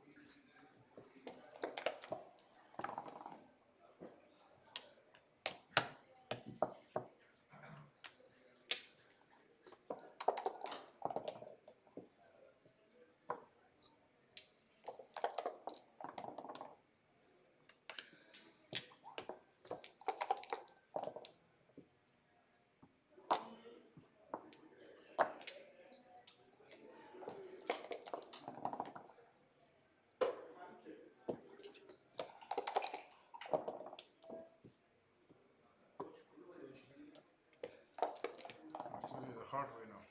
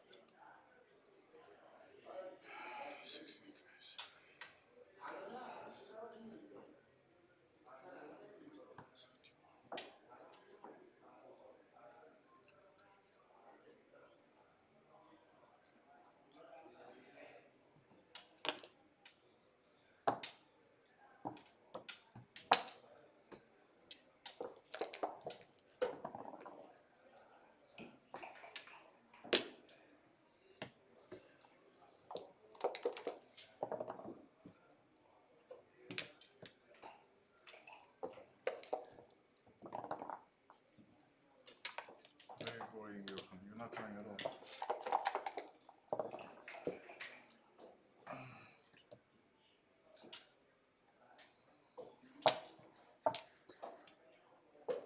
I'm trying, I promise, I'm trying. I can't.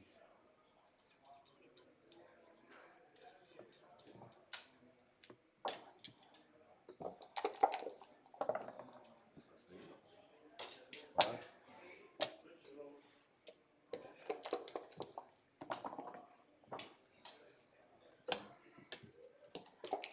Okay. Time to go. Are you sure? Yeah. Positive. Scare him. No. Don't do that. You have a very, very sensitive heart. can't scare you now, Okay, can I? I'll give you a single. Okay, for me that's fine. Yeah? Yeah, yeah.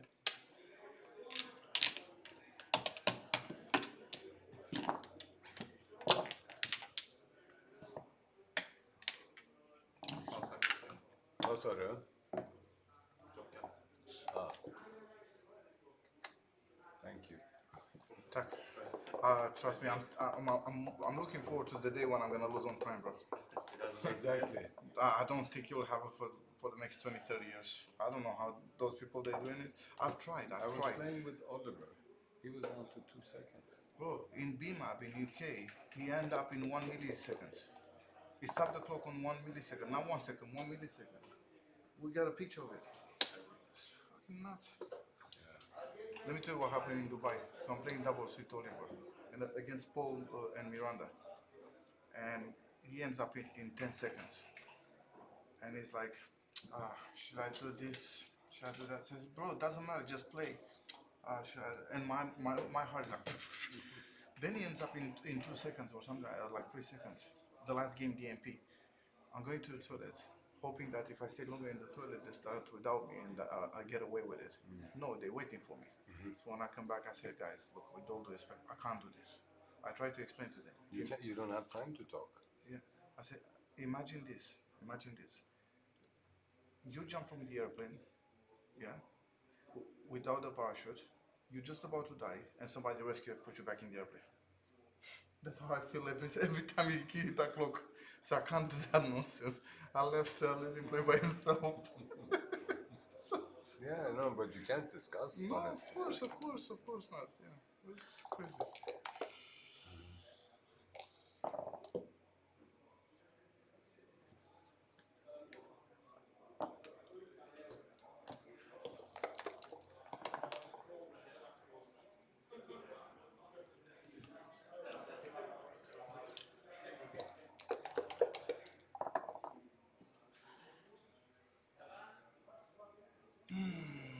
What's this nonsense?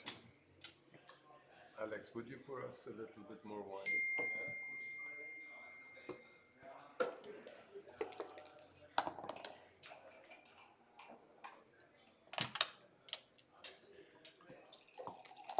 Again, with the service. Thank you so much.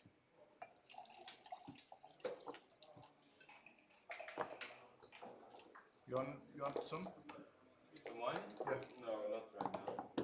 Otherwise I'll fall asleep at the back. Yeah. It'll be none left later, so sorry. If you don't want now, it'll be none. Does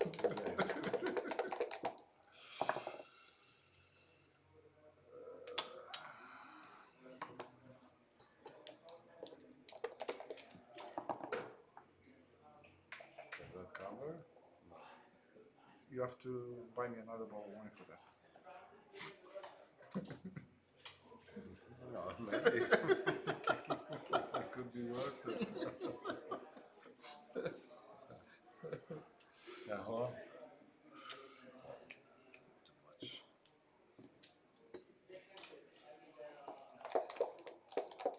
I would have come up with a 5. No, I'm scared. I'm scared. You're scared? I'm scared. I appreciate your respect is much appreciated.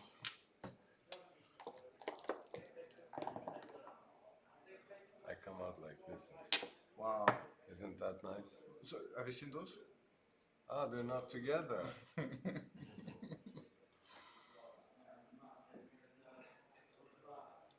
2s, 3s, 4s.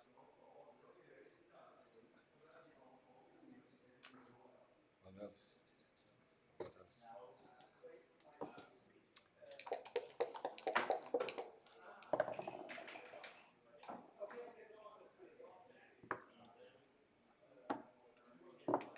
Really?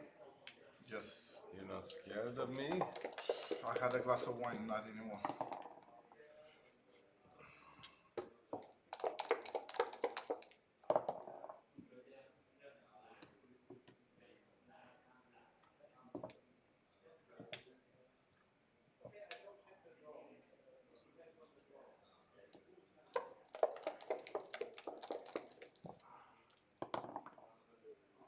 Ah. What did you roll? had 1-5, and was it 2-5? I don't. Yeah, I'll take 2-5. I'll take 2-5.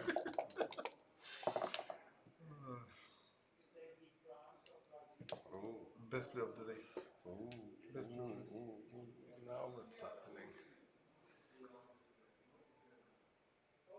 Is this at all possible? Will it be blinking red?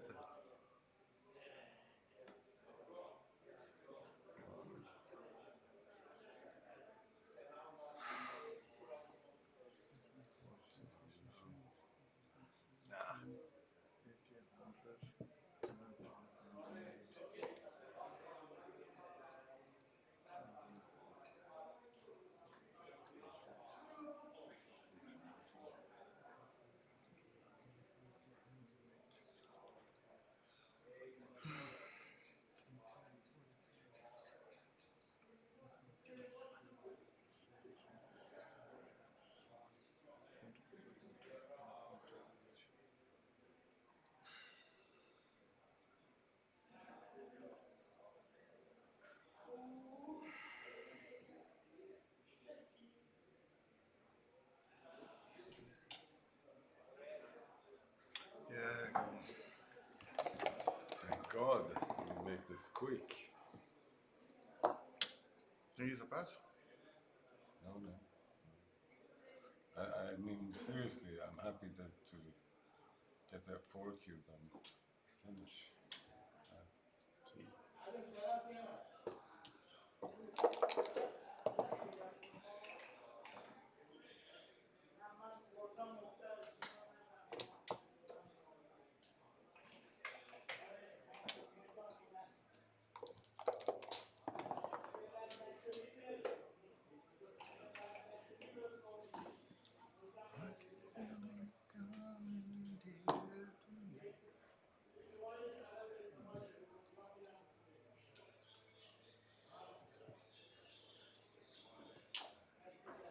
Better come out. You know double one is coming.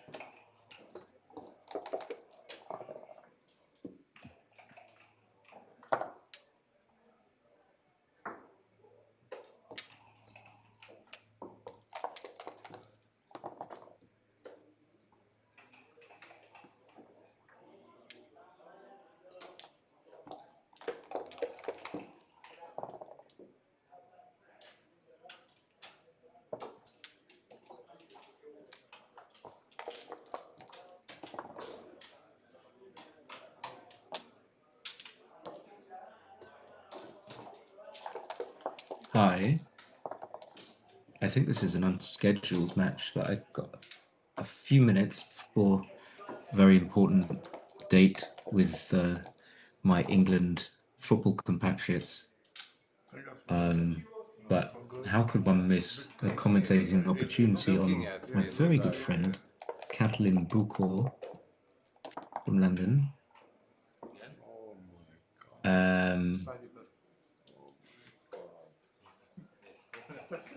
That's who you're rooting for. I was rooting for I can see they're drinking.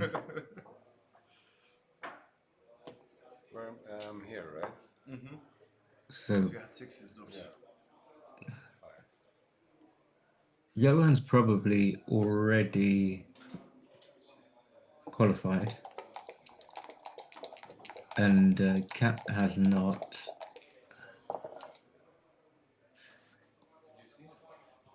Comes in. I take it to the room. I need that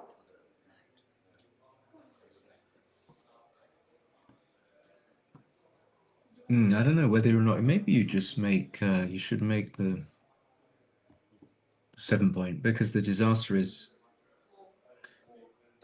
if your opponent rolls double 6. So maybe you just cover the 7-point. It's pouring through Sorry. Sorry. No, I wouldn't. Sorry.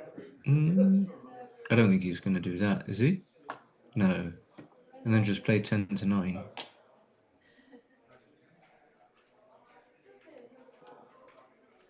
Getting hit, double hit with 6-3, 6-5 if you do that.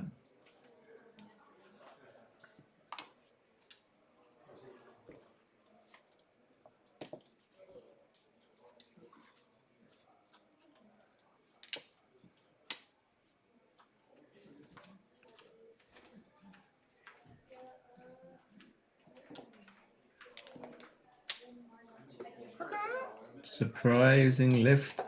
A lift.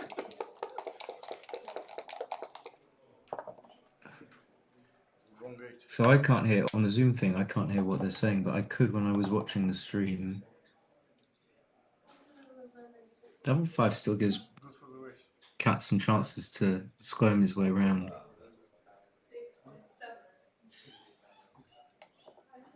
Yeah, I wouldn't do that. I don't know whether it's right or not, but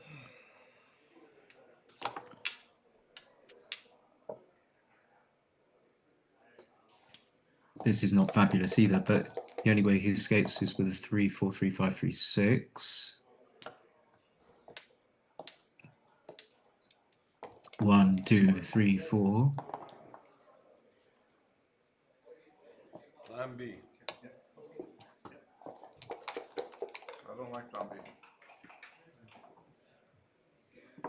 So he's just going to lose 2. It's going to be 3 away, 3 away. First time I've actually seen the score commentating. Maybe it's actually unusual. Not that fast.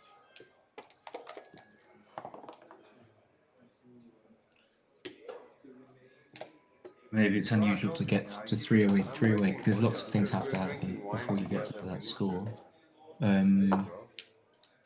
How is he obsessed with?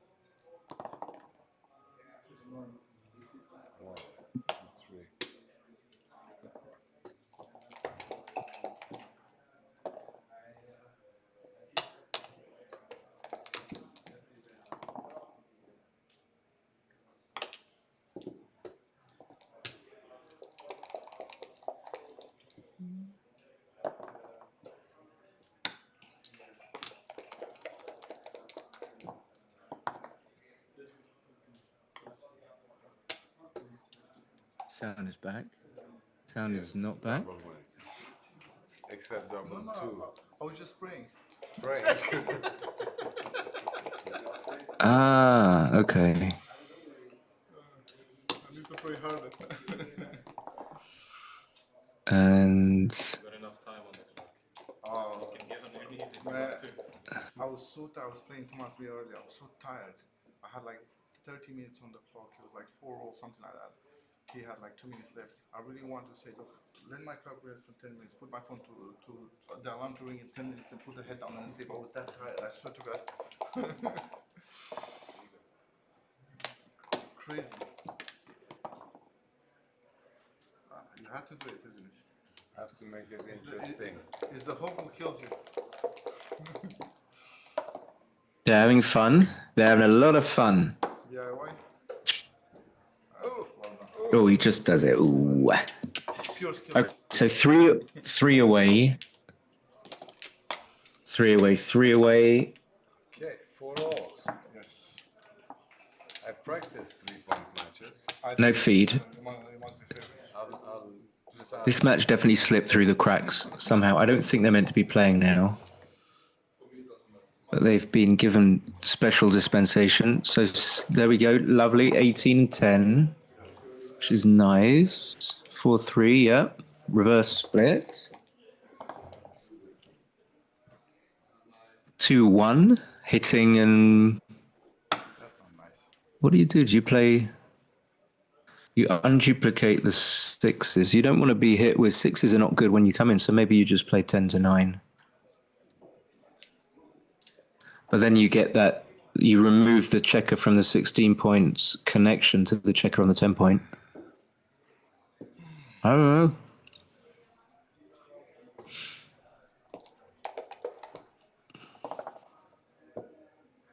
5-4 is going to hit.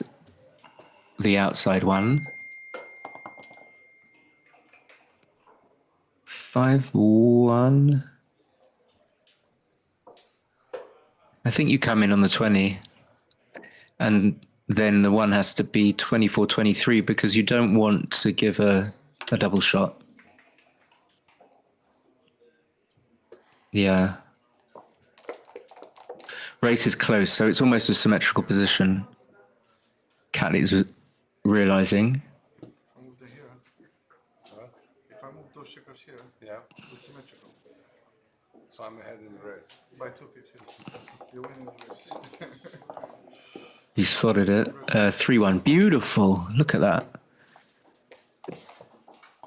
Pointing on. 3-2. Okay, sees that quickly, yeah.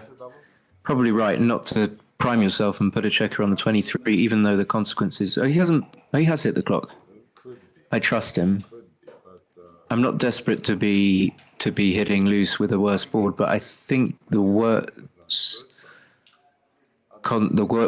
thing that can happen is that you come in on the 23 and prime yourself. So I think I would go with Johan. Then you just hit and go out again. And another 5-4 for Cat. He's got the 5 points. So he's in a pretty good position. He won't be able to double yet. 3-1's going to make the anchor. And the 1 probably... Yeah, that's probably not right, I would say.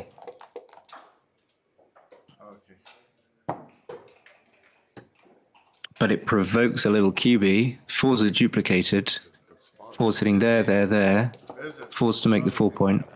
Don't think it's quite a double. Another 5-4. My God. And the 5 on the 8 point looks good, getting a spare there. But coming out looks good as well, because coming out is always good. Where are we? Oh, any old 2 will do. Just hitting. So Johan's got a lot of bad things about his position, even though he's hit. He's got 4 men back. He's got another 2 blots in the outfield. Cat's happy to try and get a tremendous improvement of making the 4 point for the little risk that it entails. So one of them is going to hit. The other one's probably going to make the anchor. And then probably bring the checker up from the 23. Looks good. 3-2, you don't really need the anchor. Just come in on the 20, I think. So Cat's way up in the race. Just wants to get the checkers round. So making the anchor's probably counter-strategic.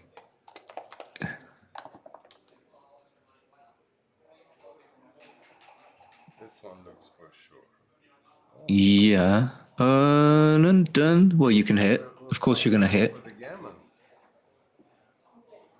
Hit and make the 4 point is the play that I've found so far. So you can't, I don't think you can turn down hitting. So one of the 6s is definitely 22-16 asterisk.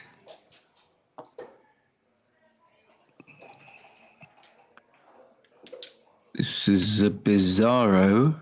Don't know what Johan is doing this for. It's a funny play. I'm actually almost amused by it. I don't know why. I find it amusing. That this is the right play. Actually, let's but this. He don't know why. I don't know why you would turn down. So 6. He's having. Oh, he's taking a photo. Like this, straight away I spotted this hit, this one and this one, or hit. What did you say? 1? So 1, 2, and 2. That would have been better. Looks. Bill's still in the chat. Many options. Yeah, actually. no, there are many options. Yeah. The second option would be. There's not only are there cigars and wine glasses. There's snuff. There's also snuff. So 6. Anyway, I've done this. I can't change. Cat has something to say about it. Okay, so he's what? There's this. This could be, yeah, fun. Does go for the on-hit play. Imagine he rolls double four or something. Cat's definitely got something to say about it, but I can't hear because I'm not watching the feed, but you guys can hear. I know, you're giving I don't deserve I think. Take it back, but we want some more wine. 42 just coming out from 22. Yes, very nice. Very nice. Nice to get. Well, that's not as important. Okay, well, it does. I wouldn't do it. It does block the 10 point. Thank you so much. That seems sensible. Make the 4 point. Now your priming quotient on those two checkers is increased enormously. So there's value in that. You're going to hit with the 1. That's the best improvement, I would say, and get that checker safe. This is the best improvement with the 5. 4, 6, he has to come out from the back. It's not too bad. He kind of likes the checker on the 18 point. Is he going to make the 18 point if he rolls a 3? Here's a question. Maybe not the question, but it's a question. 6-1 is really yikes. Got to break the 16 point, I think. No, I don't want cigar. I lost my cutter. I need a V cutter. Oh, I got one. I can go. Please, not now. Yeah. Tomorrow. It's not totally calamitous, but it's pretty bad. Sister plays 16-10, 7-6. You know, and it's disastrous. It's bad because it leaves so many double hits.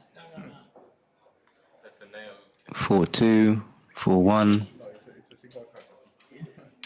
I mean, this is, you For beginners. couldn't swear this was wrong.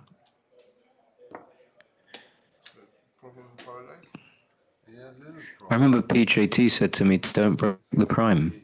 So I'm going to go with him.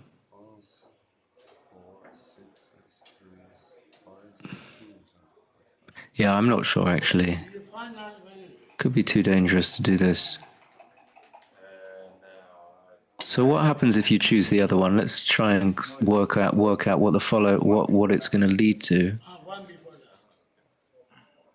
Problem is, if you still get hit on the 7 point, you've lost out big time because you've lost a point in your prime, and you're likely to get hit on the 7 point, and now you've got a blood and board.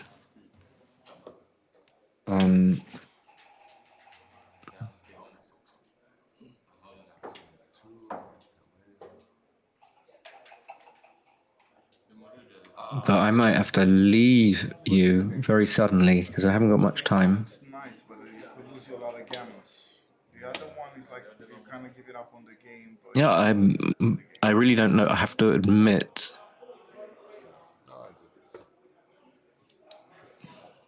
Because I mean, if I had to like say what I think might be a bigger blunder, I think it might be the play that Johan made. But I think your initial instinct is really nice. Yeah, it looks. So cat rolls a 4-1. Oh, he maybe can't hit.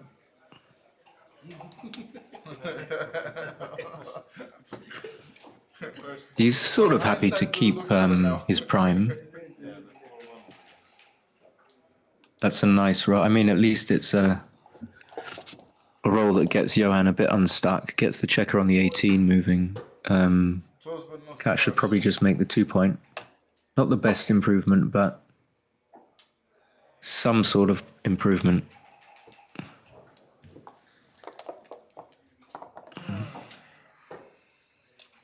That's cocked.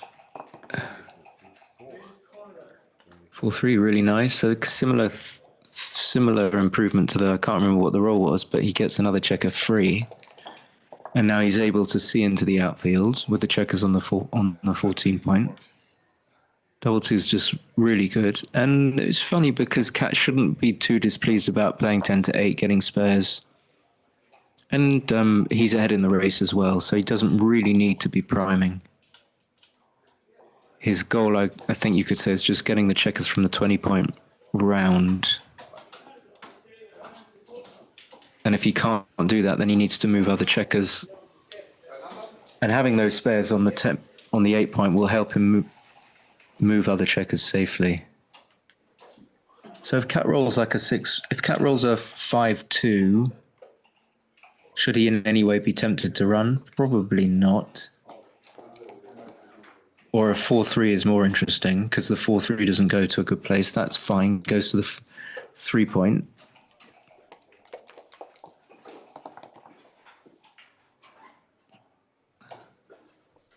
And what, he breaks the 16. This is the first play I saw. So there's future in it. That's at least that's what I can see so far. So meaning that if Johan gets missed, then his checkers are in places such that he can improve his position or just at least play his checkers without making it a lot worse. But that's a huge 6-2 by Cat. I'm a fan, and this makes it just about almost like the first time that Cat has a winnable position. 1. So you want to get the checker off the 12 and the 20 point. I was going to say 12.1, 2. My preference is to play 12 to 6. You can't duplicate anything.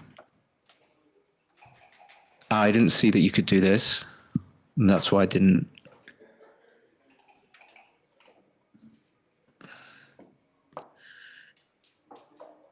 Definitely helpful as a landing spot. Probably downside is it leaves some shots, but Johan's only got a 3-point board.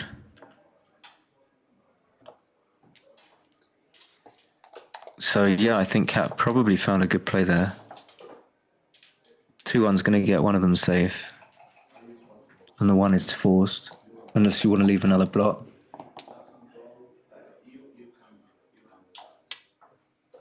And I like to get the checker off the 4-point here.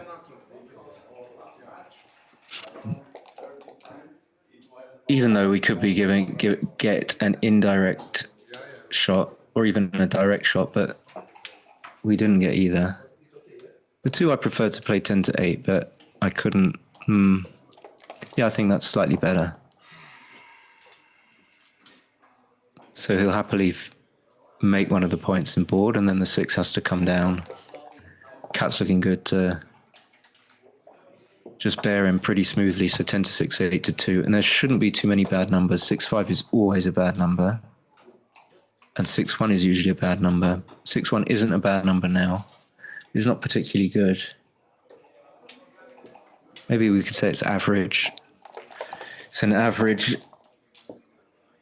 number, so he's very happy to clear the 10-point. I'm probably going to be able just about to stay till the end of the game. He's got to run from the back, probably. Maybe different play if Johan had made the board. I'm ready. Which he does do now, which is nice. This is the classic. This is a joker. And Cat should be going up 6-4.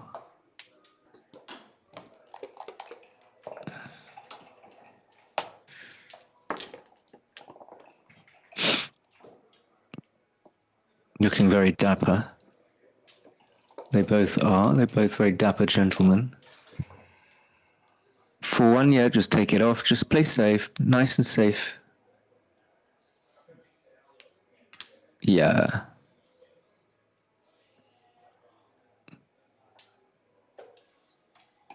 Oh, I see. You want to jump. Counter to what you're trying to do. You want him on the 21 point.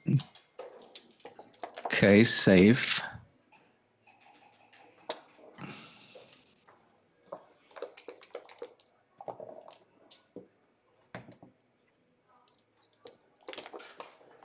So far, so good for Cat. Johan has to go, so that's it. He's got like, what? 4% from there. So, good luck to both. I'm going to go. I'm going to check in on the results because it's exciting. But I think there are some matches later on. I don't understand the scheduling. But see you guys later. Bye.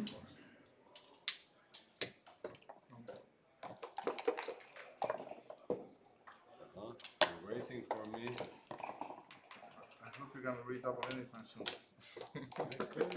I don't think I'll get to redouble, but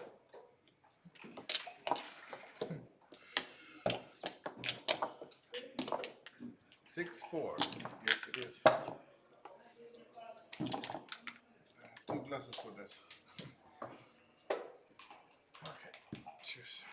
Cheers.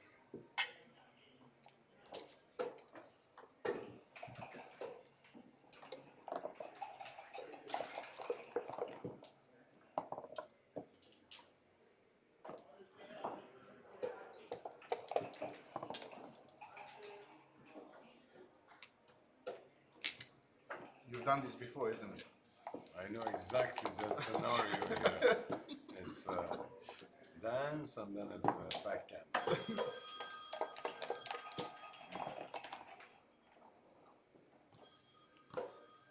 Any five you like. Here it is. What? I'm gonna make this one. Here you go. Oh, I mean this. Well, there are two alternatives. I don't like any of them. Me, I don't like the second one.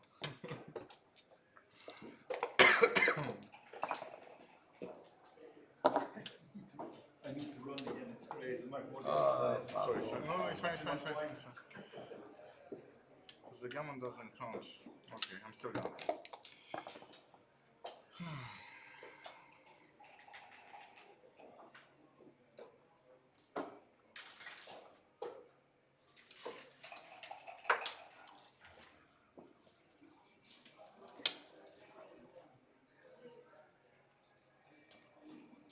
Very, very adventurous.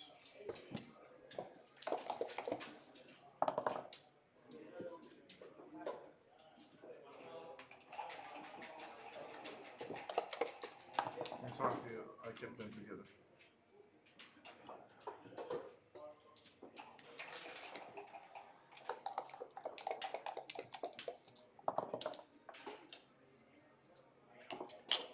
As if I have no board. Ah, you're not scared of my board? After 2 glasses of wine, zero respect. My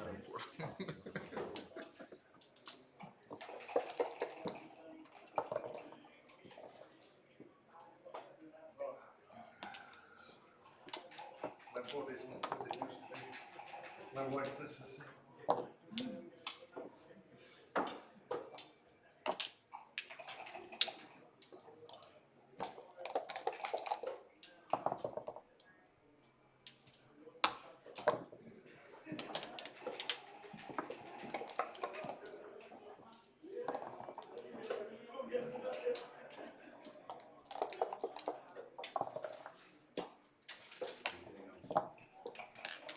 Perfect.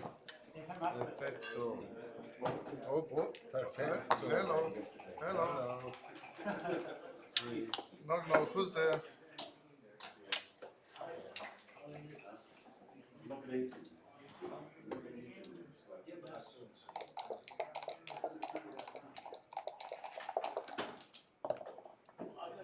Very strong board. You're right.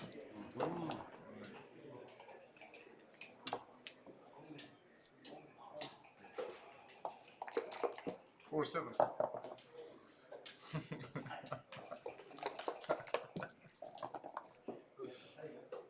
Stop it. Good morning. Stop it. Stop it. Behave yourself.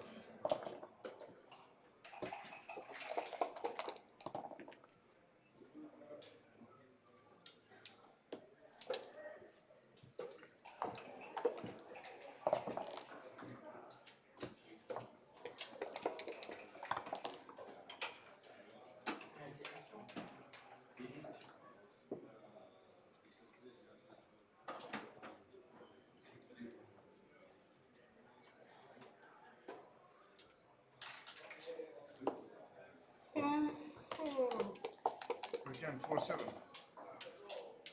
Come in at least. Forget about the 7. Oh, Is that it? what happened? Is that it? Once.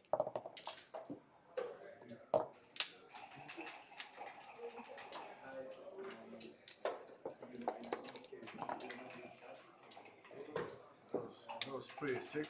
Yeah, I've given up, to be honest. Even me, I spend my money. I spend the money already. Aha. Uh-huh.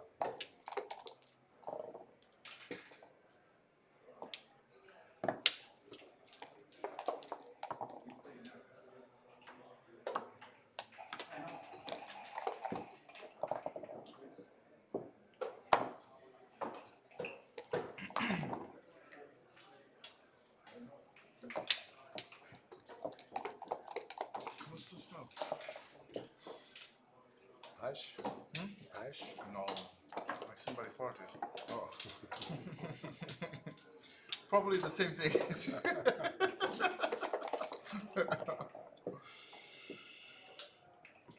Okay, I'm ready. I see that. That's why I'm very nervous. Only one man off. You should be.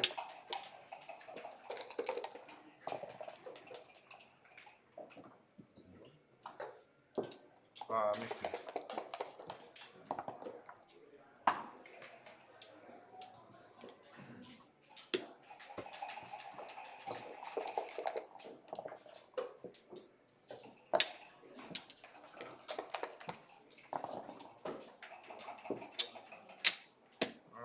Very, very One, boring. 2, 3. Yeah. 1, 2, 3. Just two double sixes behind you, so.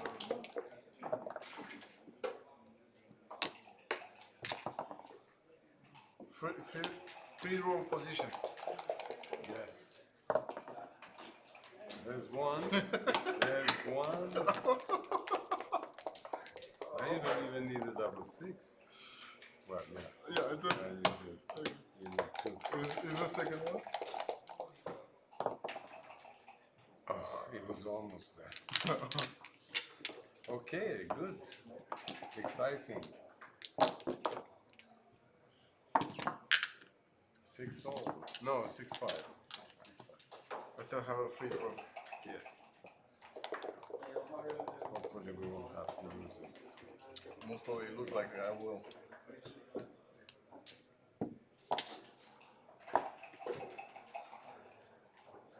Six all. I want you to give it that feeling that you fight to the end. That we're even. I'm not behind you. There you go. Even the dice says we're even.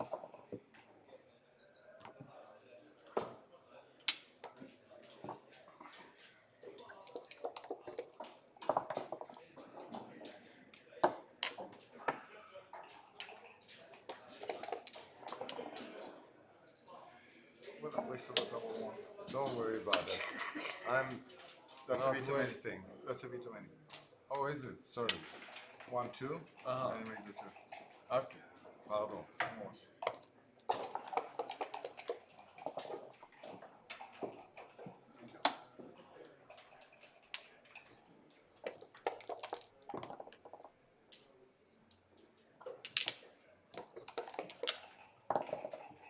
Just what say I'm gonna play my free double free. I would argue with myself to make this one. Ooh, double tiger. Me like it. You play. Nearly. Very close. Very close. Yeah, upside down. Oh, sorry. I know you tried to help me.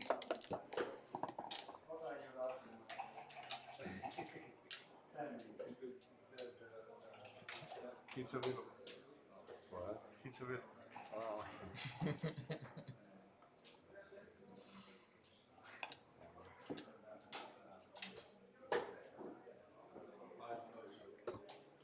Looks about right.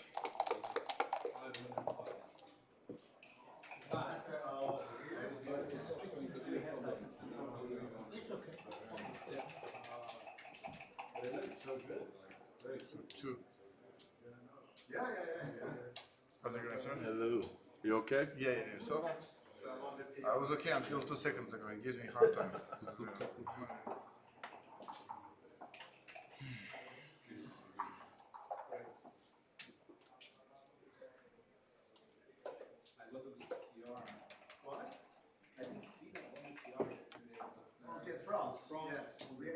those me, there was like 4 and France 1. But France on the bench. And now with England, Friday against Congo. Are you sure about that? Oh, too late now. Too late. I hope so. And you made the most of it, at least. Now you're talking.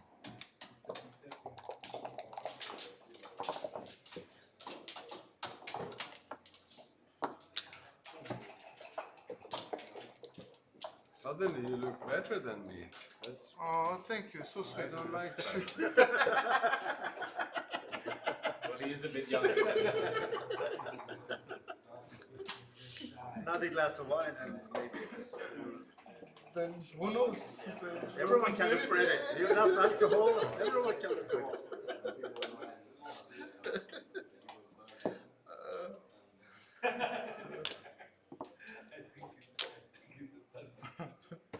That was funny.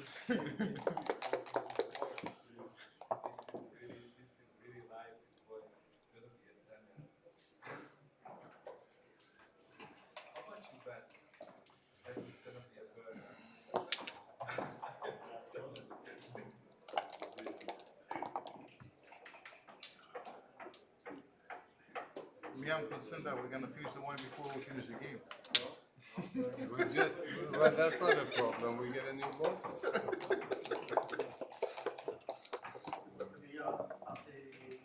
Oh, hello. Good morning. Good afternoon and goodbye. Thanks so much. Well, this position is worthy of a DMP.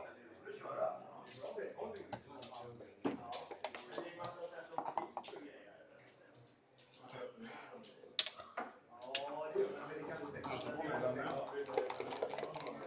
Double 4, 6 on.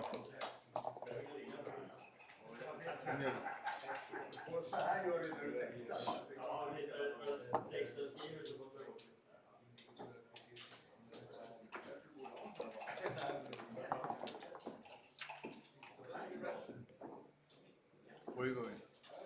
There anyway. I'm going there. And then makes any difference? This double 5 hits.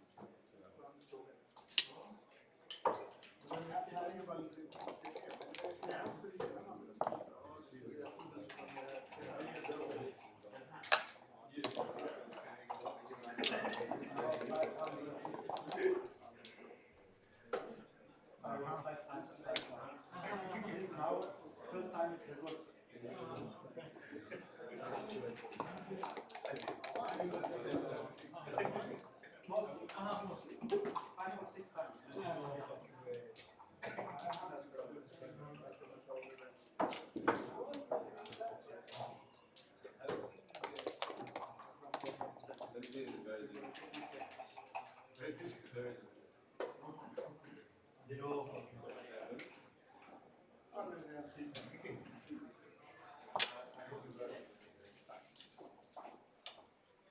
Not scared.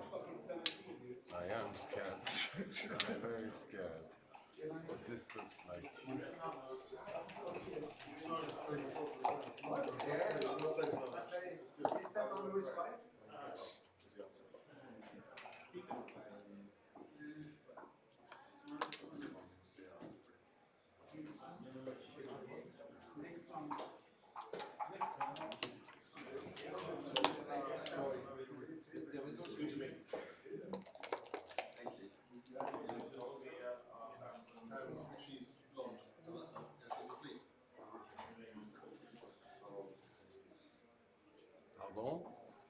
Start with the 3 first, and then you find the Use that one because I'm taking out that one. I'm taking my box to go.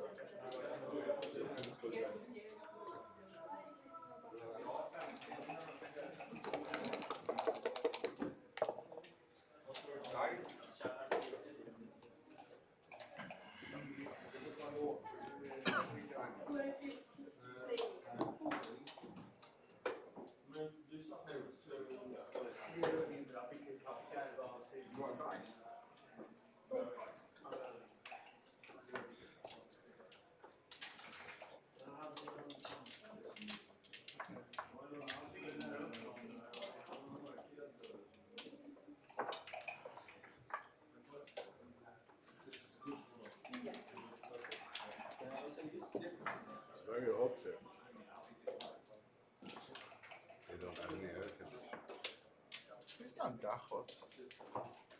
Not that hot. We are Swedes, you know. We're not I know. used to For you guys, yeah, for you it's boiling.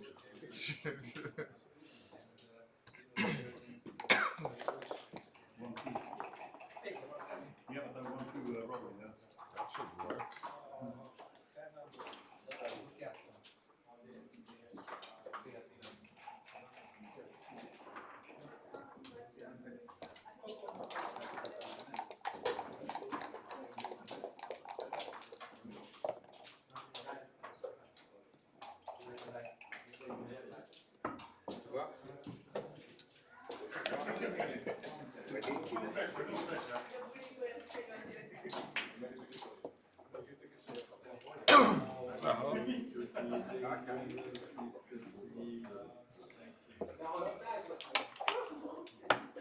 It's a good one. It's a good one.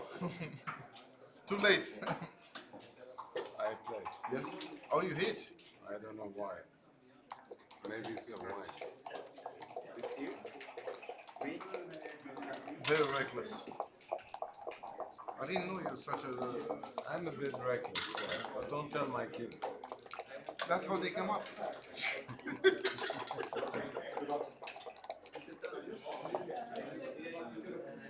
Nearly.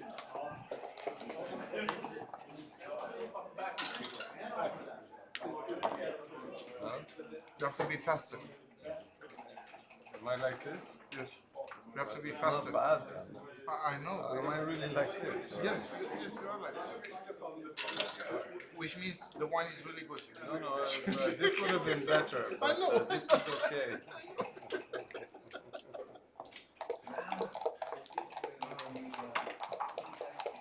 You're playing non-stop. Oh, she's here again. Well, I'm not. It's still somebody on the bar. Yeah, we are the three men on the bar.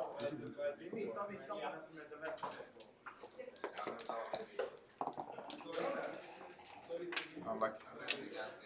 Very, I would say, very. You might have another chance. Might. Oh, really? Hello.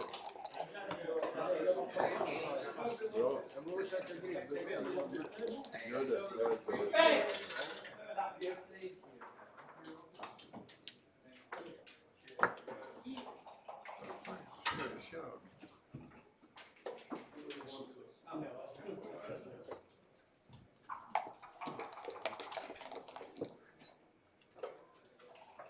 Last time I rolled a 5, it was in 78.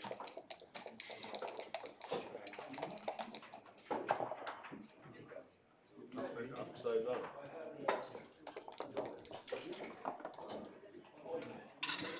Missed again. I swear to God, like. Ah.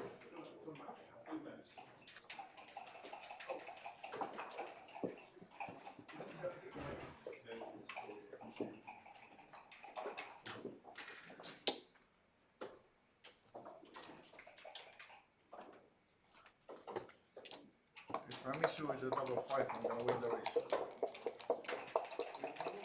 You can have a double 5. Thank you. Very generous.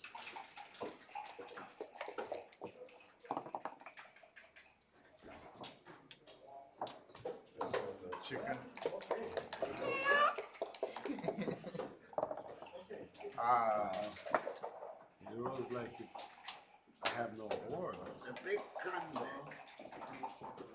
New favorite. I was so shocked that I came in because I don't even know how to play it.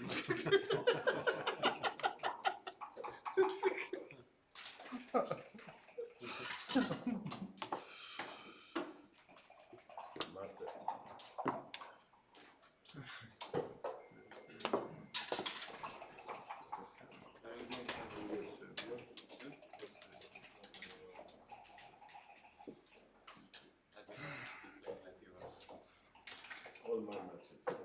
All your matches.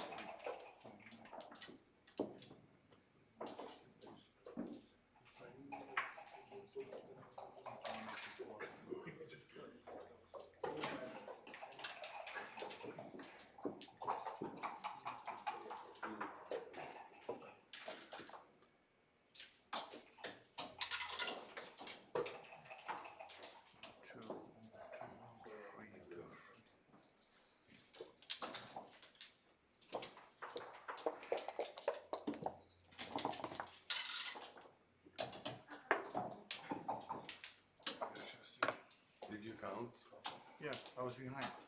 But the thing is, you have a lot of hit and pass. Yeah, So if you miss me, I go for the big double. What do I do here? What are we? 6. You need to put You're this like one. at least 10 pips ahead. Some 10, 6. What's that? And then 6, and then this one 5, I'm 84. 11, 84. and 11, and 39, 9 is like 20 pips. 62, 62, 64, 20 pips, yeah. 64, 84. That's like a double five. Only. I'll It's like only a double five. Well, it comes it. Wait a minute. I give rolling session every Saturday between 3 and 4. 20 pips is nice to have. Otherwise, it's too.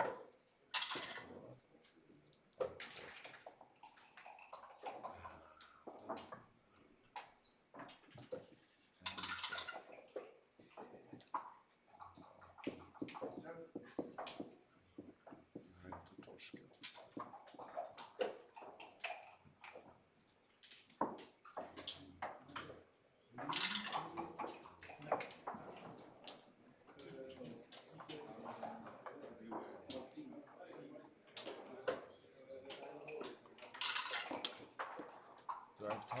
Not much. You could use some of mine, it's fine. Thank you. No.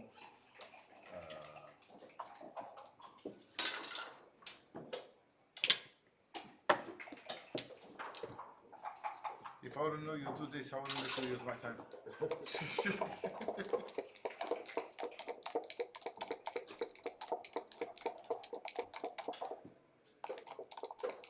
I apologize in advance in case I'm winning 5-4. I'm happy. It would make it more interesting.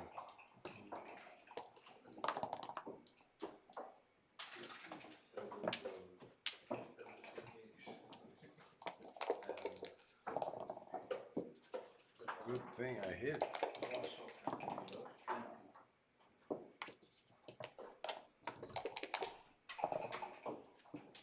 Good thing I hit.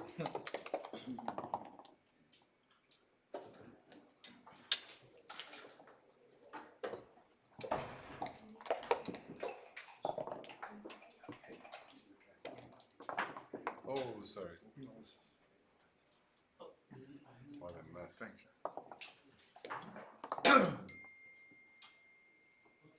The people here watching, can you please make it more interesting?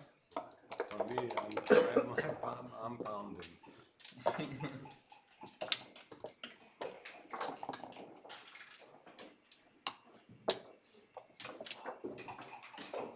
Thank you. Good game. It was a good one. Fyrklägaren måste vara, det är en på 18 att träffa och han måste ha mer chanser att vinna roundet än en på 18. Precis, även om man träffar har han inte vunnit.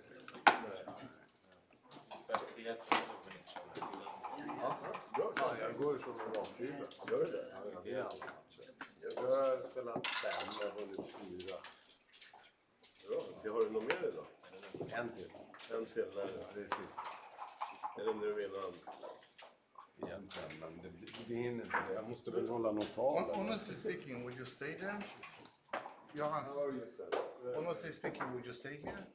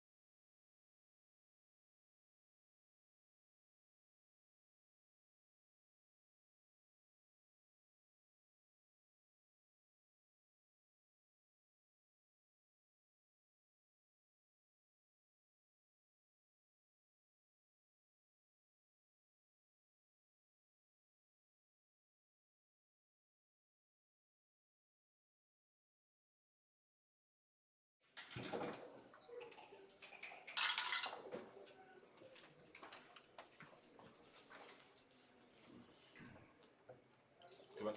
Match.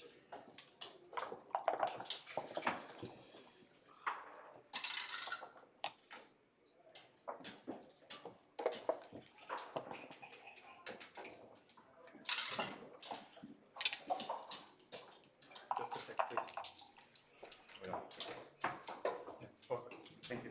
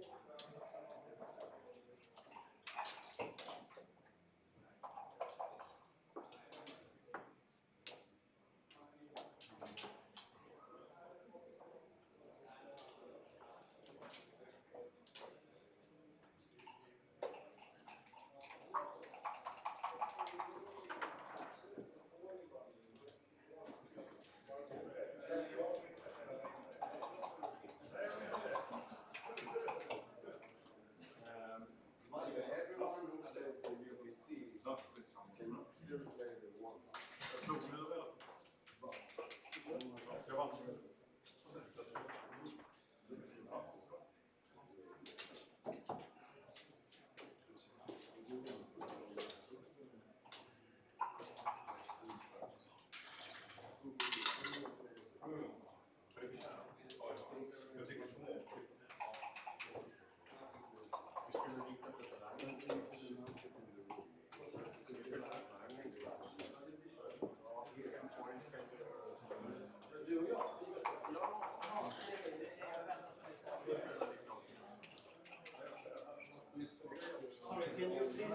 Can you talk outside, please?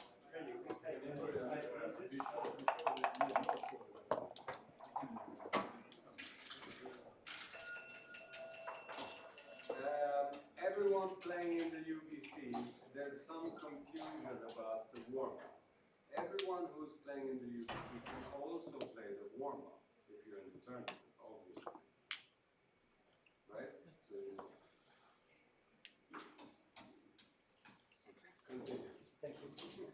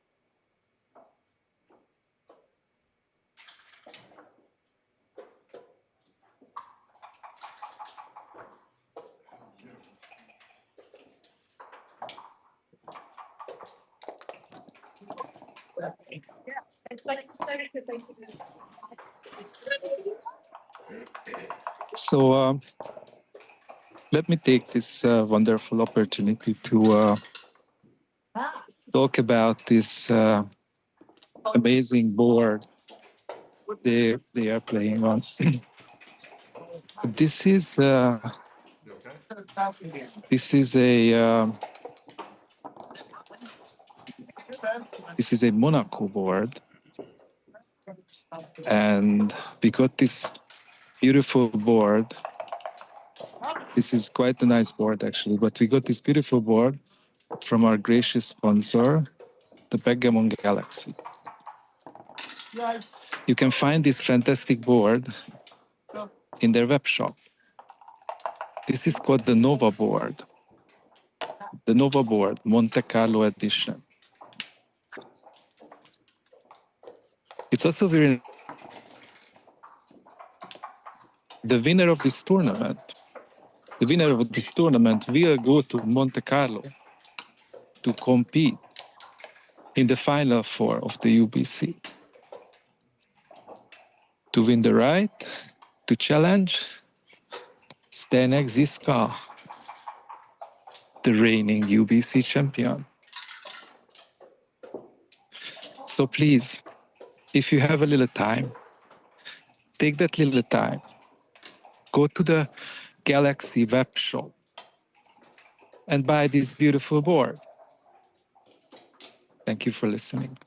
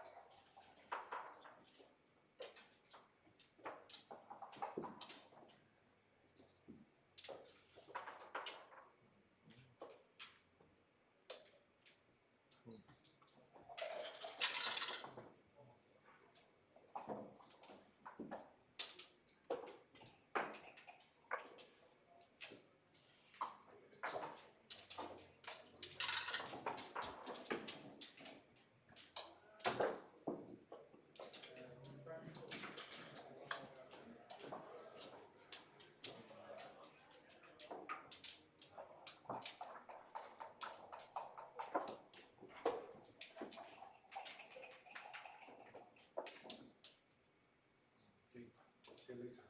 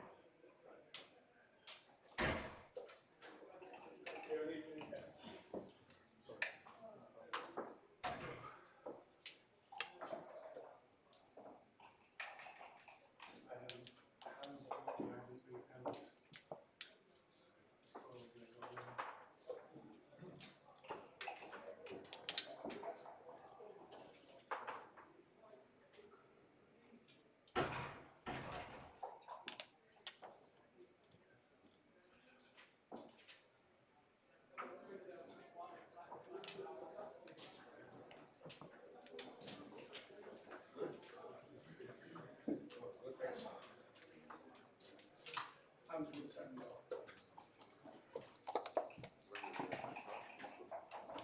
As long as you are better.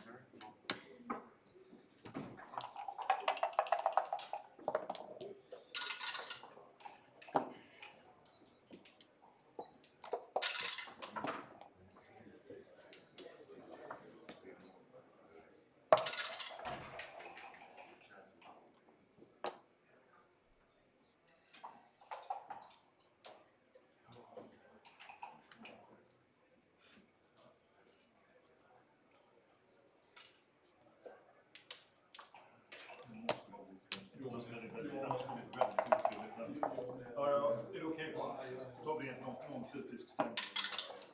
Eller? Säger du? Är det okej? Nej, men bara slipper man att spela för fotboll och blir liksom.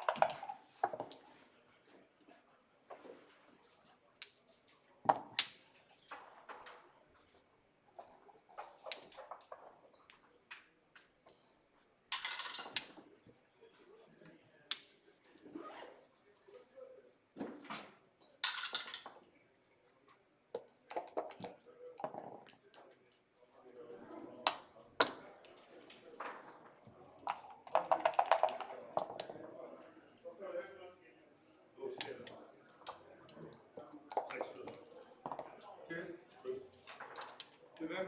Vem blir det? Jag tar svenska kronan, euro, dollar.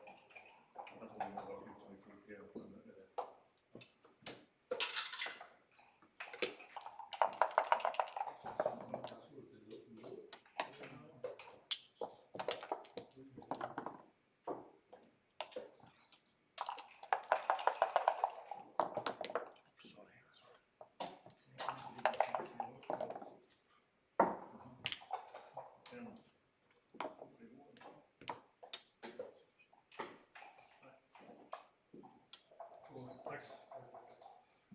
Du var bättre idag, jag var bättre också. Full. Så, på det klart. Jag hade ett par gånger tyckte jag, så jag kan välja första partiet.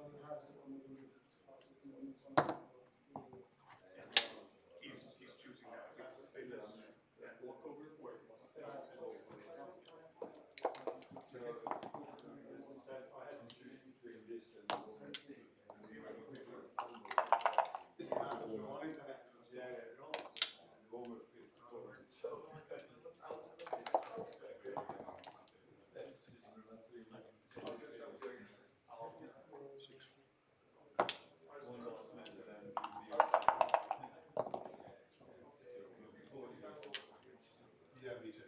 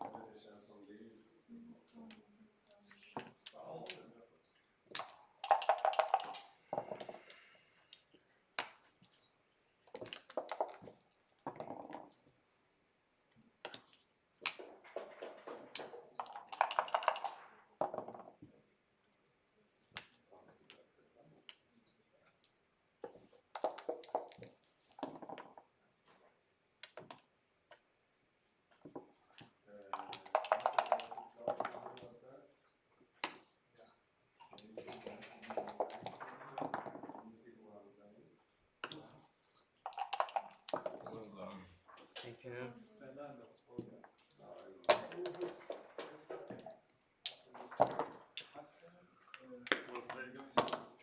Yeah, and those are super fast. It must be like over 99% there. You're happy with this one, Sebastian? You're happy with this one? Well, I should have won, right? I'm like 6-6-3-1. Did you lose? Yeah. It's just unbelievable. One of these days. It's unbelievable. Well, anyway, you should have looked after your bloody teammate. You played at 0.19 against me. No, 0.91 against me. Fucking hell. What can I do? I did everything. Well, you saw many PRs. Not great. No, I felt I saw some mistakes. I mean, but I don't know how I lose this match. I mean, Yeah, why don't you retire? I mean, only one point. Yeah, I understand your disappointment. Look at these guys. I'm so sorry, Sebastian. So I get a point at least. Can I just see my match? Well, this is not the final result. Oh, it's not the final result. It's If you go to deeper analysis. Is it this one?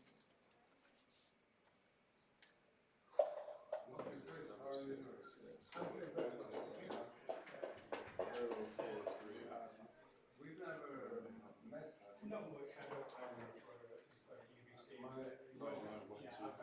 UBC. It's spectacular. I really felt like I was going to win that one.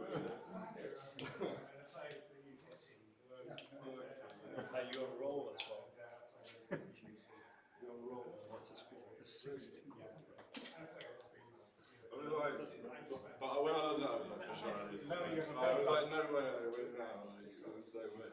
Now you have a bad luck story. But he got all the free cube decisions. It was not fair. He got all the butiful cheap decisions.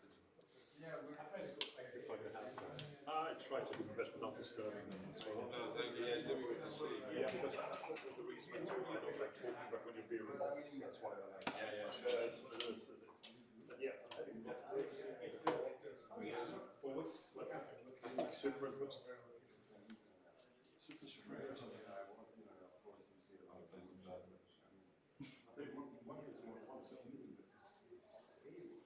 Oh, that's one. Well, that's what Sandra says now. He says, unfortunately, back members now has become hysterics rather than what is the great when all the players that play a few mistakes, they don't play dramatic players without this. So instead, we should play so we bring out more. All the top players, they all know When we play this last match,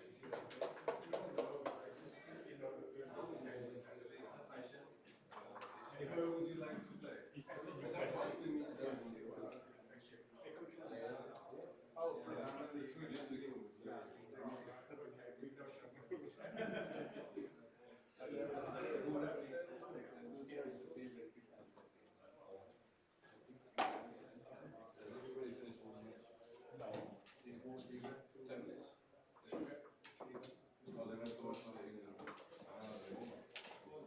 How are you doing?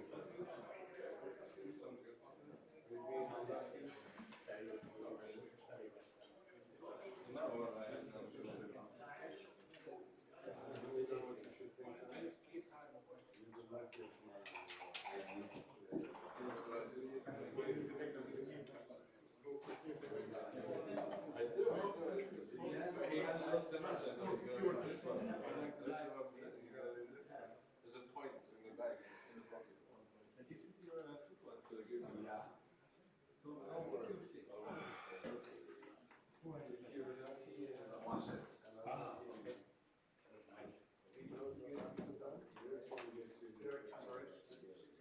He just finished his match, so probably he's in a short break. How did you play? You won that match. Would you like some wine? I wouldn't have taken that. But then I took a 500 card.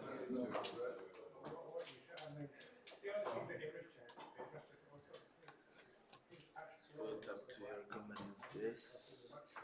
I don't spend my life telling people about my copyright. In the 4-1, I was like, no way. I won my best like 4-1. And then yeah, you got just like 1. Gerge, can you do commentary at the same time? Me personally? No, I mean, can you do it?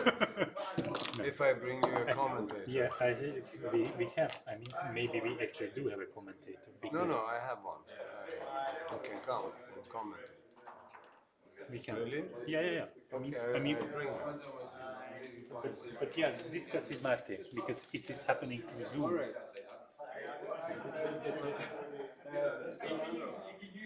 One second.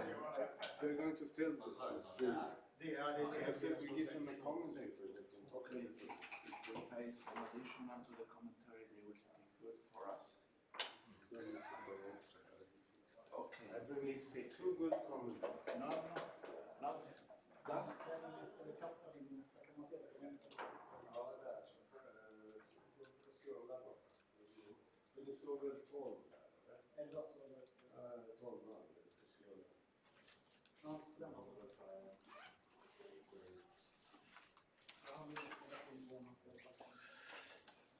This is a last round match, yes? Yeah, finally.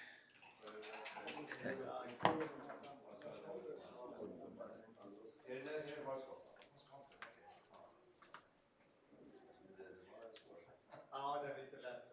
Det är klart bilan så är det. Jo, men det är så. Men in så slår han på väldigt mycket. Ja.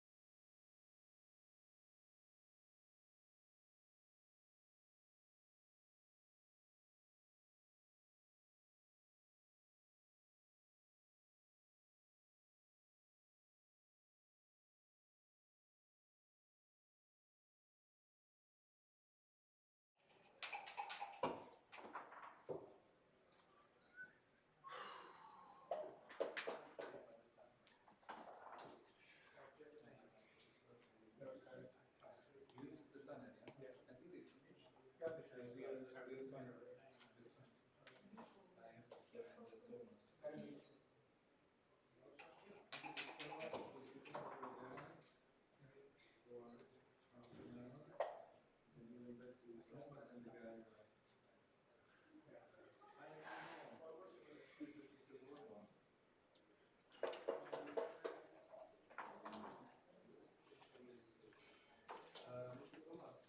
other display.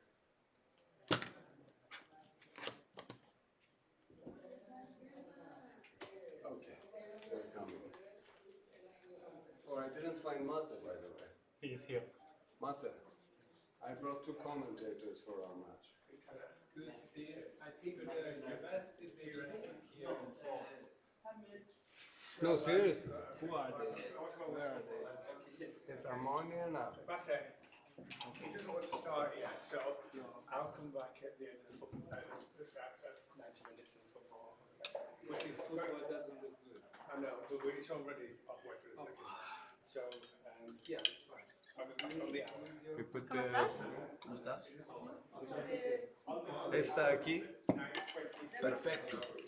Mi español es Muy bueno, bien, muy bueno. con vino de Con tinto. Con vino mejor.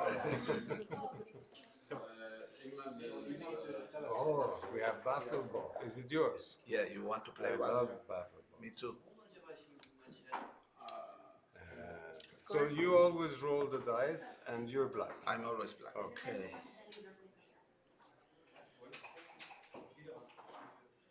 This could be a fun game. Can you take a photo for you? A picture. I can try. With the word So, champ. but you came all the way from South America, Argentina, or? Yeah, I decided just last moment because I wanted to play the UBC and I hate winter and You hate winter. I hate winter. What's like winter in Argentina? It's getting cold. Okay, let's Pose for me. Great. I made a few. Thank you. And so it was a good tournament. I decided, okay, I should go. I like to play with my first UBC. I should have made different plans. I should have made after here stay in Europe and then Monte Carlo. Yeah. But I did already, so I go back to Argentina and then back to Monte Carlo. Oh, really? Yeah. So what is it, 2 weeks in between? Roughly Yeah, 2 2 weeks because I will stay a few days before Monte Carlo in Europe, in Amsterdam. Just. Do you have friends in Europe, or? I have, but I'm traveling with an Argentina friend. Oh, you too? Yes, a friend, another backgammon player who is joining to Monte Carlo. It's good. I like to be part. Everything is allowed? Yeah, everything. I'd rather it's your Alex. But Alex is playing. Who will be doing commentary? Yeah, two commentators. Who? My son and his girlfriend. Good. They will root for you. No, I don't think so. I think we'll have fun. Okay. In English or which? English. English. Will be fun to see. Maybe some swear words in German. She's German, but you know. Okay, it's good. Share. We have to push share. Now you get my number. Yes. Oh, that is. And now you have to add plus. I know I don't want plus. No, you need to add plus for 9.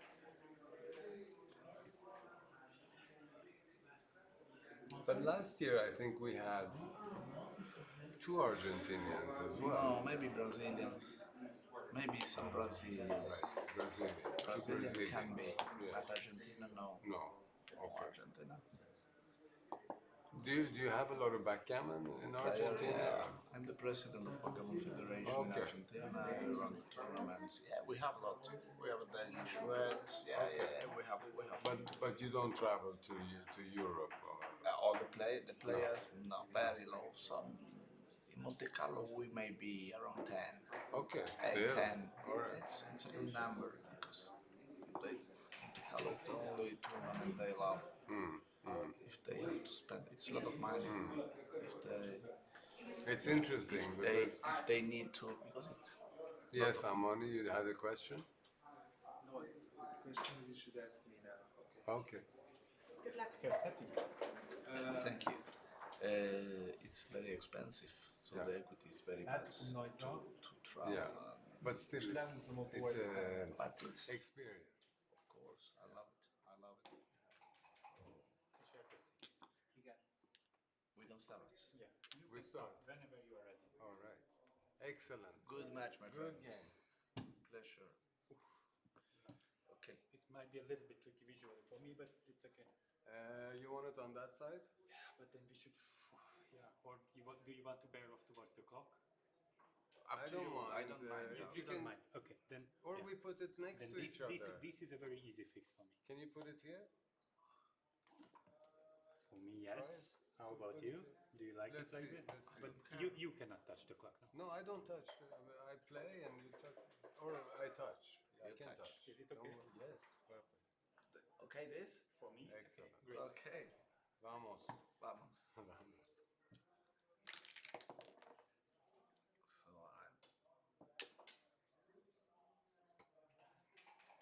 I roll or you roll for me? No, I roll. yeah. Otherwise, I can sit here. You sit drink and I wine, move also.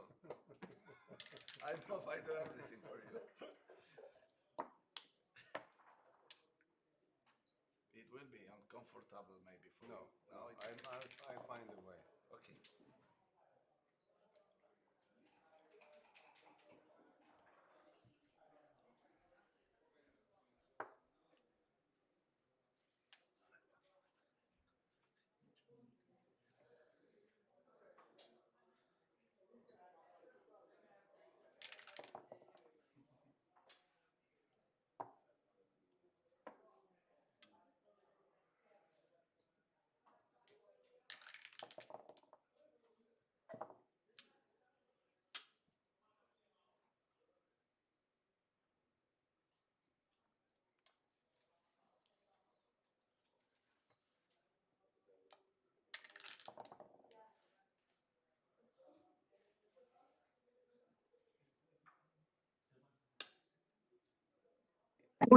Ah, okay.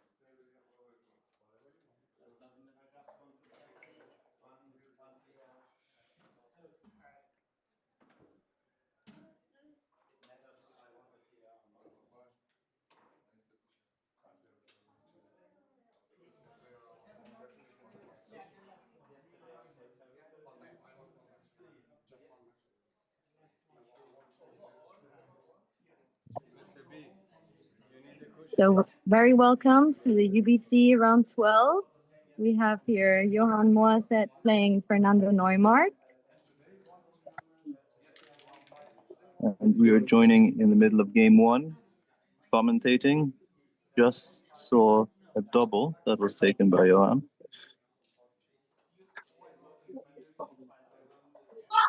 2-5. Feels like for me as an intermediate player and obvious NM hits, but yeah. Yeah, he's thinking, putting the checker back. I guess he's a bit scared of the board.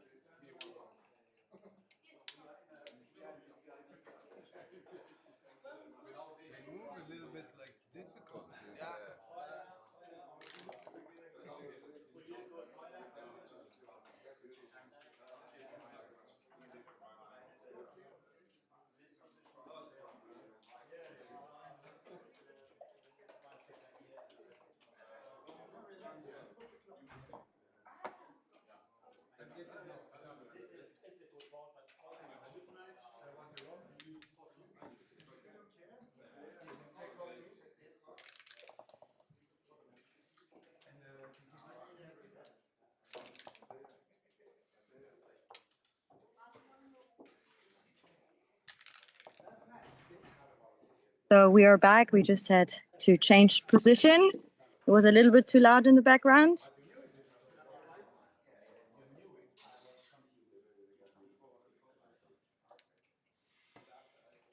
Okay, Johan, so far no mistakes.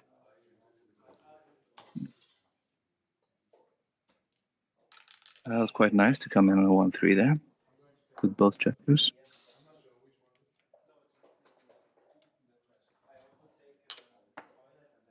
And Fernandez again thinking what he should do. Looking how to close out to prevent the game from coming back with the 1. But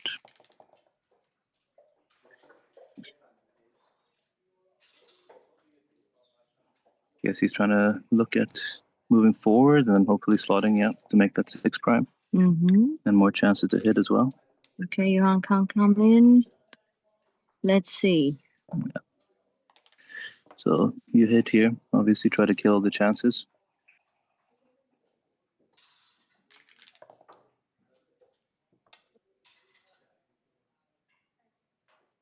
Okay, closed up board. Now he's just considering which 2 is better to come, if it's better to come down or out with that 2. Guess you're worried about not much really at this point. No, just run all the way. Yep, okay.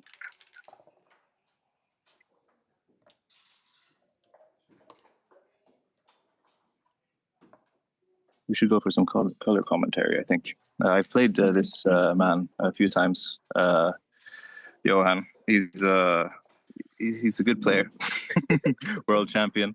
2024, Monte Carlo. Yeah, he showed already that he plays on a very good PR in this competition. I believe he's, before the results of today's PR come out, I believe he's leading at the moment in PR. And I think he's gone 4 or 5 wins today, right? Something like this, yes. But I mean, you see, you play on a 2 PR and you can still lose against someone that plays a... Fernando's brought it back very strong here. Down to 5.6. Yes.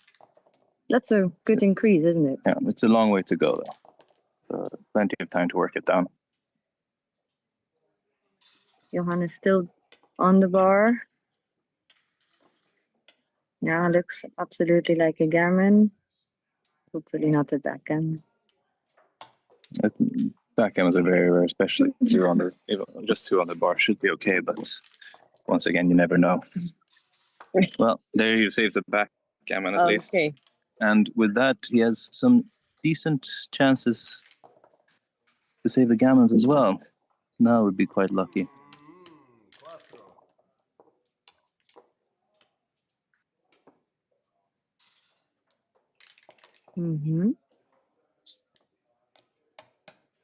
Oh, oof, that's strong. That's a strong response. Is it? I would say so, yeah. I heard about double sevens before. I've never had the pleasure of rolling one myself, but...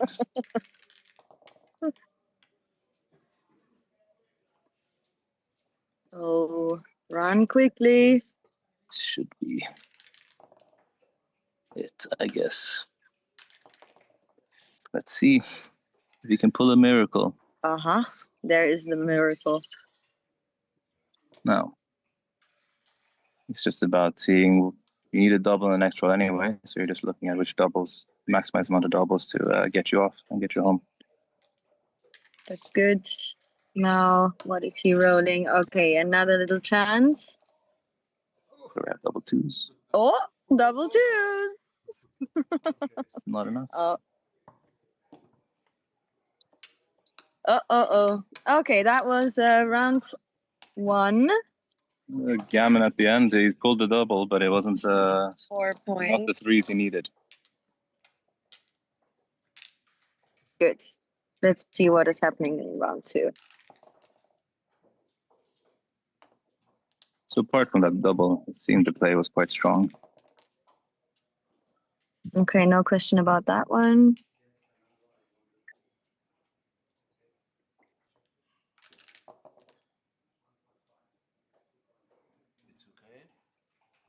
it's okay. Yes. Okay. Check your dice is fine. Yeah. Yeah, but he meant it said that, but it was fine. Oh. Were they playing that one? Even the dice was on top of it. Yeah, in UBC, I believe they go by the, I think that's the American rules, where you play the dice on checker. Oh, okay.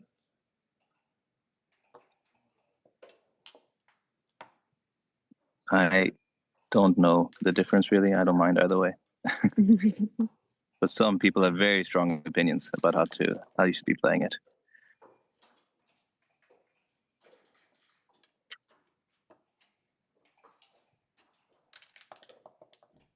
Okay. So now we have a 6-5. What is he gonna do? Okay, saving this one. You're in the lead, so there's not much else to play in this position anyway.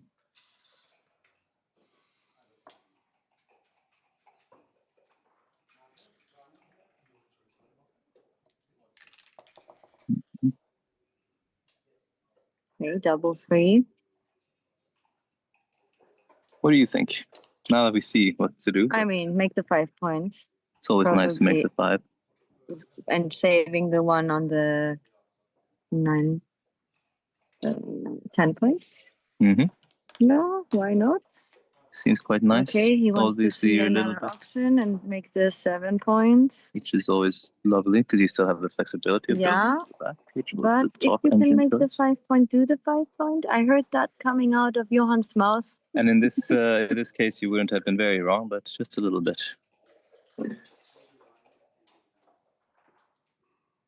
Oh, Fernando is touching his head.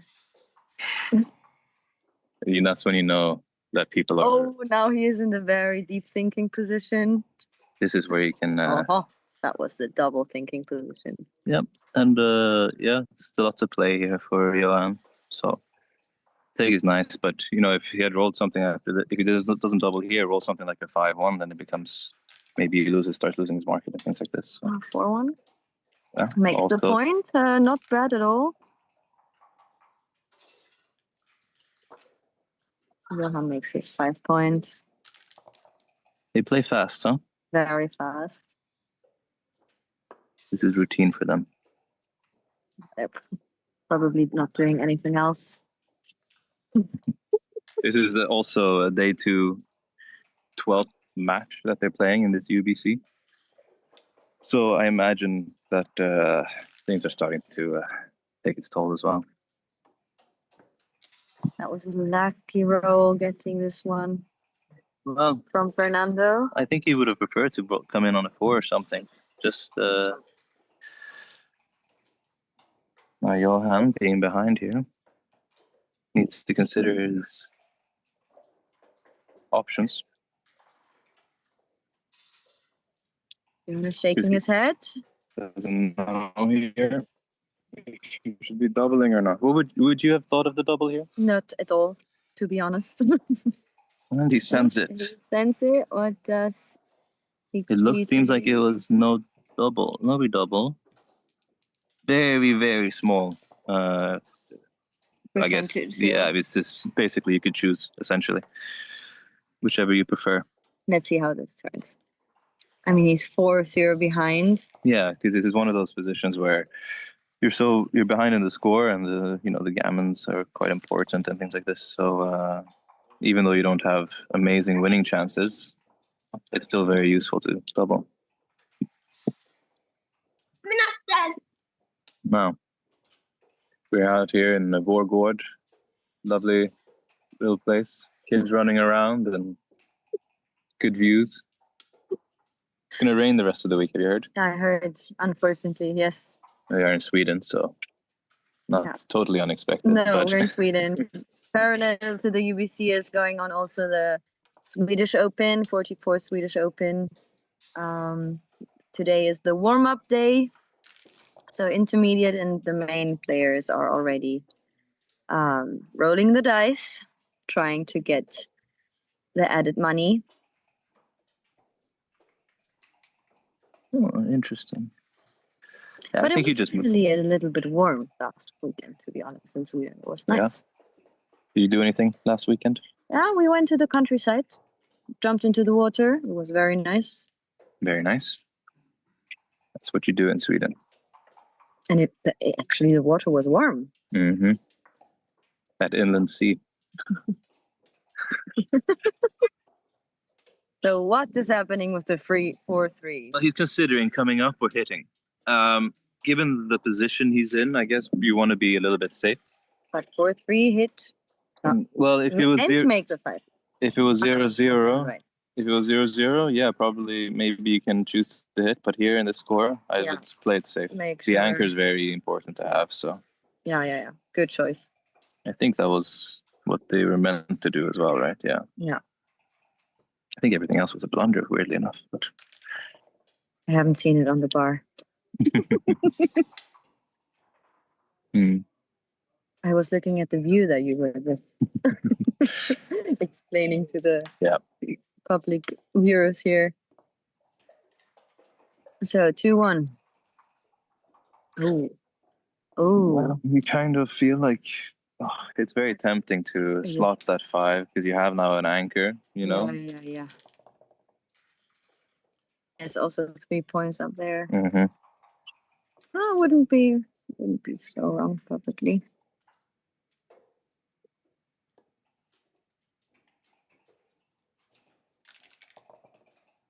Johan is waiting his chance. Mm-hmm. That's sometimes what you have to do. Oh. 5-2. Is it time to leave?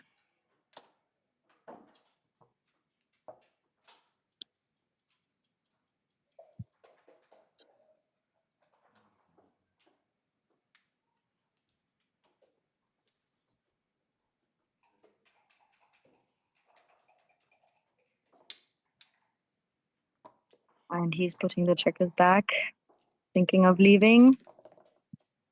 And he ultimately decides to. Oh, yes. Which is brave and probably right.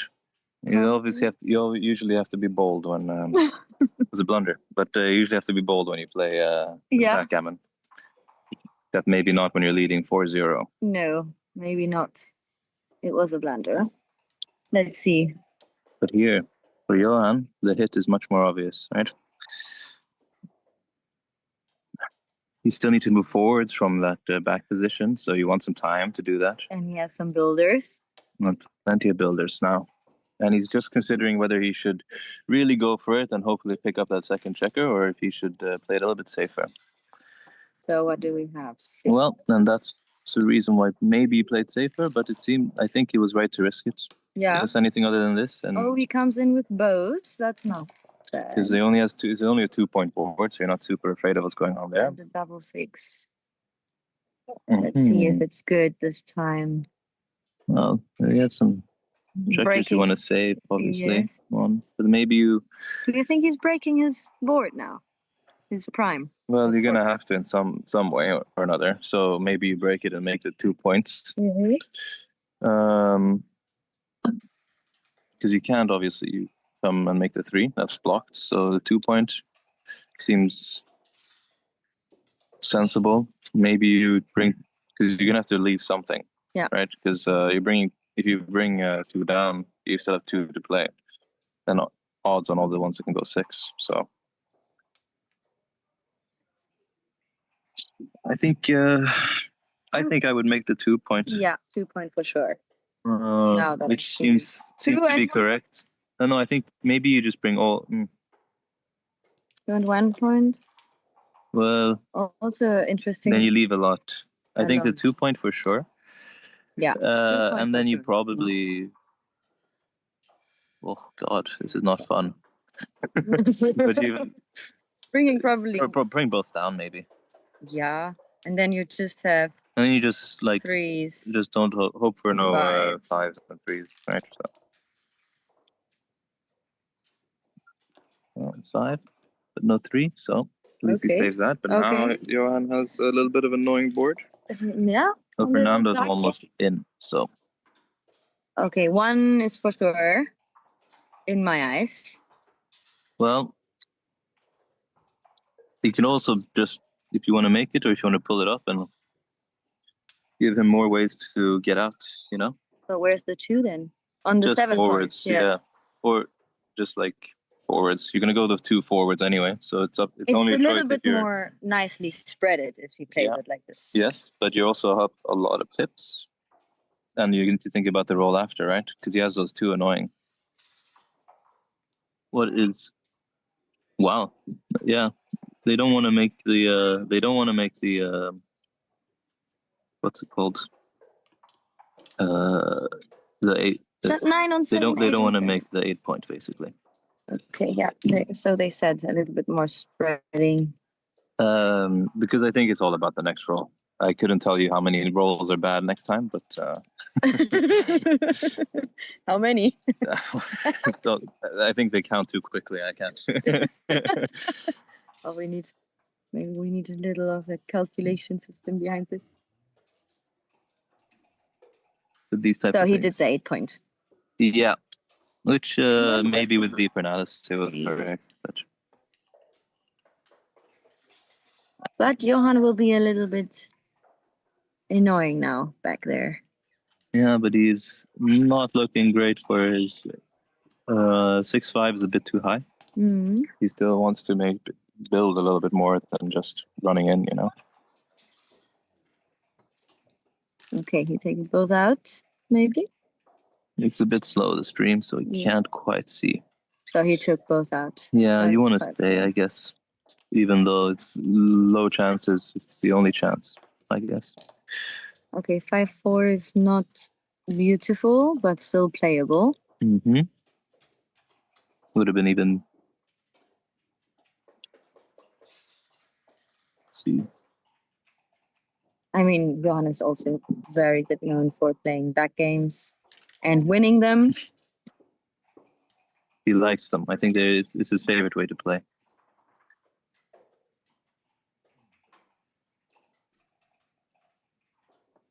So the PR of Fernando also increased a lot. We're under 5 now. Mm-hmm. And Johan has made some mistakes, putting him up from his 0.0 in game 1 to 3.4. Which, according to which is his usual playing average, but in this tournament he's been playing far better so far. So we have a 6-1. Yeah, once and again. He's piling it up like a spaghetti. Okay.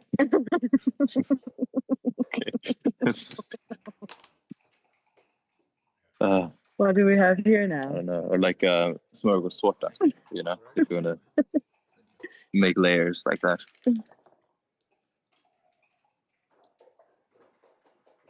Oof. The stream is a little bit it's slow.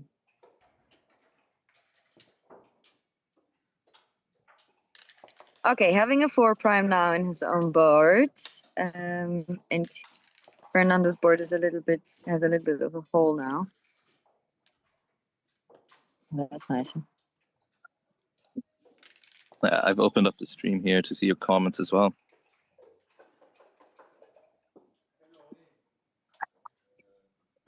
It's Ingrid, it's Andre and Amani, Andre Moazed, and we are commenting as stand-ins, so you have some voice to listen to. Though I wouldn't be mad if you muted, because we are a little bit annoying as well. But we appreciate all you tuning in, watching. It's been some fun tournaments so far.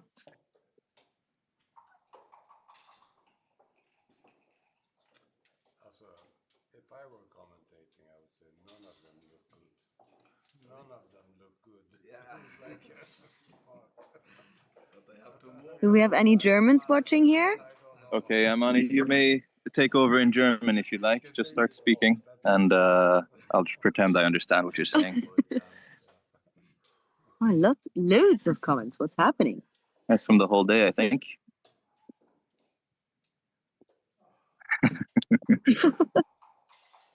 Thank you, Ingrid. We really appreciate it.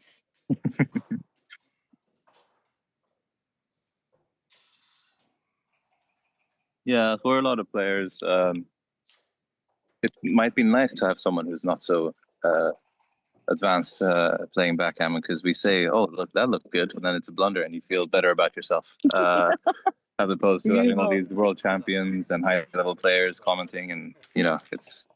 Oh, both are smiling. What happened? Well, they're just having fun as usual. Good. 5-2. That's the most important. No German here. Rainer.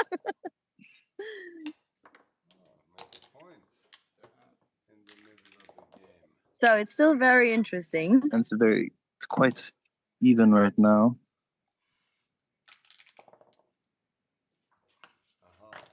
What is this?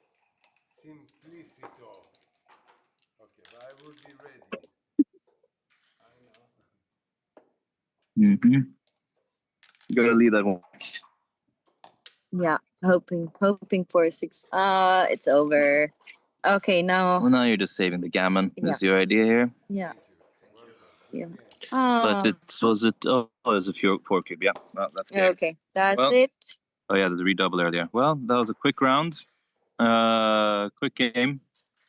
Thank you for tuning in. Thank you so much for watching. And that's it. That was Have the a nice game. day, right? Yep. And we will be here. Maybe we're gonna comment another play in the future this weekend. Loads of matches ahead. And for the rest who's watching, have a good weekend. All right. Thank you. Bye bye.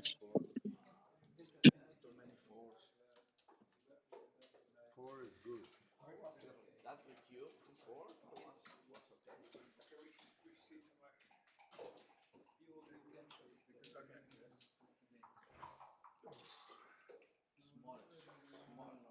Small, very small. Sorry.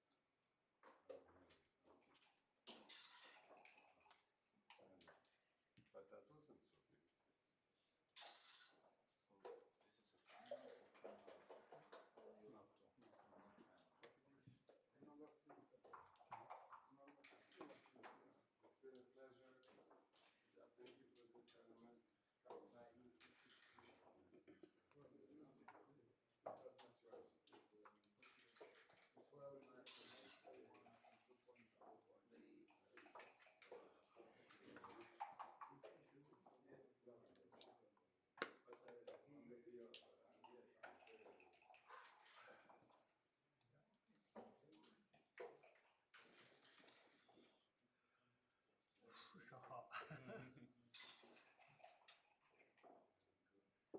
Where are you from, Tanner? Turkey. Oh, yeah, right. You English, right? Yes, yeah. So, do you know Ali Setimbian? Yeah. Yeah, he's a great player. He knocked me out one year in the quarterfinal. You should stay the previous names and the changes will be. No problem.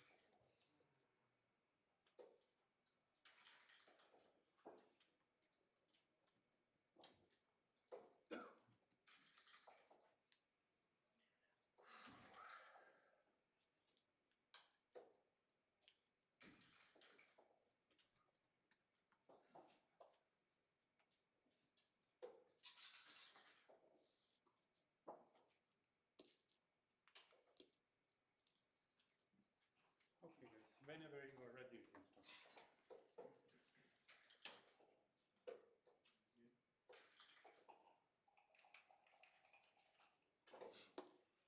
Okay, yeah. Good match. Good match, yeah. Oh, guys. Sure. Yeah, that would be nice.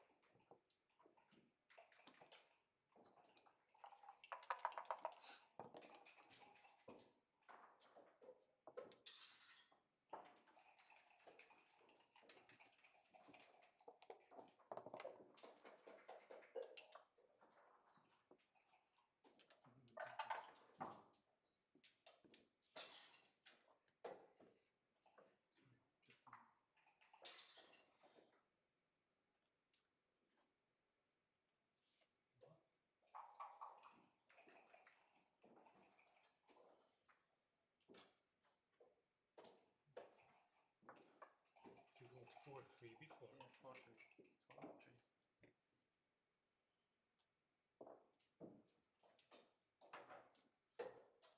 Ah, okay, I see it. And I have a 6-1. And you have a 6-1. Sorry, and thank you. Okay, you got a 6-1.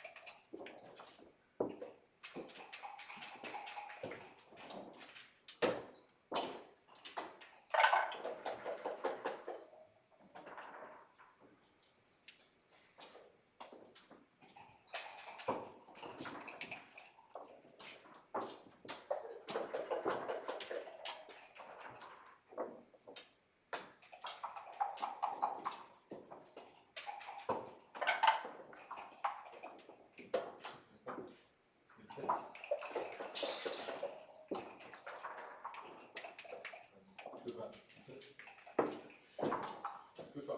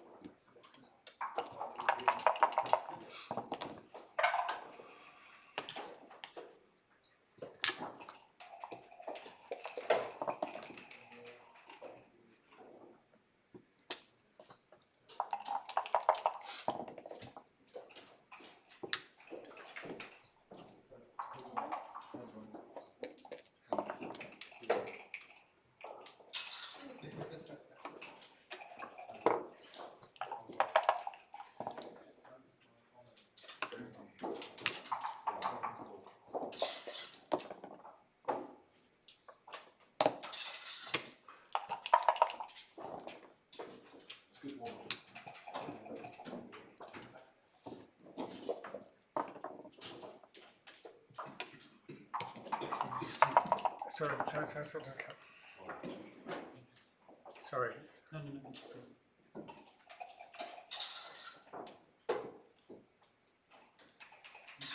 5-2, and after that you play the. I've got into this 6-3 position. maybe? 6-3, I think. 6-3, yes. Can you check that's right? Sorry.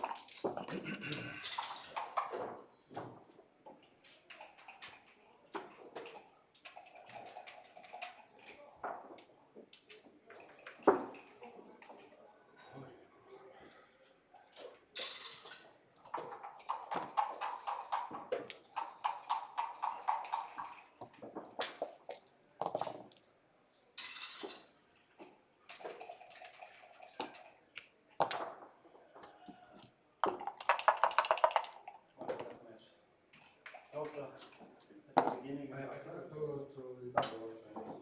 You don't lose your muscle. You cannot make a mistake. No, because I always have to take it. There was one hit bleeding, but do you think I will double? I won. Do you think I will double? The match. 5-0. It's 10 tips, 77 to 78, it's around 13%. So I have you have pressure 2%. I'm not sure. It's not all the time. I have to. Yes, I think it's not the take.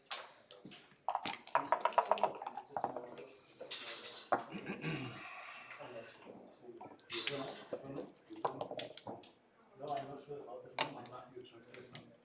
I will take some positions. Oh, but I have a small list. And my girlfriend and I got this one. I just want to all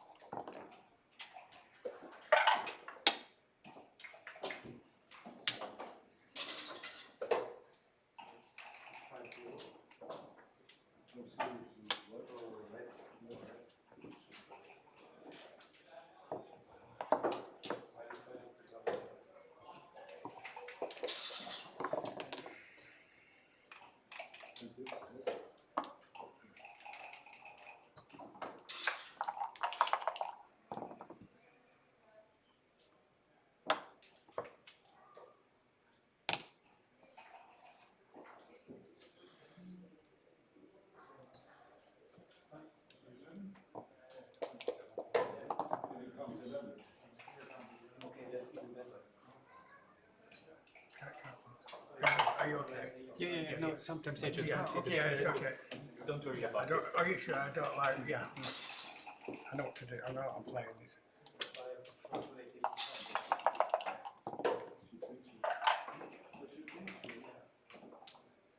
Nice.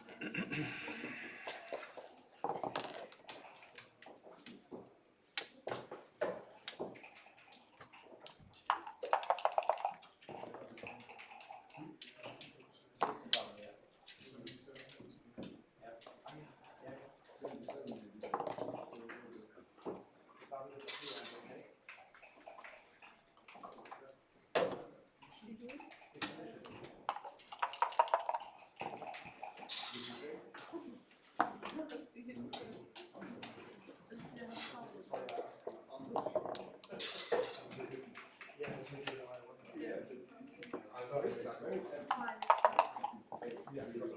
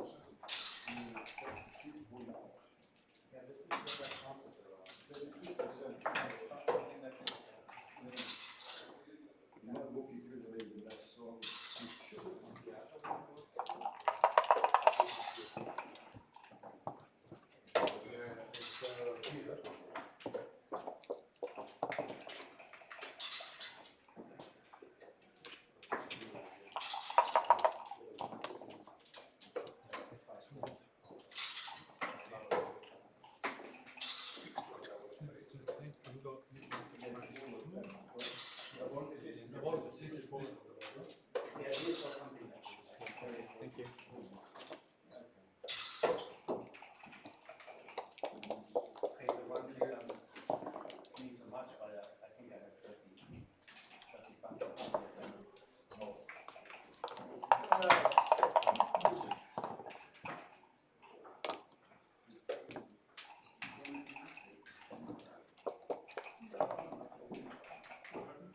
I think you come out in Red Bull. I wanted too much. You had to after you double, just roll double five to come out.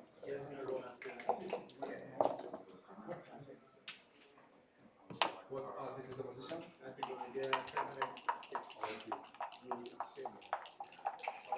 No, I don't know. That was. I also say.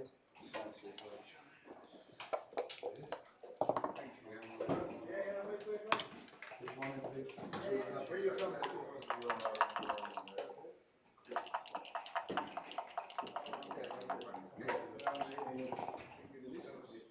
I don't know. I counted on one meeting with one. From Turkey or from that's the thing on these various tournaments. So you played in Nicosia last in May. Was it in April or May? Oh, okay.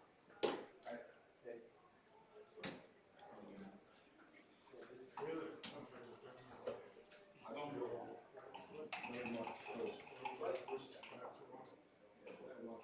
Okay, but I have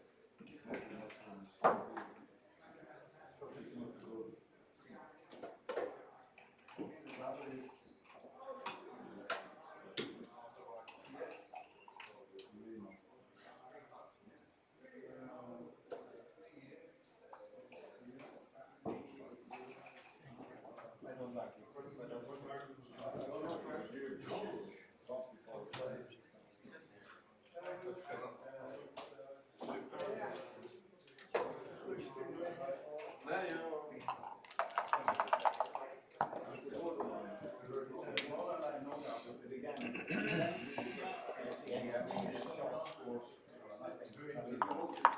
Nej, jag kan inte gå vidare. 31, like you said. Yes, I like it.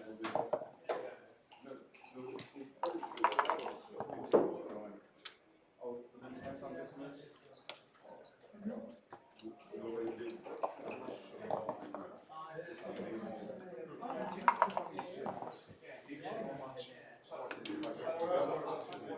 No, you don't make any mistakes.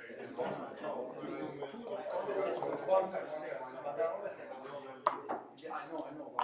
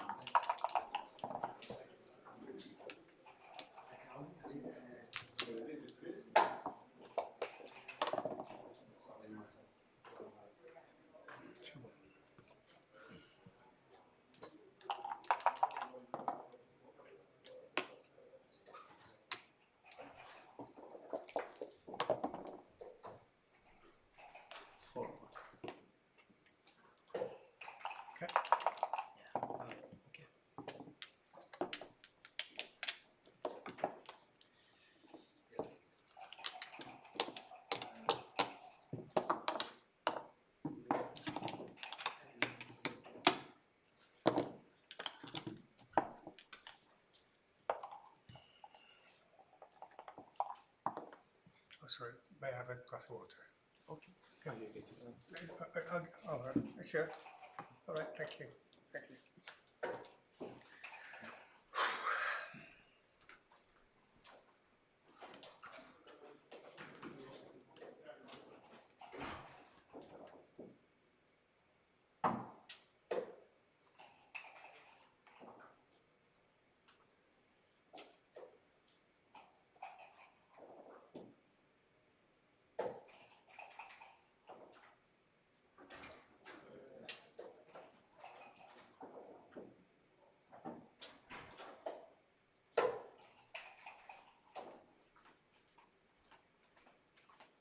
Thank you very much.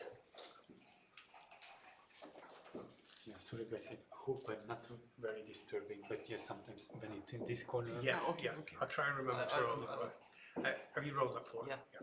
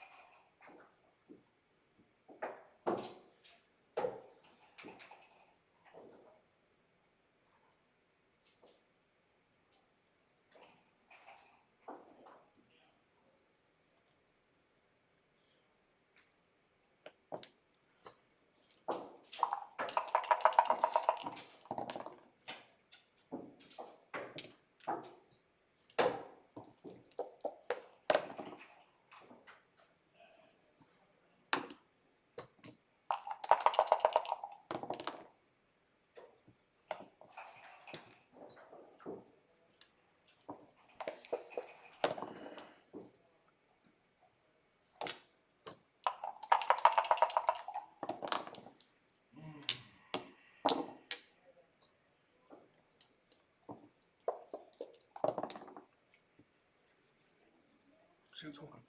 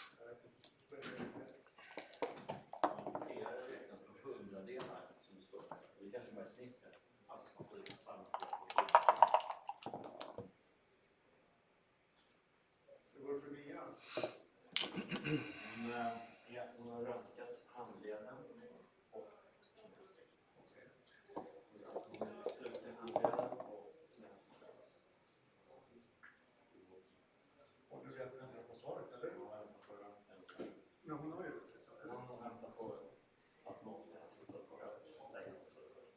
Man måste stanna där. Är det brutet mot sin insats? Nej, det är inte brutet.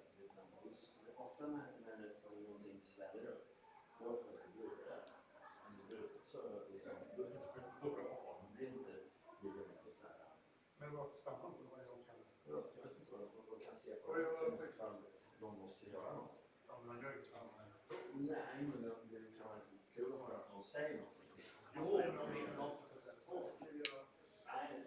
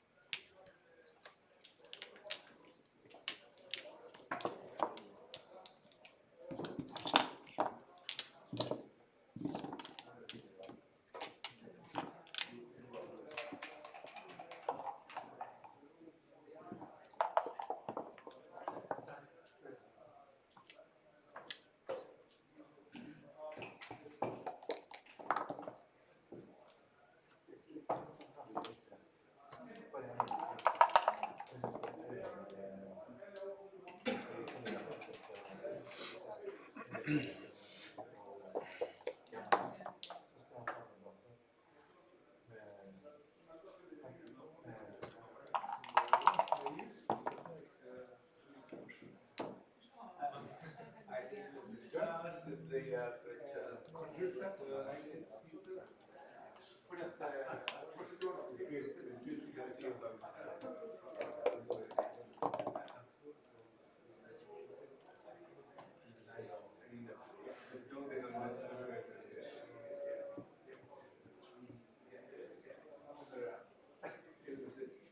it was beautiful. I love it.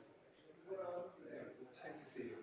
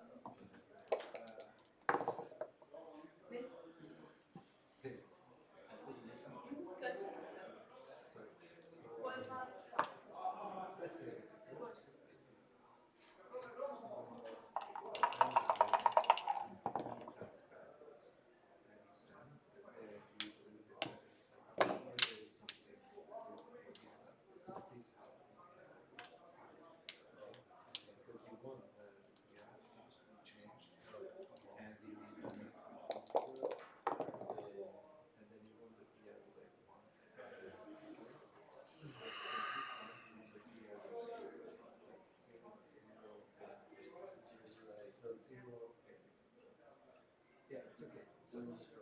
The 0 is only one extra decision or something. If you, I would be very happy if you would have me.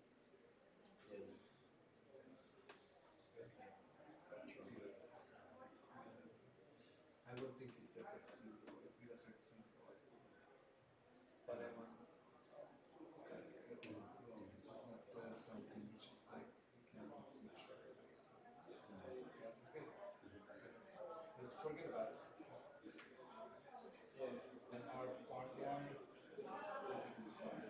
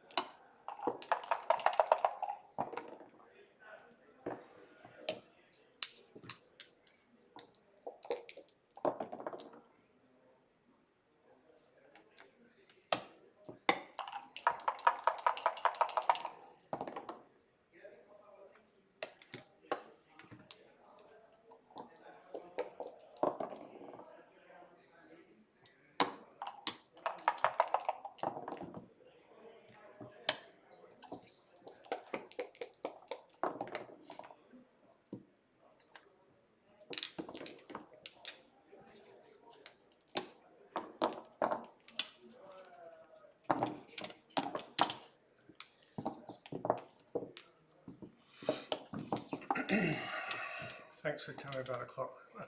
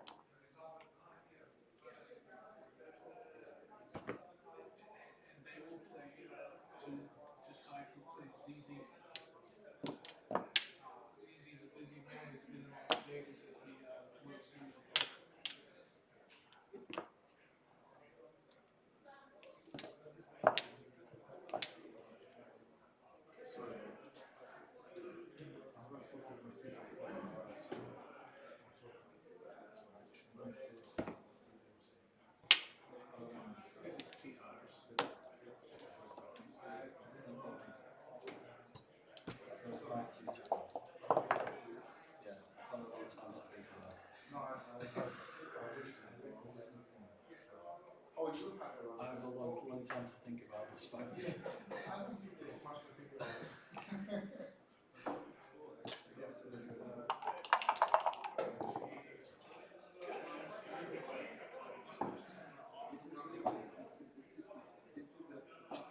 was expensive in the beginning. The best 8 players qualified. This is really rare. Because usually the value we are like less or less.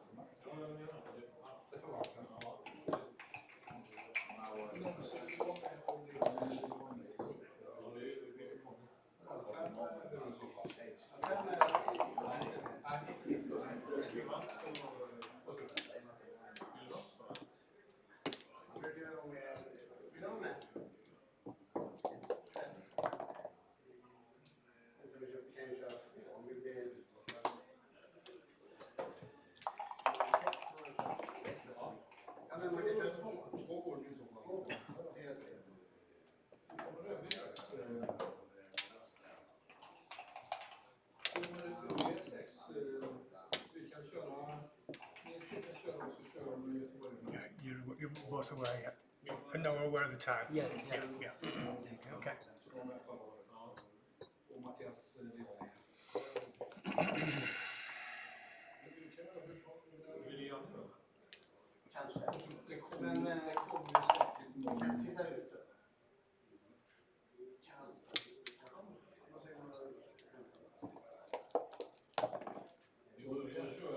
Då får du bjuda på GT. Då kan vi sitta. Då kör jag köpte den där rummet. Tommy, kan vi sitta i? Sorry?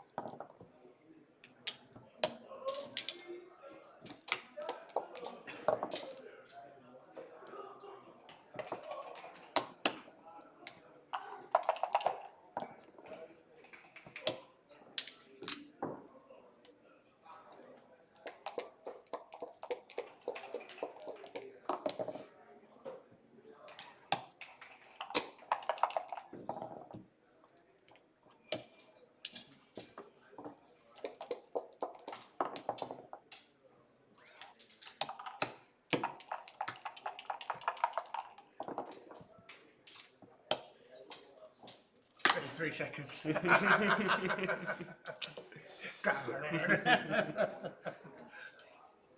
think I might need this one to qualify for the last day. Oh, dear. Good match, thanks for the match.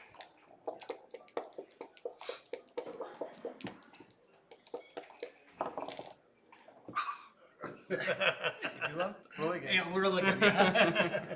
Thank you. Well played. Thank you. Nasıl sonuç?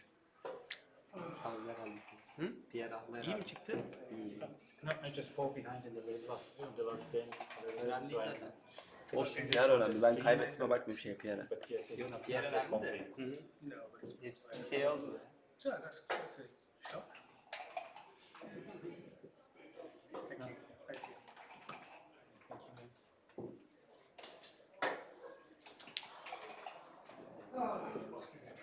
I haven't just finished it because I and the wrong move in the last game somewhere and now I'm pitching it from the tree.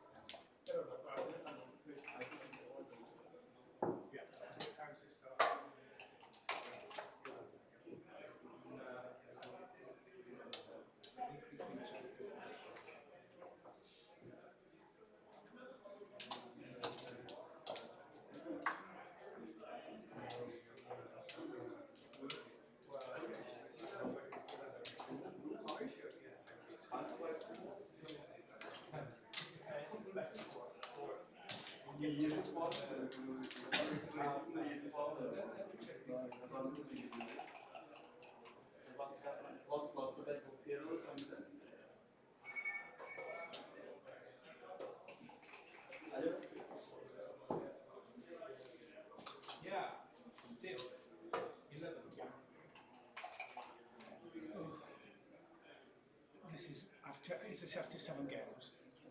This is, yeah, I missed the last pair of basically. Yeah. Oh, that shouldn't be a problem. I mistyped something. And then yeah, but that shouldn't be a problem, should it? No. Great, thank you very much. Thank you, Tim. And I hope I didn't disturb you. Oh, not at all, it was great. But if I have qualified, I'll qualify the right way. Is the right way? Well, PR rather than really looking, yeah.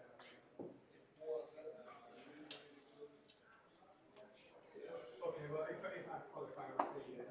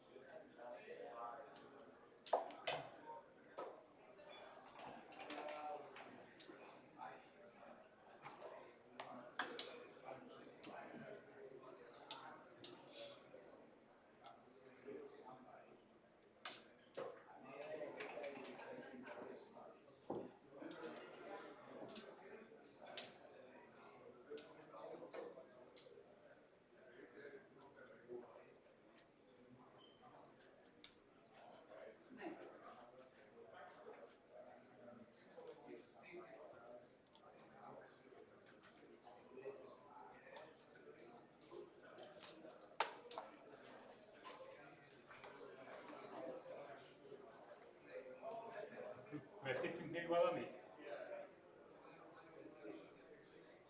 Már ennyi.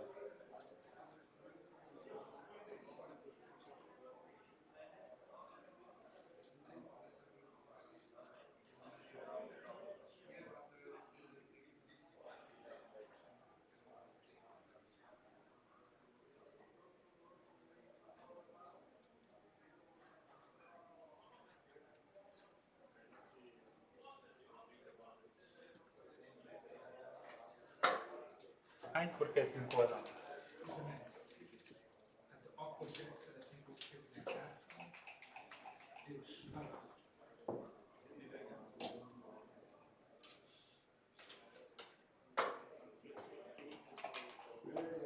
Är de sista åren? Jag började med dem. Är de sista 8? Ja, precis. Men de 6 bästa och sen får vi det expedierat.